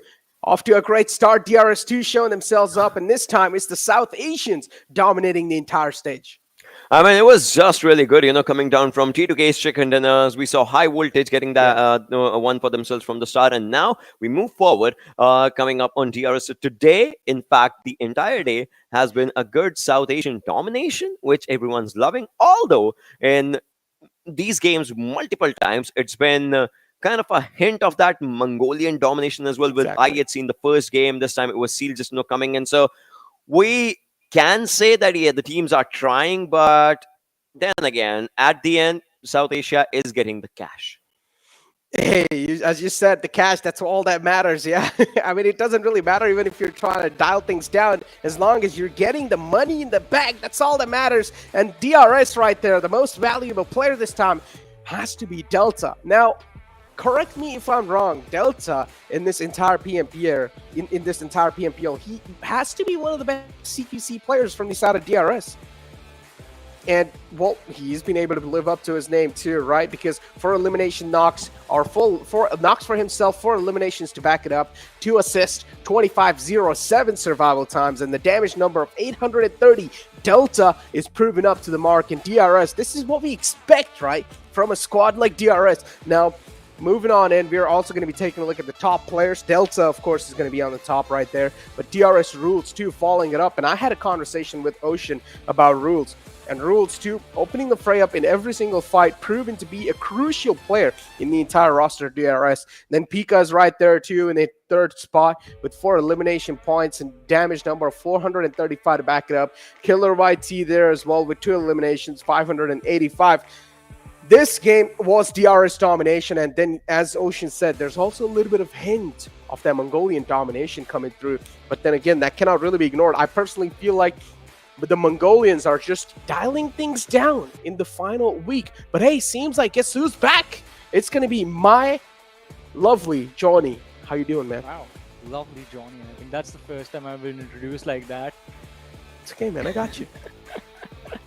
But still, I mean, the last game was pretty bonkers. I mean, considering it was Sanhok and we did not see a lot of action in the early stages of the match, so quite interesting. But again, the start comparison of DRS and Seal Esports. DRS definitely are going to be a bunch of happy lads. Another $1,000 being secured by them. And I mean, I have to say this: the monsters that were sleeping all this time, they're finally awoken, man. Because now DRS, the way they're playing like champions that they are. I don't know about the monsters awaken, but I mean, again, I'm going to say this again. I personally feel like the Mongolians are just dialing things down on this final week. I don't think so. I think IHC and Seal Esports have been trying the level best. Stalwart Esports, maybe. They have a lot of bank already. I mean, it's kind of like, it's hard to see, right? Because I personally feel like we aren't really seeing the same level of domination that we saw in the first 2 weeks. I mean, correct me if I'm wrong, but that's what I personally feel like. I mean, yeah, Seal was there showing themselves up, and Seal so far, they're able to do consistently well. But you take a look at their elimination points, and they don't have that many of them. Because you usually see Seal, they also have those placement points, but they also have those elimination points to back themselves up. But this time, Seal, they're dialing things down a bit on that aggression. Well, I mean, they are dialing the things down a little bit on the aggression. So it's going to be quite interesting that going into the last game, maybe we see them step it up. But looking at the match summary right now, it is just DRS and T2K everywhere. Jane getting the longest distance elimination and highest knocks in the match. I mean, imagine, Necro, had this been the game where T2K secured the 3rd chicken dinner win. I mean, it would have been very impressive. It would have been very amazing to notice the impact of that win of the winner chicken dinner on the overall rankings. But let's see. For now, it's just DRS in front of us with a 25 points secure in this match. Seal Esports 17, T2K 14. Stalwart Esports just getting 11 points from this game, and IHC just 4 points. A1 Esports on the other side. The struggle has started again. Just 4 points for them. Talk about just 4 points, though. Then you take a look at Deadeyes Guys too, with only 1 placement point and then 4 elimination points and 5 points in total. A1 Esports again off to not that great of a start. I mean, they were able to start things off on a pretty good note at the start of the day. First 2 games were quite great, and then later on it's just things slipping off A1 Esports' hand, and I don't personally know what they can try and do, because that's been the case since the entire PMPL. I mean, we cannot even say that they're not consistent, because they haven't even got a chance to be consistent. Well, I completely agree with that. I think that they haven't been given the enough opportunities to be consistent. But still, I mean, expectations are always going to be there from the fans, and the fans always expect their particular team to dominate whenever they are playing, no matter what the situation is in front of them. Which is, well, to be honest, not possible every single time. So I mean, you can make the best out of worst situation. I mean, we have seen teams who were on the verge of getting eliminated earlier on in the game and then just playing for survival, making it into the top 3, the top 4s again and again, just managing to secure those placement points quite consistently. But that wasn't the case this time. This game was all about total annihilation, and for that, ladies and gentlemen, we have the Oppo F21 Pro moments. Johnny, I also heard Oppo F21 Pro is already out in the market. Yes, it is. Man, Man, bro, I told you yesterday we need to go get it. Dude, I'm running. This show ends and I'm already running to the market. Hey, take me with you, man. So yeah, I mean, if you guys want to play like the players, the Mongolian players, or even any of the South Asian players, for example, Action Top, the top players, man, just buy the Oppo F21 Pro and be them, and represent your country and your region in the international stages. And if you make it to the PMPL, like you could. I was saying, if you make it to the PMPL, you also get the opportunity to secure $1,000 for the winner. Make sure to give us a shout out, because we told you guys the secret on how to get good. Yeah, this is the secret to get good. Get the F21 Pro. That's how you do it. That's how you win. That's how you become a champion. I mean, Johnny, I feel like Oppo should like hit us up with a sponsorship. We're such great sellouts. Come on. Yeah, but I think the lads are doing a much better job of. Yeah. Well, if they also get the device, I think they could do a much better job of actually displaying what the F21 Pro is capable of. Because no matter what you and I do inside of the match, we have a skill cap. These players don't. Oh man, talk about the skill cap though. I don't. Just kidding. I do, and I've already hit that it. movement. Yeah, dude. It's actually tough to even like think about that these players are doing it on mobile devices. Yeah. And just you gotta be so quick with your fingers. I mean, not gonna lie.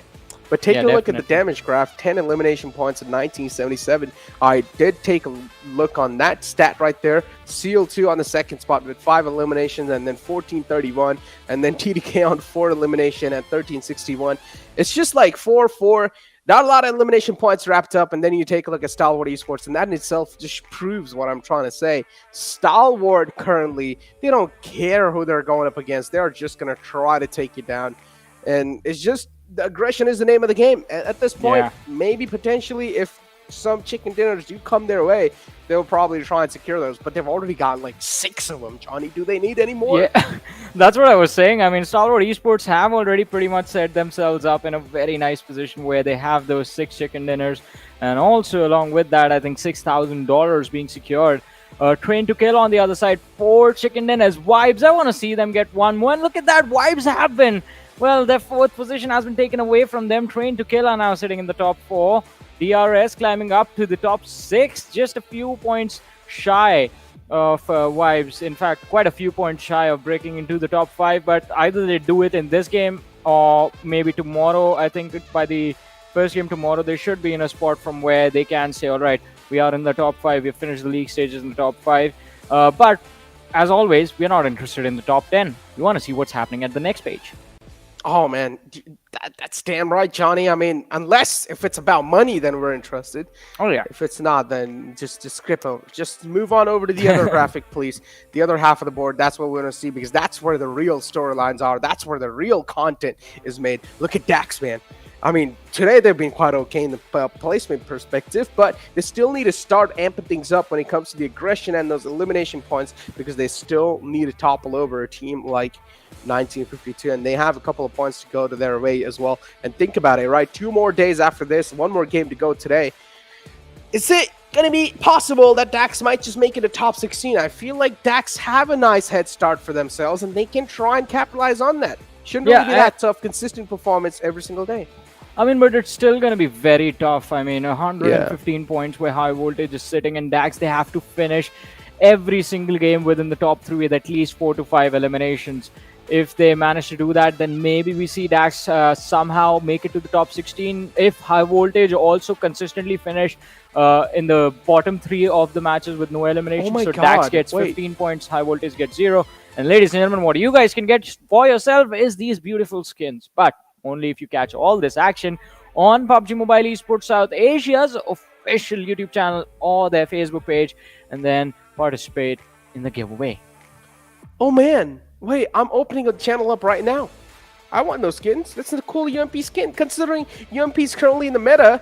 Oh man, these PUBG Mobile devs, they know what they're doing, huh, Johnny? Yeah, exactly. Boy, And they know how to just rule you into that and get those skins. And I currently have the channel open. Man, I'm waiting. You guys in the chat, dude, do the same thing. Open the channel up and watch the stream over there.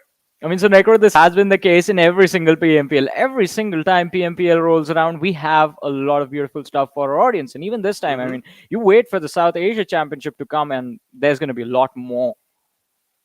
Indeed, there's probably going to be a lot more, and talk about a lot more. I mean, that's something we just want to give back to the community, or not we. I mean, the PUBG Mobile devs want to give back to the community, and that's why we have these nice, cool skills. As Johnny said, make sure to tune in on the PUBG Mobile South Asia YouTube channel, and you guys will be able to get yourself those nice, cool skins inside in-game. Of course, as I said, UMP currently is in the meta, so you want to make sure you're getting those hands on those guns. I'm not going to lie, that pink skin of the UMP, quite like it. Yeah, I mean, it looks quite pretty. I like the black one. Looks cute. There was there down in the bottom. Looks very, very sleek and deadly at the same time. Although, I mean, which team is going to be more deadly in this last match? I think that is the question we need to be asking right now, because the final Erangel is about to begin in a few short moments. Exactly. It's about to begin in a few short moments. As you said, we're just waiting for the plane to hit the sky, and then every single player to just strap the belts on. But talk about the final game, man. Avon Esports is going to have a lot of pressure. Final chance to capitalize. If they don't win this game with dominating points, that's not going to give them a sigh of relief tonight. And tomorrow, too, they're not going to have a good head start to kick things off, because at this point you might as well just rule them out, right? It's a little bit tough call to say, but look, I'm a person who likes to hope, right? Because life, as I said in the past too, works on hope. You hope a lot of things, and that's how life just, gives you hope of things getting even better. And that's what I'm hoping for Avon Esports. Hopefully things get better for them too. I mean, it's not just about hoping things get better. You have to work to make them better yourself as well. Otherwise, if you're just going to sit there dreaming like, all right, it's just going to improve all by itself, that's not going to work out. And I think that is something that all of these teams have realized, as we've seen a lot of changes as well, especially from Skylightz Gaming. I think they've just been all over the map in every single map that they've played. And it's been catching a lot of the other teams off guard. On Erangel in particular, it has been Venom Legends who are sort of struggling because of Skylightz Gaming landing quite close to them. But let's see if that is going to be the case this time as well. As ladies and gentlemen, the last game of the day is live right now. The trajectory of the plane starting from Nova Repnoi. Well, between Nova Repnoi and military base, it's going to start from there and go all the way towards the hospital position. Savage are heavily screwed. How are Savage going to go to Yasna Poliana? They're going to have a huge rotation to make. And talking about the circle, I personally feel like this has to be a left side circle. Circle that's probably tilted towards quarry and stuff, but we still never know, because this first circle isn't even on the board just yet. I'm just waiting for how Savage are going to be taking things over here now, because they like to go toward Yasna Poliana, and the plane flight path is just absolutely off from that spot. So Savage, they're going to have a bit much more struggle to try and worry about, as the plane flight path is going to keep on proceeding. V and even Johnny right here is waiting for the first circle to form. My call was towards quarry and stuff like that, but let's just find out if that's going to be the case or not. Well, let's see. We're about to find out in a few short moments, but for now, I think, alrighty. So towards the western areas again, I believe the final few moments that we're going to witness in this match are going to be towards the Gutka positions. IHC, I think as soon as they see the circle, their game plan is set. Just loot the Georgia Pool containers and the city as quickly as possible, and then just take control of Everest. Just be the gatekeeper, shooting from the high ground, enjoying the free damage that they dish out. But look at this, as I mentioned earlier, Venom Legends always on Erangel today have been in a world of hurt, as Skylightz Gaming has been drop clashing with them, and now it's just Rafat left with a PP Bison in his hands, and has a lot of information as to where the players from Skylightz Gaming have positioned themselves. Exactly. Venom Legends, 2 players in the front. Oh, things are not really looking that great. Galzin just missing an entry he could have found. And now Skylightz Gaming, look at them just punch boosting their way closer and closer to the players of Venom Legends. But Venom Legends too, they know that Skylightz Gaming are getting a little too up close and personal for their comfort. Rafat now just going to prone back in the building, taking things quite slow. Both these teams, they don't have any either intentions of straight up charging on in, but this Molotov from Nima can be a game-changing one. Tosses in the Molotov, clears out the angle, knows exactly no one's going to be holding that third-person perspective. So now he vaults on over inside the building, and the shotgun from Nima might just be a detrimental one too, but he gets even a better one in his hands. Well, but let's see if this AKM is going to help him out at all. Nima on the other side is just going to lob out a nade outside the house. There's not going to do anything, and Rafat! What? Did he not hear Nima close in? Because the damage has been dished out. There's the knock, the opening from Skylightz Gaming, and all of a sudden Venom Legends are at a disadvantage. Steel Shot with the shotgun is going to try and see if he can find one knock, but AJ is going to run in with one of his own and does in fact secure the finish on the knock that was opened up by Mafia Ninja. So that's the first blood in the game, ladies and gentlemen. 2 players have been finished off from the side of Venom Legends now. Just the final 2 remaining, and they are in fact on another position because Venom Legends do like to go for a 2-2 split drop on Erangel. Talk about a 2-2 split drop, and this is why exactly sometimes you can be caught off guard if a team does their homework. And Venom Legends, they got completely caught off guard right there. Boy, did not really see this kind of circumstance just coming their way. 2 players are still up, though, for Venom Legends, so now they're going to try and take things a bit much more safe on the map. Deadeyes Guys, High Voltage, and Vibes, as always, they're going to be right next to each other near the school area. Haven Esports is one of those teams that we all are going to be having our eyes dead locked on, hoping that maybe they're going to be doing good in this game. Well, I mean, we are hoping that they do good, but is that actually going to be a case? We are about to find out. Deadeyes Guys on our screens right now towards Rosop, a place where that they like to call home. Let's see.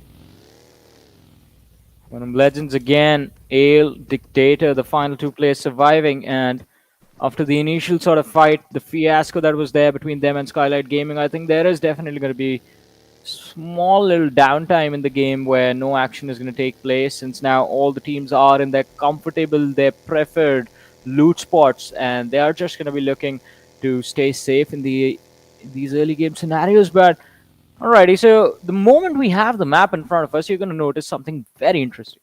Godless from the side of IHC, and I believe he does not have a teammate with him, has in fact not gone for the Everest position, but they are straight up pushing for Gatka, and quite close to the lads of Skylightz Gaming as well. So it's going to be quite interesting to see exactly when the fight is going to be forced and who's going to pull the trigger first. But on the other side, Dax on the northern Georgia Pole City looking quite comfortable. No one there to bother them apart from the team across the river, but even they won't take those shots because it's not going to accomplish anything. You can't really go for an all-in commitment from that distance. Have a little question to the chat. Currently, we're having a downtime in the game. By downtime, I mean nothing really is happening. So the question for the chat is going to be, how many people in the chat are hoping or at least want Haven Esports to be in the top 16?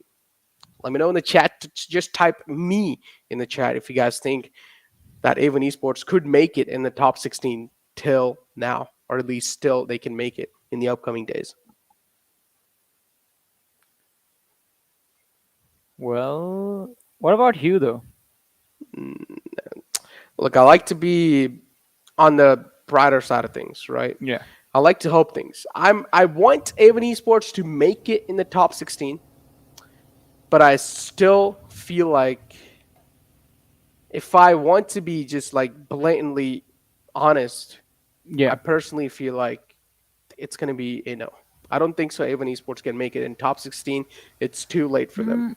I agree with that. I don't think they can make it into the top 16, but I think at least in the last Super Weekend, I want them to get 1 or 2 chicken dinners so they don't walk away empty-handed from the league stages. I mean, just securing that extra cash, extra little bit of $2,000, I think should be the thing that makes them happy. But yeah, realistically speaking, the distance between them and the top 16 is quite a lot, even for 15 matches. Especially with the form that A1 Esports has been in the recent days. If they start playing, all of a sudden, if they start playing like Stalwart Esports in week 1, if you remember that, I think then they might qualify. But that's a hard thing to pull off. That's not easy at all. Yeah. I'm pretty sure there's probably going to be a lot of hopers in the chat that may be hoping that A1 Esports can make it. And not going to lie, I appreciate your guys' support towards A1 Esports, and I'm pretty sure even the players do. So keep supporting them, no matter what, even if things are going tough for those players. Never be harsh on them. Don't hate them. They're trying their best to be their best. Sometimes things don't really work out together, and they will try and find a big counter to that, maybe in the upcoming years, and maybe you guys just see, well, a complete new reformed and transformed A1 Esports. Keep supporting them. Show love. Why you want to spread hate when there is love to show people, right? Yeah, that's a very nice thing to say, Necro. But and I think for A1 Esports, I think the main point of concern was like, has the team just completely lost the synergy, the skills that were there with the team? And I think during the third league play days, they have opened people's eyes. Like, yeah, it was just that they were having a couple of bad days earlier on in the tournament, and then finally in week 3 they showed up. Because in the league play days they were very impressive, and to be honest, I mean, they looked like the A1 Esports that everyone remembered, the A1 Esports that everyone used to cheer for. And I think that sort of gave people hope again, like, all right, we can still believe in this team. And as you said, Necro, I mean, you can't win every single tournament, right? You can't just be extremely consistent. Otherwise, what it's going to get boring if we don't have new competition. So if it's not this tournament, maybe in the next one we're going to see A1 Esports just coming back a little bit stronger. But talk about becoming stronger. Zeol from the other side of the river has completely forgotten that E2K are still a 4-man roster, because he's going to be taken down from the flank. On the other side, Deadeyes Guys find Hershey from the side of Savage Esports. 1 knock and elimination secured. Anif is going to be the next man in that fight to fall down, but Godless, Great shots from his side too. What a nice prone shots coming in. Straight up laser beam out of his gun. Takes him down easily. And then Deadeyes Guys too, they're just able to wrap up a kill onto the players of Savage. TDK Jane here will spot at the rotation of IC. And Icy will be able to get out of harm's way for now. Eisenberg is just in the enemy territory, is surrounded by wolves all over the place, and eventually he will be devoured alive, as Savage Esports is going to be the first team to take an exit from the lobby. Another question to the chat. This might just be a bit of a brain puzzle. What is... Okay, if you guys are good at the maths side, let me know. But I'm going to ask you guys a bit of a brain question here. What is the answer for 9 divided by 69? What is the answer? What? It's just a little maths question, you know, just testing the people in chats. I'm just testing their brains. I mean, it's just going to go like something in the decimal thing. Yeah, exactly. It's testing their brain. It's a tough question. Do not use the calculators, please. You guys will be cheating on me if you guys do so. Yeah, it's probably point something. Yep. 3 something. Yep. Yeah, I'm not that good. I think probably Ocean could have given you like 5 more digits after the decimal point, but yeah, you're only going to get 2 from me. That was enough to get marks in the exams back in my days. True. Back in your days, man. How old are you? I mean, it's been 6 years since I got out of school, man. Damn. Not 6. It's been 8 years.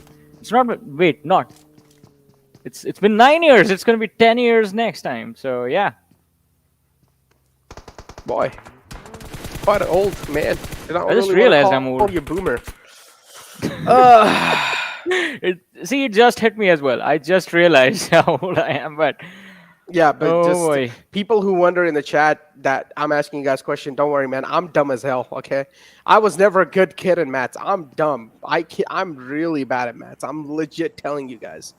But yeah, focusing on the games here a little bit, as A1 Esports they're quite closer to the players of Stalwart Esports. Even a little glimmer from the side of Dante. His head will be cut off, so A1 Esports will need to make sure they're taking things quite slow in this one. I mean, what's happening with Stalwart Esports though? Have they just taken a day off today? Oh as my well? god, the shots! I mean, they do connect on Dante, but he runs behind cover. Action has been picked off super early every single time in the game. Boy, look at the plane here too. Zone's Let's going to be see. closing in a couple of seconds now. That means a little bit more pressure to be added on every single team. And this time it's also going to be covering the Big Boy Mountain. Hospital is going to be there too, the centralized spot inside the zone, Johnny. I mean, the one game IHC don't take control of Everest, that's the time the circle is there. Oh boy, talk about having a bad luck, man. They still have the hospital control though. I mean, they have the hospital control, but they're also going to get outnumbered and sandwiched between Dax and DE in a few short moments. And with two players, there's no way you're surviving that fight. But let's see, Stalwart Esports in their own little collision against lads from A1 Esports. Both the teams looking to find their way inside the circle, but it's not going to be easy as DRS is going to be the team blocking their way. Johnny, which team you think is going to win? Give your predictions right now. Even the people in the chat, quick. Like the whole game? Yeah. Quick. I think it has to be T2K. All right. We have 7C Memo though, just charging on. I mean, just trying to hold him off at bay. The defense is going to be quite strong for Memo. He connects the crucial shots, finds another knockout on the player of High Voltage. That's another player from Extreme. Is going to try and move on in from the right side, but High Voltage too. They're doing a great job replying back in style as they're now kind of getting the grip back up on this fight. Just trying to close the fists against the players of High Voltage. Great drop shots as well. Assassin is an absolute beast in the close range quarters. You should not really be challenging him in these sort of fights, but Precious too is trying to prove himself quite precious in this fight. Gonna peek out left and right. Oh! Finally does connect those crucial shots and gets rid of High Voltage from this lobby. I mean, Assassin did so much, found 2 knocks for his team. It was just that final 1v1 against Precious where he fell down, and that was the High Voltage team taking an exit, ladies and gentlemen. Now down to 14 teams, 49 players still surviving. Dax in a world of hurt as Alex from the IHC lineup did in fact secure the finish on Gyante, but let's see. Now, as I mentioned earlier, there was another team closing in on this position. It was the players from Skylightz Gaming, Deadeyes Guys, in fact, who are closing in from Georgia Pole, moving in towards the hospital area, from the containers to hospital. And if they close in right now, they can easily wipe out the players of IHC and then take the fight against Dax, because even Dax has taken a little bit of a hit from Alex and IHC. But it's not going to be easy. T2K. All right. So a few moments earlier, you asked me why, which team I thought was going to win, and I answered T2K. The reason being, Everest is under their control. They have a lot of vision on these open fields, and if they do figure out the right timing of how to come down from the mountain when the circle eventually moves away from it, I think they're going to have a perfect position to just clean up the few few individuals that will be left behind earlier on and just protect their numbers. I think they need to focus on just protecting their numbers for as long as possible. If they make it to the late game stage with a 4-man roster, I think it should be an easy game for T2K to close out. Easy game for T2K to close out. ElementriX 2 right here. Currently not really inside the zone, something they're going to have to struggle with. Man, talk about ElementriX 2, right? The victory so far hasn't really been in their court. They will need to try and snatch it away, though. As you said, the next circle shift 2 is right on top of the players of T2K. Kind of covering the majority of the Big Bar Mountain. That means IC2 will now need to leave their spot they have found themselves in. It's only 2 players alive. Alex and IC, one of the players from Stalwart Esports, caught out in the open. Demo is not going to miss shots like that, but look at Wally, a heroic entry inside the fray. And he's going to try to clean things up. This time, they're going to try to steal the name of Cleanup Crew from Stalwart Esports. Well, they are doing a pretty good job right now, but let's see. Wally is going to survive his duel against Top. The nade is going to be tossed out, and Top goes down. Stalwart Esports, they are just destroying both these teams at the same time, and well, Stalwart Esports, they're going to be down to their last surviving player. Pika, who's up against the lads of Skylightz Gaming at this point, tossing out a lot of utility upon them, but will he be able to find a knock or a finish? That's the question right now. On the other side, the A1 Esports, look at them. Inkas, he saw Jax, but resisted taking the shot. Now again, out in the open, does see the entire team in front of him and still not going for the opportunity.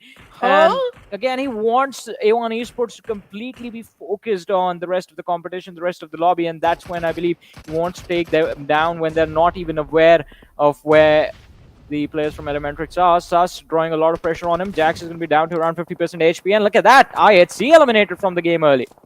What was that from the side of ElementriX? Incus could have found an easy opening. Yeah. Why did he not just pull out the gun and started shooting in the front? That's so weird. And then he tosses a nade right next to him and takes damage himself. Oh my god, that has to be one of the most embarrassing moments I've ever witnessed.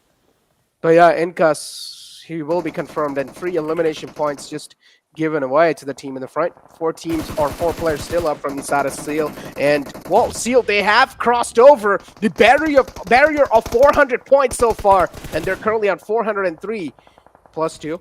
That is, how many? 6? Oh, no, 5. That's how bad I am.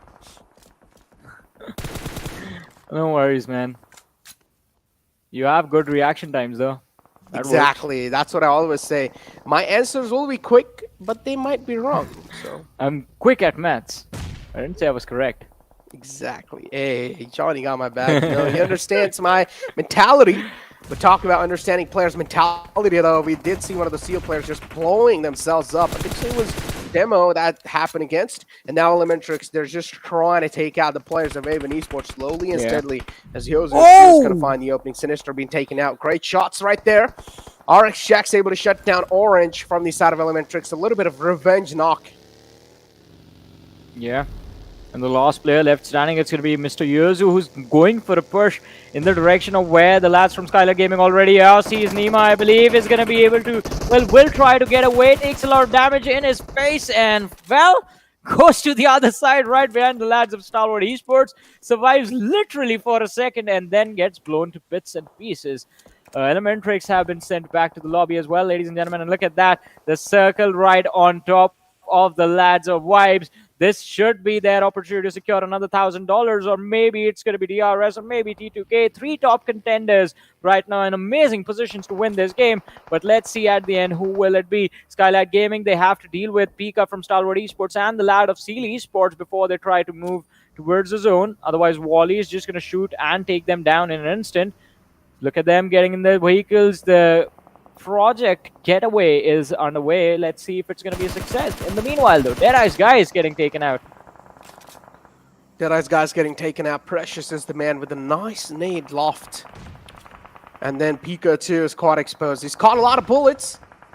What's going on? Boy, and AJ will be taken out. Almost getting confirmed as well, though, Johnny. Seal looking great so far, but again, they're taking a lot of damage from the play zone, and that's something that should not be happening so far in the game. Seal, they would want to make sure they're making it inside the zone as quick as possible, but this time it's going to be Skylightz Gaming with some precise shots on the players of Seal. Well, let's see. 70 Esports, they have a pretty decent position for themselves as well, but the problem is the same. They have to move towards the circle. A1 Esports, oh no, finally getting taken out of the match, down to 9 teams, 25 players surviving. And Skylightz Gaming have finally decided they're done with Steel Esports. They just want to finish them off and then move forward further in the game. Gunner, he's thrown down. Sees Precious jumping in the air. Should be an easy takedown. And will have to try and go secure the finish as the opposition is just right there in front of him. And that's it for Steel Esports as well, as Skylightz Gaming go on to secure their 7th elimination in the game and wipe out another team. Talking about wiping out another team. Venom Legends, too, will follow it up. Gunner, the amount of damage is taken. He wants to boost it, but no. Barely could have made it, but unfortunately, the zone this time is going to be a bit faster than him. And that's going to be it for JyanMaara too. Another team taking an exit. We don't see any Mongolian teams currently in the top 6. 17 players are still alive, though, and T2K now. They're just going to put the final nail in the coffin for Dax. He was laid prone to the ground, and he's going to die sleeping. Yeah, and let's see now. Vibes, DRS, T2K, SG, and 7C remain. Mafia Ninja from the side of Skylightz Gaming has been taken out by the players of DRS, who are just tossing a lot of utility in his direction to finish him off. Oh, it's a bit of an overshot. Mafia Ninja is still going to be down to around 50 HP. AJ and Gyalzen taking damage from the nades, and this one is going to be very close. AJ is out of the picture now. It's just Gyalzen, the last player left standing in Delta. Look at him. He's well in the perfect position to finish them off. This is deal done and dusted. Skylightz Gaming, that's it for them. Down to the top 4 in the match. 13 players still alive. 7C, last player left in the game. And Aku Jord is just playing for survival at this point. It's a 4 versus 4 versus 4 versus just 1. Man, someone called DRS Kratos because currently they're the God Slayers. Damn. The way they're playing inside this lobby, it's like they're just asserting their dominance. Yeah. And every single team, they have to respect that dominance too. They cannot just straight up try and counter it because the way they're positioning themselves is just so well. And now TDK, look at them. They're sandwiched because 2 of the players of DRS are in the back. Legend is completely screwed over. And that's what I exactly said. There you go. Legend taken out. The positioning is so well, so methodical, so tactical. DRS, man, they're playing it so well. I mean, the push from Legend was a little bit off. Could have gone for the house directly, but they do manage to recover. Legend has been traded out. DRS are losing a lot of their players as well. Delta is trying to reposition himself to go towards where Reaper bot is, but will they be able to make it to the other side? That is going to be quite tough to see. Rules, he's going to be finished off by Chain. Killer, Reaper bot, and Delta, all that remain for the side of DRS, and all of a sudden, Vibes are the team with the man advantage in this game. A lot of utility being shot. Sandesh is going to be spotted out in the open. Jane as well. Reaper bot taken out from the flank by Malik from the side of Vibes, and Malik is just protecting at this point the lads of T2K. I mean, he doesn't care about them. He might as well just finish them off, but they are hidden from his perspective, so he can just focus on the players of DRS. Killer Whitey, the last player left standing, and he is going to go try and go for a revive, but even after that, it's not going to be an easy endgame play for DRS. Yeah, I actually get the resurrection up too. So Reaper bot's going to be back up on his feet. Killer YT quite exposed. Makes it back to the safety in the nick of time inside the house. Now we'll need to patch himself up too. Hopefully they have at least 1 or 2 smoke grenades to back them up for the visual blockage. The nade right there from Sandage, tossed in quite close, but not really yet on the mark.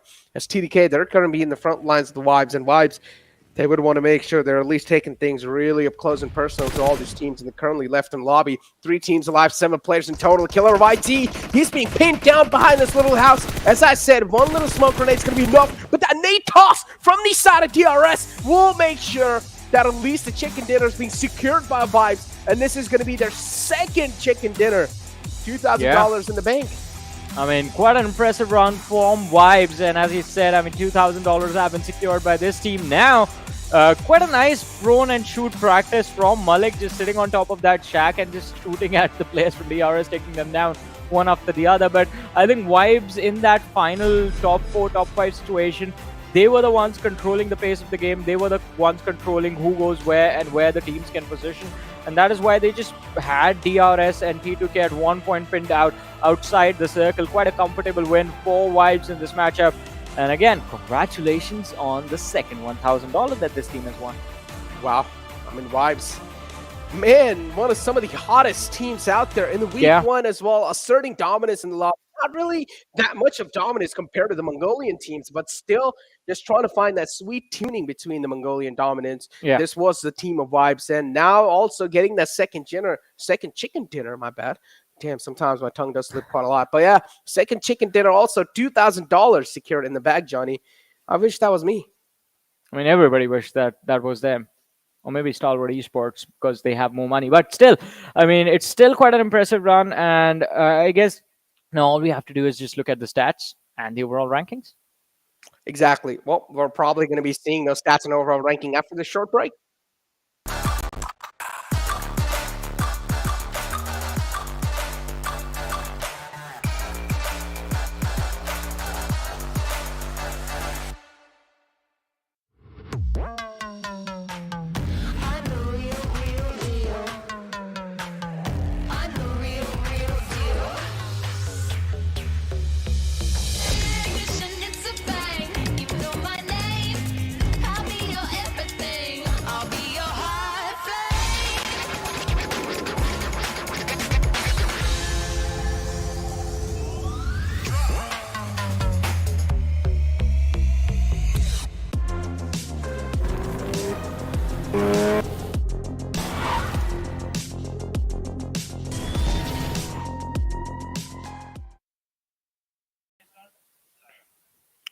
What's going on, my adorable viewers? Hopefully everyone's doing great because currently we are in the PUBG Mobile Pro League 2022 Spring. And now, Johnny, Things have been off to a great start of the week one, or at least of week 3 of day one, and things have been looking quite great, right? Even Esports not really proving themselves up that great. In the first 2 games, they were doing quite great, but then later on, it's just been the South Asians dominating it completely. I mean, definitely, as you mentioned, it's just been the South Asian teams dominating the entire day. And I think this has been the first time that throughout the day, the Mongolian teams have not picked up a winner-winner chicken dinner. So quite interesting, but still, let's see. I mean, what the next day, what the tomorrow is going to look like, what day after tomorrow is going to look like. Because this is the final week in the league play stages, and it's going to be quite important for a lot of teams to just secure some extra bank before moving on to the finals. Talk about securing the extra bank. We're going to find out who's going to be the man of the hour, who might just be securing the most to the bank from that previous game. And let's take a look at the most valuable player. It's going to be this Killer YT from the side of DRS, doing a great job. Again, Killer YT is one of those players. I still remember his first ever dominating game in the Pro League. It was back in the PMCO Nepal. I think so. It was Spring Split 2. 2021, if I'm not wrong. And this man was playing on the Miramar map. If I'm not wrong, he was also playing under the banner of Cops. And Killer YT was one of those players that got 15 kills all by himself on the map of Miramar. I remember this guy's performance. It was absolute banger. And that was the start of my casting career too. Yeah, I mean, he has always been quite an incredible performer. I mean, since the older days, as you said. But looking at the list of top players, he's going to be followed by equally impressive players, as Sanhok is going to be there with 3 eliminations secured but 681 damage dished out. Jane is going to be there with 3 eliminations for his name. Wow, all the top players just got 3 eliminations. What happened this game? What? Everyone's just there with 3. Boy, we took a look at the top 5 players too. But now, Johnny, something we really need to take an eye on has to be the stats comparison between Vibes Esports and DRS, because we saw just Vibes spoiling the glimmers of hope for DRS and third-partying the entire fray and sort of unintentionally helping out the players at TDK. Yeah, exactly. I mean, for a second, they were helping them out, but I thought T2K was going to be second in this game, but apparently DRS managed to finish second in the top 2, and T2K with third. But looking at the stat comparison, as you said, Necro, I mean, look at the damage received by DRS, and then I'm pretty sure a big chunk of that was just Vibes is doing.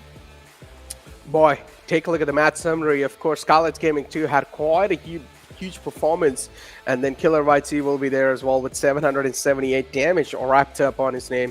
Joker there too with the highest assist. Ryu there too with 285 longest distance eliminations, and then Sanhok from the side of TDK will be there. TDK today has been one of the most consistent teams, and that has boosted them up in the hashtag 3 in the overall rankings, or hashtag 4 if I'm not wrong. Yeah, 4th place in the overall rankings, because the top 3 are still being dominated by the Mongolians. I mean, definitely, they have been quite incredible this entire time, but let's have a look at the match rankings as well, and it's going to be Vibes Esports finishing off with 20 points, T2K with 18, DRS with 18, 7C Esports 15 points, and I mean, this was again a match where majority of the fights were being fought out in the open towards the Gatka fields, and because of that, a lot of the kills, a lot of the eliminations have been pretty evenly distributed amongst the entire lobby. I mean, you see Skylightz Gaming as well with 7 eliminations to their name. The teams that went out early, Venom Legends, Stalwart Esports, even they got something in return.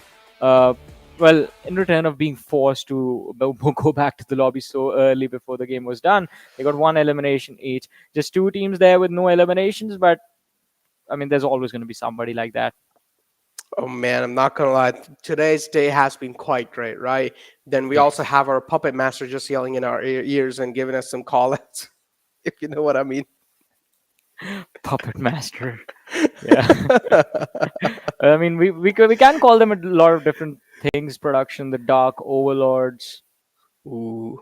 Yeah. The underlords, actually. That's the better one, because they're behind the scene as well. Yeah. Yeah. It's there. So yeah, take a look at the Vibes. Please do not mute me, production. Please don't mute me. I have not done anything. It was Johnny who influenced me. It's all up to him. But yeah, as you guys can see the rotation of how it looked like for the team Vibes. They of course like to drop in the Water City area, kind of split around between these compounds too. It shouldn't really be that tough of a task for Vibes to rotate inside the zone, because the zones were quite close to their drop spot. I mean, definitely. And it wasn't a difficult rotation as well. When things got tough for them after the third, fourth zone of the game, because at that point they had to constantly move and move and move and move. But from this point on, I mean, they have taken control of the compound where they spent majority of the time from here on out. And after this, it was just them being patient. The reaction as we saw IHC, Stalwart Esports, Deadeyes Guys, all these teams like pick off unnecessary fights trying to move towards the cliffside of Everest, but Vibes, they were just waiting. They were waiting for the opportunity. They knew if they made it to the end game situation, they were going to get an opportunity to secure extra points by securing elimination, and they did that when they were finishing off the lads from DRS and T2K at the same time. Yeah, and a great methodical approach from this side of Vibes just to close things out too, right? Something we really expect from a team like Vibes is a smart, a clean, a methodical approach, and that's what they clearly showed from what they did. But again, I really want to see teams like Vibes 2 show themselves up in the grand finals, but that's a talk for the future days. For now, let's take a look at the Oppo F21 Pro Moments. As I said, it's also available in the market, so you guys can go ahead and grab it for yourself, because I'm probably going to be doing it so myself. Hopefully have the money in the bank though. I mean, we're going to try and see how we can get this. But, I mean, this game, this early fight against Venom Legends, Skylightz Gaming, as I mentioned earlier when the match started, they have been trying to make this happen since the beginning. The first game was quite unfortunate. Venom Legends did not go for a 2-2 split drop. They landed as a 4-man squad, and because of that, we saw 1-1 lad from each side get traded out. In the second matchup, Venom Legends instantly disengaged. But now, I think because in the second game, Skylightz Gaming moved away too quickly, Venom Legends expected that this time it's going to be a similar situation. It wasn't. Indeed, it wasn't really that similar of a situation. And then you take a look at the players of 7C2. Great top shot. I talked about Memo over here quite a bit. And Memo, too, just doing such a great job. Able to show themselves up, and then high voltage over here as well. This final frag from the side of Pressure is able to connect those crucial headshots at the right nick of time, and that's how they just won that, or at least won that initial duel, and they were able to secure or defend that compound. Yeah, I mean, it was an impressive defensive setup, but look at this. I loved the utility usage from DRS in this game. I mean, they took down the entirety of, not the entirety, the three players that were remaining from the side of Skylightz Gaming with just util. They did not have to commit a lot of gunfire for the action, and this was like pretty much the closing moments of the game where everyone was taking it. All right, so Killer's nade resulted in T2K finishing off third instead of second. Yeah. Otherwise, DRS would have been finished off by Vibes and T2K would have been second, but oh, the plan backfires. And also T2K, had they pushed for the house that DRS was in, I believe it could have been another great opportunity for them, because at that point you just finish off the two players inside the house and then take a head-on fight against the players of Vibes instead of getting sandwiched between both the teams, which happened. Exactly. Damage graph in front of us, 5 elimination points from Vibes. The conversion isn't really that great, but hey, as long as you're securing that $1,000, that's all that matters to me personally. DRS2 doing a great job with 6 eliminations, 1,283 damage dealt. Then TDK there too with 8. TDK currently has the highest tower in the damage graph. Finally, taking a look at the overall rankings, trying to kill again. They're going to be kneeling that spot down in the forward spot for themselves with the amount of points, 338, and then Seal finally able to surpass the 400 marks barrier. I mean, Esports, the first team to do that as well. And right behind them, we have Stalwart Esports, who are really far behind, sitting on 364 points, all tied up with IHC Esports. Now, Train to Kill are chasing these two Mongolian Titans, and they have 2 days to topple these standings over, push their way inside the top 3, push their way inside the top podium, and finish the league stages off within the top 3. Vibes Esports, they were doing so well, but I mean, their recent performance has slowed down a bit, apart from this match, I mean, in which they won the chicken dinner and have closed in quite a distance between them and Train to Kill. But still, Vibes, if they be consistent like this, then maybe tomorrow we see them in the top 4 again. Yep, the latter half of the board is in front of you guys as the top 16 teams are here too. Raw, I honestly feel like they are out of harm's way too. There should not be anything to worry about. Venom Legends, all they need to do is, even if they keep on securing 5 or 6 points or even a bit more from that, and just keep the consistency going from not a lot of points to secure. I feel like Venom Legends should have the 12th spot nailed down because ElementriX in the final weekend, they're not able to step themselves up. JyanMaara too having a worst day of their lives. And the 7C though, doing so great today. And 7C should keep the performance up for themselves. Dax is one of those teams that I'm going to be eyeing out for. Avon Esports, again, a phenomenal try for them as they made it to the week 3. I'm pretty sure, or I'm hoping for Avon Esports to come back even stronger next year. And please, as I said, do not hate on any of these players. For example, TRZ 1952, even though they haven't really qualified, make sure to show them love, because if they're already not qualifying, they're going to be feeling a lot of mental pressure. They're going to be unhappy. And if you guys give them hate, they're going to be unhappy even more. And you guys do not really want your superstars or your favorite players to be under pressure and not do that great. So make sure to just show them love. And I'm pretty sure eventually they'll start doing great. The entire Team Carter vibes over here from the league week 3 is in front of you guys, because the entire... Oh, it seems like we just got a little call too from the Puppet Master saying don't really talk about that. So the graphic has been canceled. So, but yeah, moving on in vibes. They did quite good though.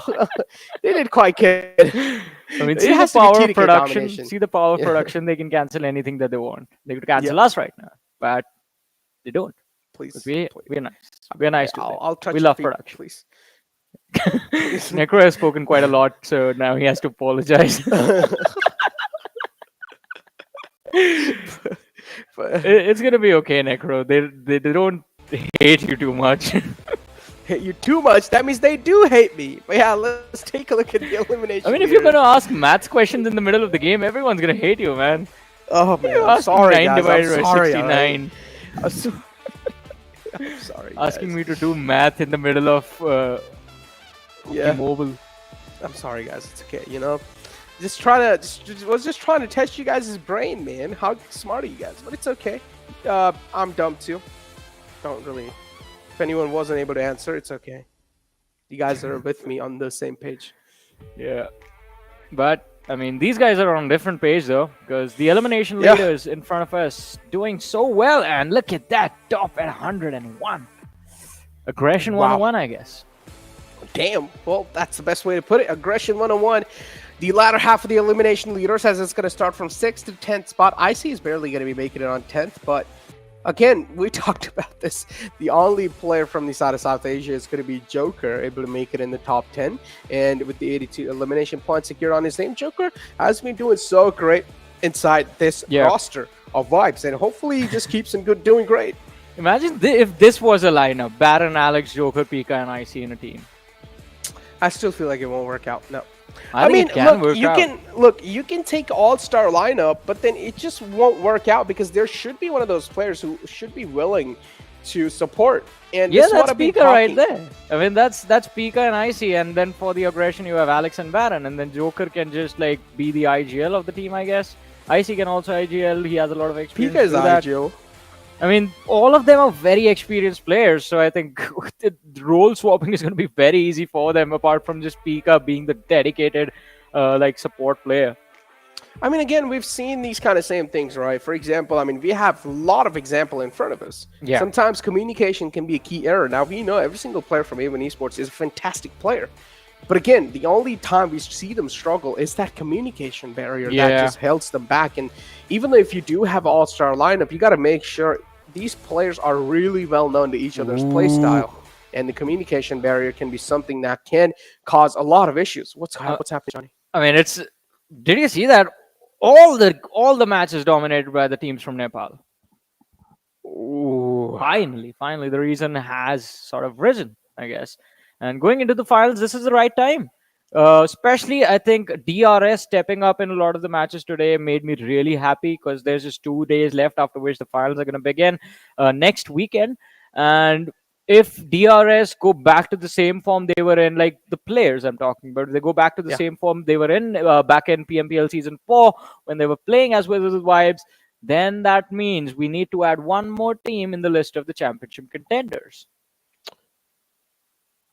Man, I'm pretty sure there are still a lot of teams that are kind of hiding a lot of stuff that I personally feel like in the lobby, and they're going to be exposing everything, or they're just going to be spilling the tea in the grand finals, where there's even much more money to try and capture. So I'm just waiting for the grand finals to roll out, because that's where it's going to come down to. That's where it's all going to matter, because the grand final brings it all, and that's when every single player in the lobby will start showing their true colors, Shawnee. Yeah, and I mean, it's going to be very fun to watch what's going to happen in the finals. But before we get to the finals, we have 2 more days of the Super Weekend to go through. And, well, with those 2 more days, more opportunity for the teams to secure those chicken dinners.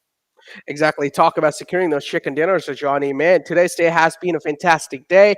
Of course, teams have been given all they have. So respect to every single team playing in here. Tattoo doing a great job, being adorable and cute as always. Thanks for tuning in, ladies and gentlemen. But now it's time for us to take an exit. You guys do go ahead and have your dinners, lunch, wherever you guys are.